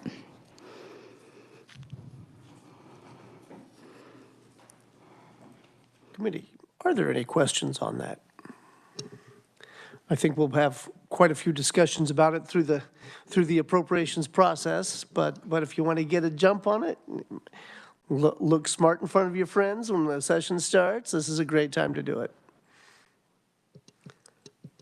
No takers on that one. All right, well, very good. All right, thank you, Mr. Chairman. So really the rest is just a review of our fiscal year 25 through 29 capital improvement projects and quick overview. We're asking for the amount of about 15.49, and it's important to remember that if we get those enhancements for the training academy, that number will go down because we're asking for those up front for those projects, and those projects would slide off of there. So this does represent, we're moving forward as if we did not get that enhancement. So with that, starting with the training academy, it's about $6.1 million. A lot of that is the replacement of the windows, lower power plant projects, HVAC, plumbing. We've got dorms in the gym there, and we would invite anybody who wants to go out and tour that facility, just get a hold of us and we'll take you out there and show you kind of the deteriorating condition of that building. So that encompasses that. The troop, all other troop facilities, just over $1 million, and on that one, it's improvement. The Troop C lighting and windows, and some of those pictures are in there for your reference as well. Scale house and replacement, that is just the rest of that schedule of replacing those scales. And then new construction, this is on hold right now, but I wanted to make sure it was on the radar. So this is Troop A doing a storage building similar to what we would do at Troop E. And when the bids come in from Troop E, that'll kind of tell us what we need to do for that. But right now that's on hold, but it is on the radar. So in closing, I just want to assure the committee that we look for every opportunity, whether it's through grant funding, utilizing existing funds, fee funds, what we can do before we come before the budget committees and ask for additional money. We're looking at the most critical needs first, and obviously when the roof blew off, that pushed the caps going and all that. So we're just kind of playing catch up with that. And only those items that we have no essential means of funding will we ask for enhancements on that. And like Mr. Chairman said, we'll have additional conversations on that and presentations, I'm sure. So again, attached, you have our 5-year capital improvement plan. You have the pictures and the testimony. And for that, I will stand for questions. All right, committee. Have you been holding on to any of them until the very end? I think we've handled all the questions in advance. And I appreciate that. Thank you, sir. Thank you for being here. Thank you, committee members.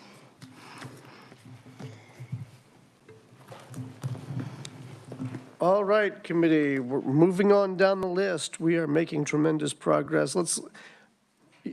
Yes. Can we go ahead and have a vote now that we have? Now that we have a quorum, yeah, I think we have a few of them saved up, by golly. But I think right now we could just at least do this so that before they leave, they'd know. There you go. So- I would certainly entertain a motion regarding the Kansas Highway Patrol.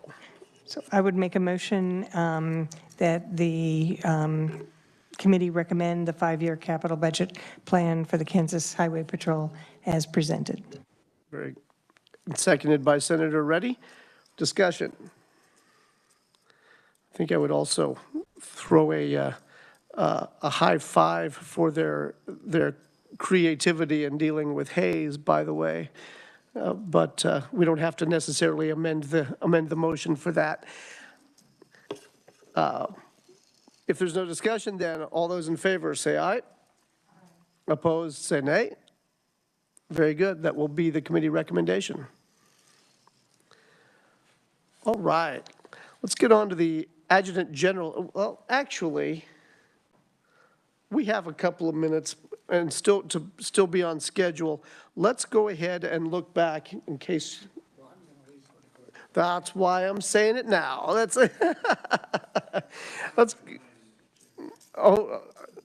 Holy cow, look at this. All right, well then let's look at the judicial branch, the discussion for the 5-year capital plan for the judicial branch that troublemaker presented to us. Yes, Senator Francisco. I think we can move through these fairly quickly because we did have some good discussion. So I move that the committee recommend the 5-year capital improvement plan for the judicial branch as presented. All right. Second by Representative Alcala. Second by John. Yeah. All right, discussion. Seeing none, all those in favor say aye. Opposed, say nay. Very good, that is the committee recommendation. How about DCF? Senator Francisco. Thank you, Mr. Chair. I make a recommendation that the committee approve the agency 5-year capital improvement plan for the Department for Children and Families as presented.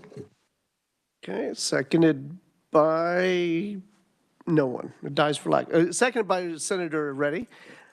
Discussion? All those in favor say aye. Opposed say nay. Well, it was one vote, but that's okay. We're going with it. That is the committee recommendation. Department of Wildlife and Parks. Senator Francisco. Thank you, Mr. Chair. I move that the committee recommend the agency 5-year capital improvement plan for the Kansas Department of Wildlife and Parks as presented. All right. You've heard the motion. Is there a second? Second by Representative Alcala. Discussion. Seeing none, all those in favor say aye.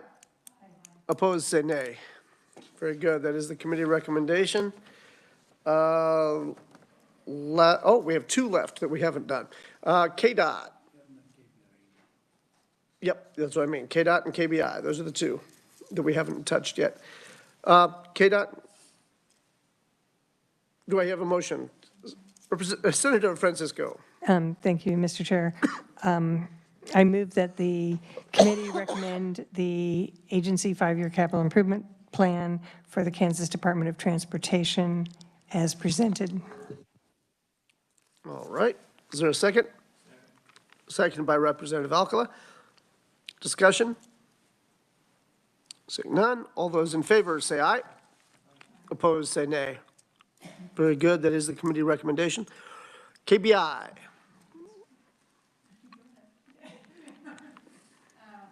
Senator Reddy.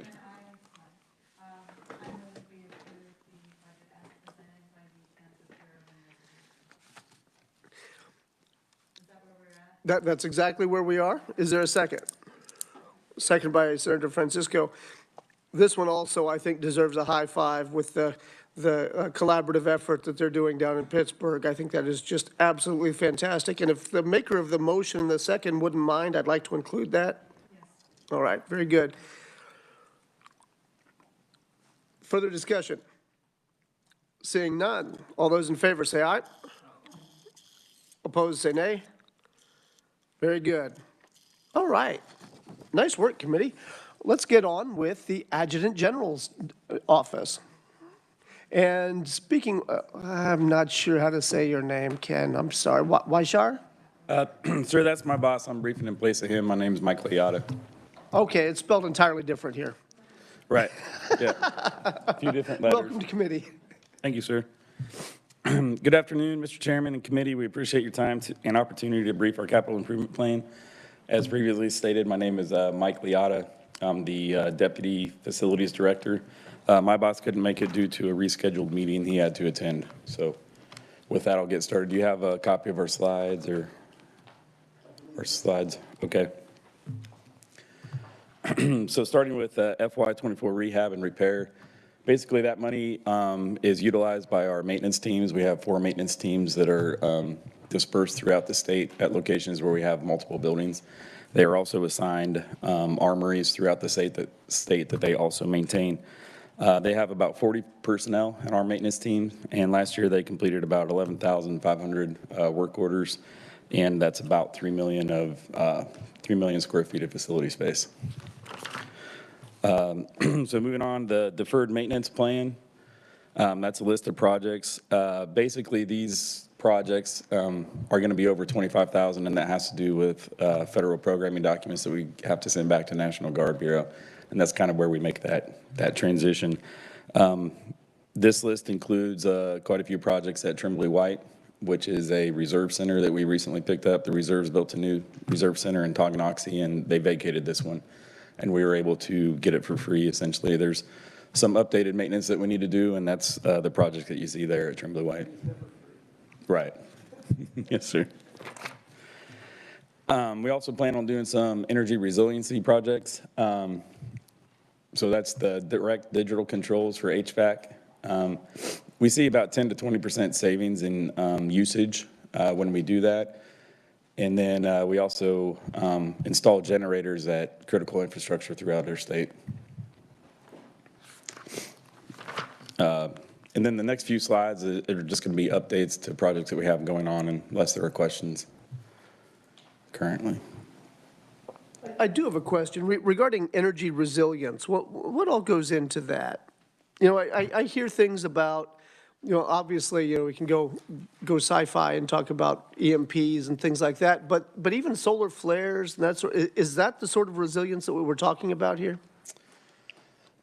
Somewhat, sir. So it's we have a installation energy and water map plan, basically, that DOD has us identify. And so we identify our critical infrastructure. Part of that is identifying the utility infrastructure that goes into those facilities and having a plan for that infrastructure. So the goal is that you would be able to operate your facility for 14 days if the grid went down is the overall goal. That's hard to get there with, you know, especially water and, you know, sewage. So some stuff we have to accomplish by contracting, and that's what the plan is. But that's what that resiliency piece is. And so that's where the generators come into play. And we look at things like a dual fuel generators. We do natural gas and diesel. We're going to looking at doing that now. We have a natural gas and we have a diesel, and there's positives and negatives to both. But does that answer your question, sir? I think so. I think so. Okay. It's just something I haven't dug into yet, but I kind of plan to. Yes, sir. It's a really comprehensive plan. If you'd like for us to come down and brief it to you, we'd be more than happy. I'd like that very much, yes. Okay. The next couple of slides are going to be projects that are ongoing or planned. So right now we're in the middle of building the Joint Force Headquarters, new building out at Forbes Field here in Topeka. It's supposed to be complete in October of 2024, and the building will house the Adjutant General and then his primary staff. It'll be a facility that has both Army and Air there. We toured that facility committee, as you'll recall. Before they started going vertical, they had almost all the dirt work done, but hadn't started going vertical by like 1 week. So Right. we don't really see the building, but we know what the dirt looks like. Right. We're still working the Hayes Readiness Center project. We're at the land procurement portion. We've identified a site, have started negotiations, and now we're at the appraisal part of the purchase of the land, and we're working closely with the Department of Administration, Real Estate Office. Paul Fernkoff recently replaced Bobby Cosmolo, so that's who we've been working with mainly on that. But still driving forward. We're hopeful to get the land purchase here shortly, and then hopeful to start construction in this current state fiscal year. So we're also working the design of the State Defense building remodel. That's going to include a new emergency operations center. That new emergency operations center will meet ICC 500 for FEMA storm shelters, which basically means it's going to be able to withstand 250 mile per hour wind.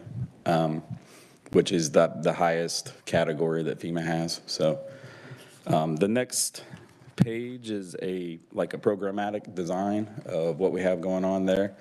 So the current building will remodel portions of the top floor, and that will be for the Kansas Department of Emergency Management.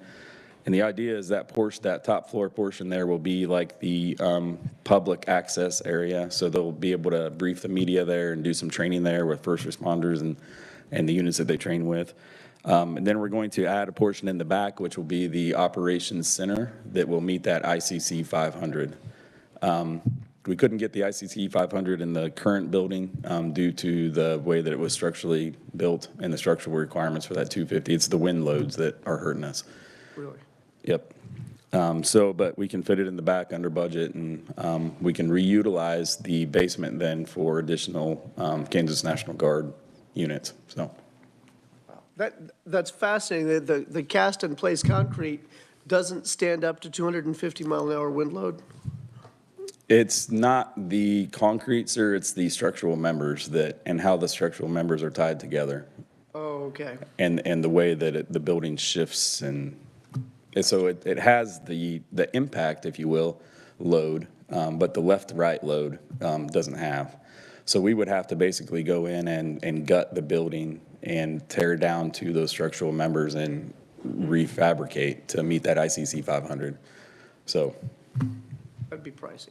it's pricey, 4.5 million, I think, just to do that. Nice. All right, thank you. Yes, sir. The next project I'm talking about, this is 100% federally funded. It's in Great Bend. It's a new field maintenance shop. That's basically where we do maintenance on military vehicles. They do basic maintenance at the unit, but brakes and repair is done at these field maintenance shops. And that one, we'll have that one contracted this month and completed in about 18 months. We currently have a Salina ERSIP project going on. So there's a program called ERSIP. It's federally funded. Energy resilience, and it's an energy resilience program that focuses on resiliency and also saving on facility usage, energy usage.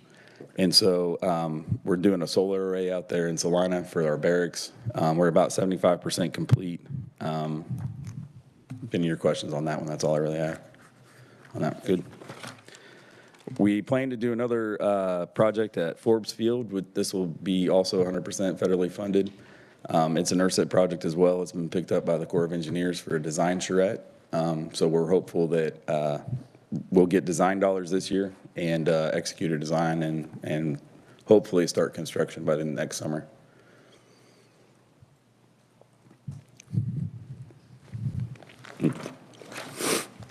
Next project I'm talking about is the Kansas City Readiness Center Active Nature. So we had a fire suppression line that froze, and so we have a design all complete.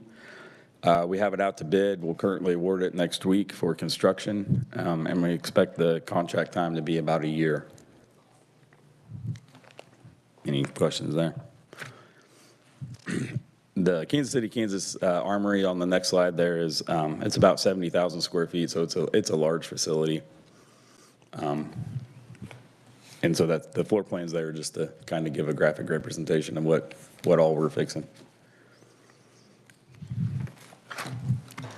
And then the last project that I'm going to talk about is the 130th Field Artillery Brigade Headquarters. It was recently picked up for the military construction in FY28. It'll be built on Fort Riley.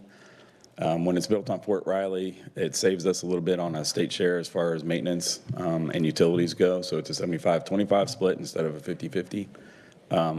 And so that's a positive thing for us. But we're fortunate to get that in FY28 and looking forward to getting that one going.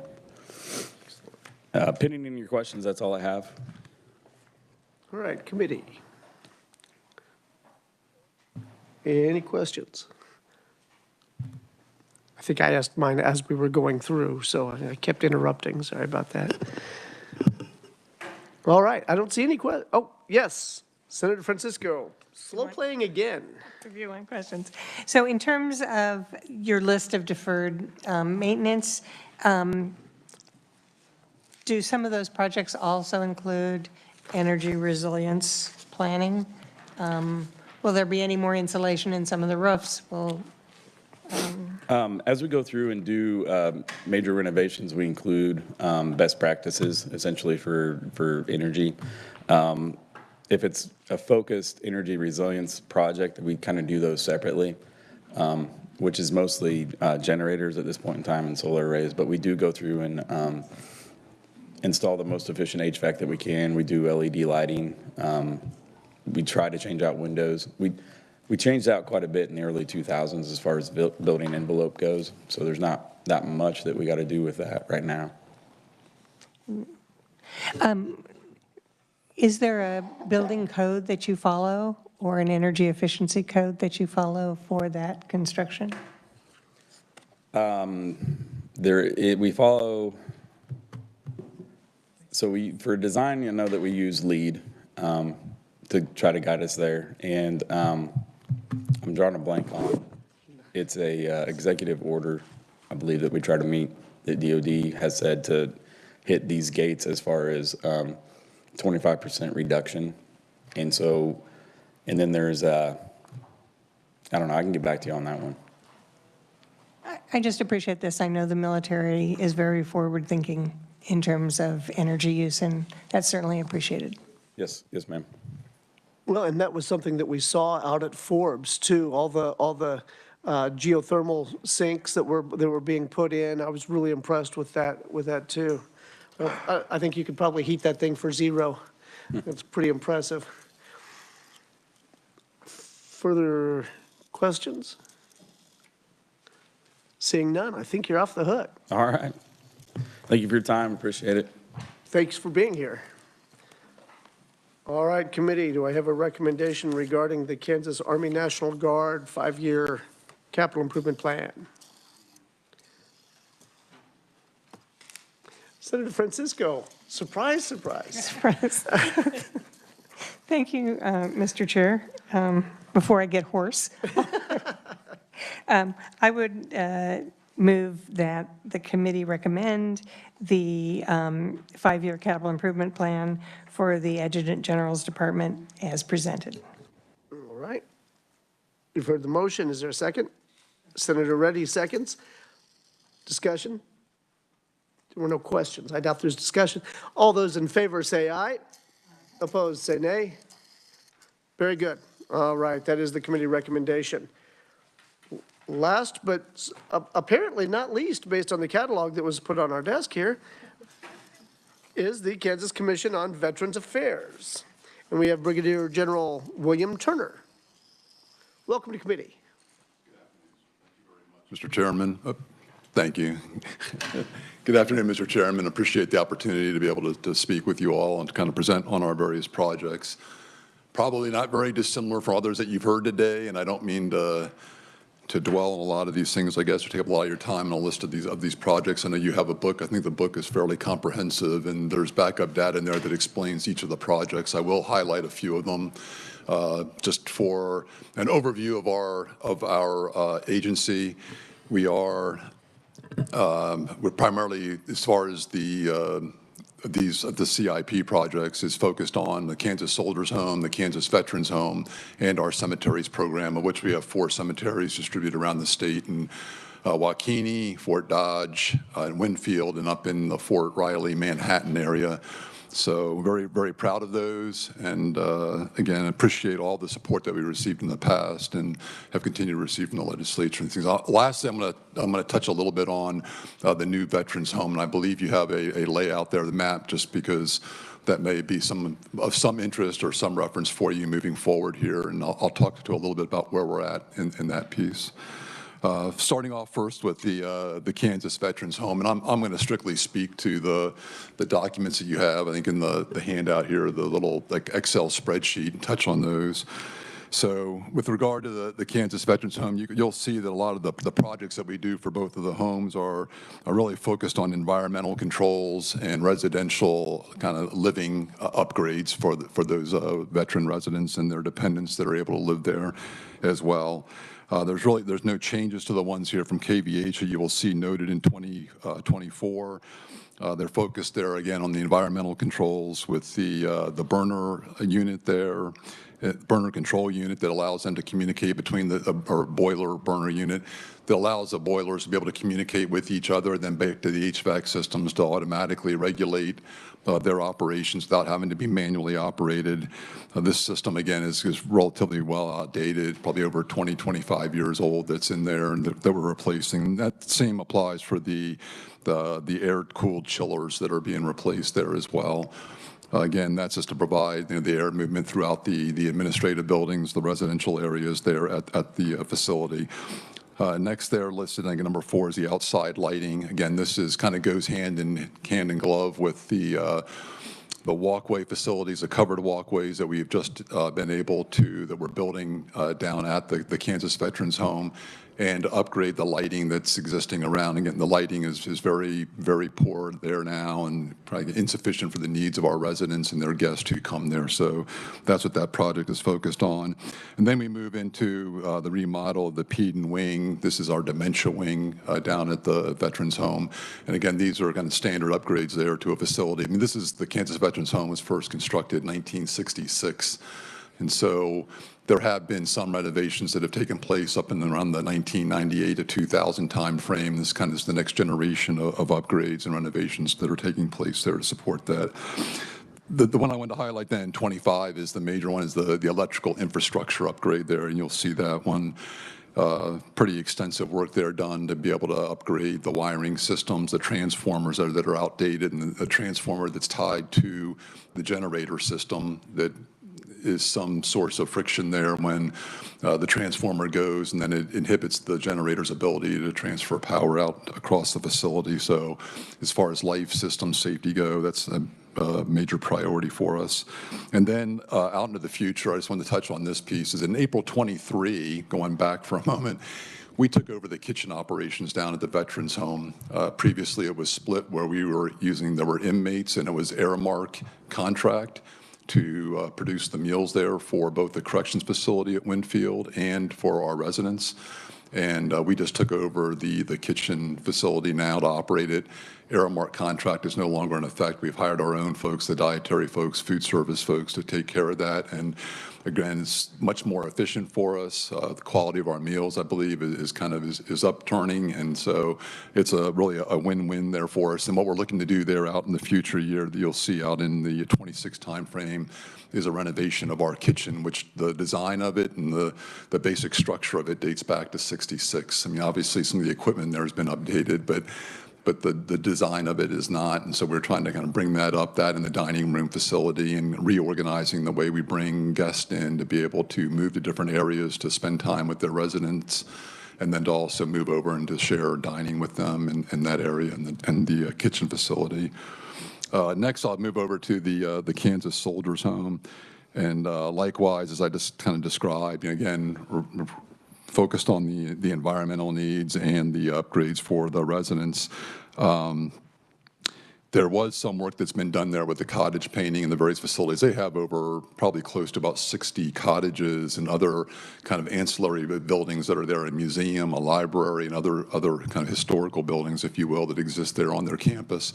And they're doing work there with those, with the painting and some other minor carpentry work to help keep those updated and preserve them as best we can. And then next moving down is the Halsey Hall generator.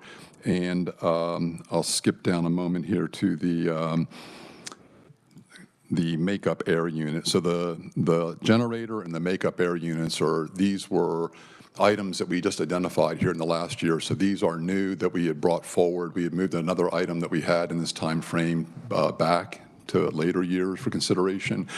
But we moved these forward, and when we identified that we had problems during extensive electrical storms out at Dodge, where the generator system was operating inconsistently, and we were having challenges trying to get it started and moving through that. So you can imagine that is a primary concern of ours. And then likewise for the air unit, where we have a number of compressors there that are not functioning. We've replaced them, they've burnt out, and we're having repeated problems there. So the solution being just to go ahead and replace this makeup air unit, so it's an air handler system for the common areas. There's a separate system that controls the air for the resident rooms there in Halsey Hall, but this is for the kind of the common areas, the dining areas, and the kitchen. No, was just, if I could just Yes, interrupt. The compressor problems, was that linked to the inconsistent power supply? Is that what was causing that, or? No, sir, not to my knowledge. These were separate independent problems that they were having with the compressors. I guess there was 5 compressors, I guess, within the system. They're telling me that they need basically 2 to be operating, and that they have 3 right now that are not functioning consistently that they've been replacing. And so that's where they're kind of riding on the edge there with those right now. Gotcha, thank you. And then the last 2 couple pieces there have to do, well, the roof replacement is a carry forward from a past project where we had a bid originally, and the bid came in significantly higher at the time than what we had budgeted for, and we're going back to get new bids for it. So we do have some monies that are carrying forward there, and then we are looking at talking to the folks. They believe the bid will come in a little bit lower based on reducing some of the costs associated with that roof replacement for Halsey Hall. The bathtub, shower, and the bariatric rooms, again, are things to help with the kind of the residents' living conditions. The bath halls are significantly outdated again, and these are a chance to update with bath, shower facilities on each of the floors there at Halsey Hall. It's a 3-level facility. And then we're looking at putting in, originally we're looking at 2 bariatric rooms, but now we are looking at just 1 bariatric room that we think that we need to have. Currently they rely on these Hoyer hydraulic lifts for bariatric patients, bariatric residents, and having this 1 room that we can dedicate, at least for those, the few that we do come through our facility, would be greatly beneficial. Moving to the cemetery, the last, before I go to the kind of the new home piece, the cemetery projects there are a couple that have carried forward again, having to do with bids and getting folks to come out there to work at Fort Dodge. The one is the installing a road. Originally, we were looking at a pathway or a sidewalk going through one of the gardens, but over time, we've seen what has demonstrated need to have a full road to go through there because of the weather and the washout of that area, and the people that are moving through there would greatly, kind of help us being able to move the heavy equipment that we need to perform the interments at those in that garden area. And then the roof, again, over the storage facility, again, this is a carry forward that was approved previously. The next major areas there are the scattering garden, which was approved last year, and we're moving forward with that as well. And then the committal shelter doors. We have doors on the side of our committal shelters in Fort Riley and down in Winfield. This is to replace like doors on our committal shelters out in Waukene and Dodge, so that kind of helps protect those residents that are there attending services from the inclement weather. We have also, I just want to highlight, we have a Fort Dodge columbarium wall expansion there. You'll see $460,000 for, but that is, we've received a federal grant for, and it's been approved, and we've already broken ground there, and we're moving forward with that project. So that is not tied to the state funding in any way. And then in the out years, a couple of the major projects there, the restrooms that we're looking at installing at each of the committal shelters. Again, these are fairly removed from our administrative office buildings in these cemeteries, and we're finding as we have services, we want to be able to have a restroom in place out at the committal shelters to be able to take care of those that are coming there for the services, so they don't have to find their way back to an administrative building that's a distance away. And some of the price issues there with that are kind of tied to sending the plumbing, the utilities out there to be able to do those, to build those out there. The last piece is the home, which I believe you have a schematic of. It's kind of an original. It's the draft design right now for the new veterans home that we're looking at placing here in Topeka on the old K&I property adjacent to the Coleman O'Neill VA Medical Center. It's a 72-bed facility. What you see in front of you is a kind of a starship-looking design. In the center of that design is where you have the administrative offices, kind of a common area, a theater area, a library area for the residents to use. The dining area, the kitchen area is there. There's also therapy rooms and spaces there for doctors to be able to tend to residents as they come through. And then each of those 4 wings that go out are the various households. 2 on the left side, 2 on the right represent neighborhoods. At the connecting point there to the center is where your nurse stations are and where you're able to have your nurse aides and the RNs that operate them, and they kind of easily can move in and out of the residents. So that way they're not in there on top of them in their residential living areas. It's a little bit more dignified and for these folks that are staying there, but they can easily move through there. And there's kind of touchdown points in those households where the nurse staff can have equipment positioned there for their needs there to take care of the residents. So right now, we do have the complete state match has been provided to us last year. Thank you very much for the approval of that. We had $850,000 that was placed into our SIBF account to be able to continue with our architect engineering design concepts, and then we have $16.4 million that's in a separate fund. That's at the top of the cemetery sheet. That's the dollar figures you see. I have to call it to your attention probably, but it's a small couple lines there at the top of the sheet where it had cemetery at the bottom, and it speaks to $17.2 million there, and the total cost for the project right now is estimated about $49 million.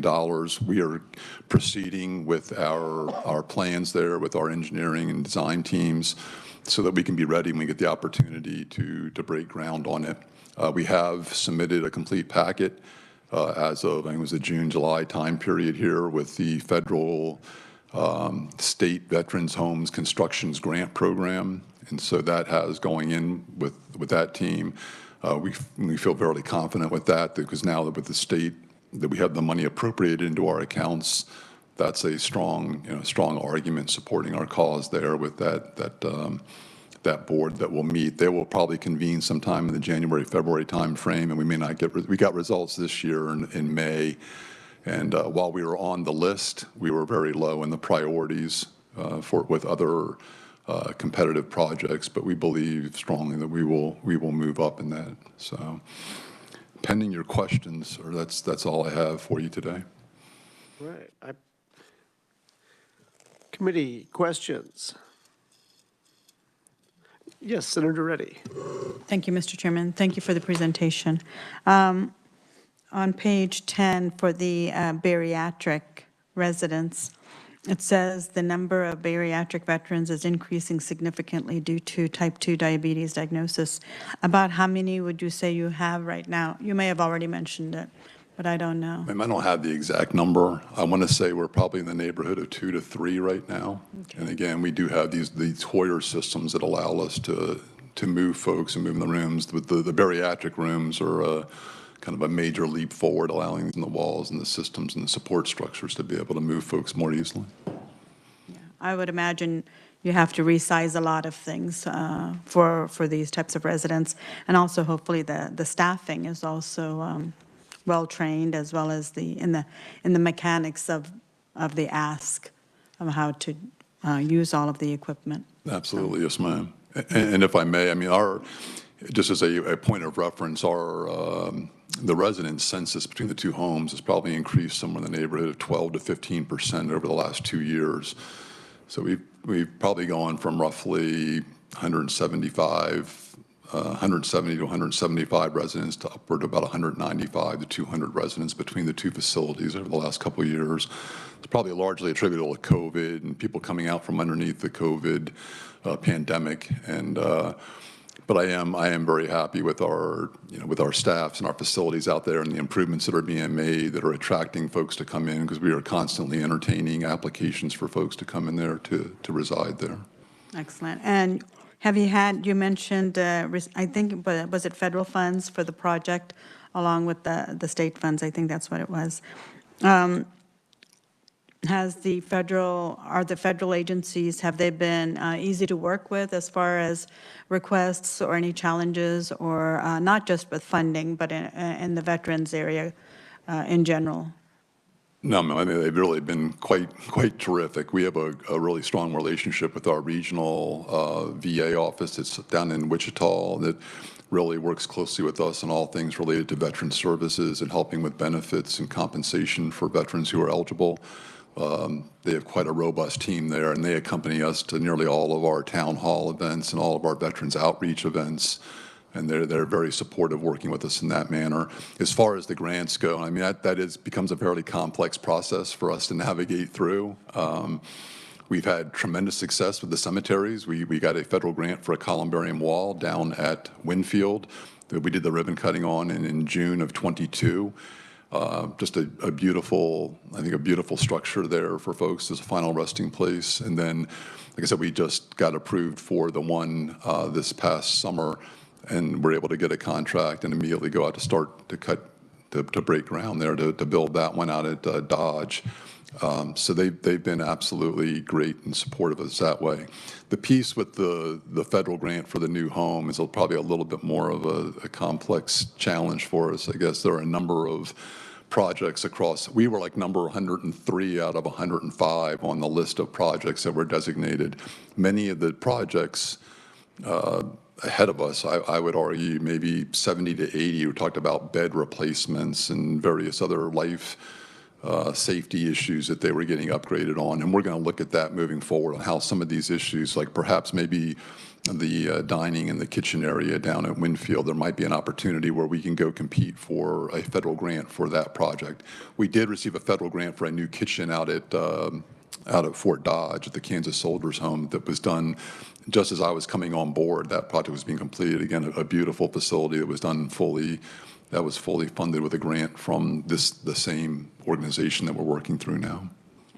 Excellent. I do think it's just so important to take care of our veterans and make sure that they have the quality of life that we are capable of giving them and staying in the state of Kansas. So I appreciate the work you're doing. Thank you. Now, you mentioned COVID probably depressing the numbers a little bit. Where were we as far as census is concerned, like in 2019? Do you have any recollection of that? I don't, sir. I came on board in 21. I do have. We are starting to. We're probably still, probably about 10% fewer than what we may have had back in the 2018, 2019 time pre-COVID. Gotcha. But we are still continuing to having to deal with COVID issues even now. So as you know, it's probably much more contagious what we're seeing, but the effects of it are greatly diminished. So we're very blessed in that manner, in that respect. But each time that we have a resident that has COVID or a staff member, we kind of go into this outbreak status. We have to isolate these folks. We have to bring in other staff. We have probably, more increased reliance on temp agency staffing to help take care of that, because you have staff that are basically dedicated to those folks that are afflicted with the illness. And so they can only work there. So they're isolated from the rest of the population.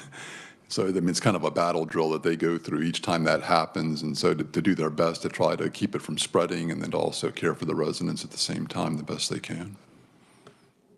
All right. I'm not going to get into it. I was going to, never mind. I'm not going to do it. All right. Any other questions? Yes, Senator Francisco. Mr. Chair, this is not a question, but I would be honored to make the motion because my mother, go ahead. Do you have? Hold on Sure. that thought 1 second. I'm going to get a quorum on the phone. Oh, okay. And then you can certainly have that honor. But before or during this time, I'll just mention I would be honored because my mother, who was a WAVE during World War II, has just been asked to be the Grand Marshal for the Veterans Parade in Lawrence this November. So she's agreed to do that. And Very nice. That's Excellent. awesome. Thank you very much, man. I would certainly entertain a motion from Senator Francisco. Thank you, Mr. Chair. I would move that the committee recommend the 5-year capital improvement plan for the Kansas Commission on Veterans Affairs and thank them for the work that's been done to establish a new veterans home in Kansas. Very good. You've heard the motion, seconded by Senator Reddy. Discussion. Seeing none. All those in favor, say aye. Aye. Opposed, say nay. Very good. That is the that will be the opinion of the committee then. Thanks for your help, Rick. I'm not sure he was listening at all. All right, thank you for being here. All right, that's all that I have on the agenda. Shirley, we have time, let's keep going. No, committee, I think we've done, yeah, maybe. I think we've done a heck of a lot of work today, and I think we did a pretty fair job of doing it. So I appreciate you being here. I appreciate you being involved, and until I can get some more days approved, which I'm working on, hold on, watch your emails, I'm working on that. But until that time, we are adjourned. And that is a whack with a hammer.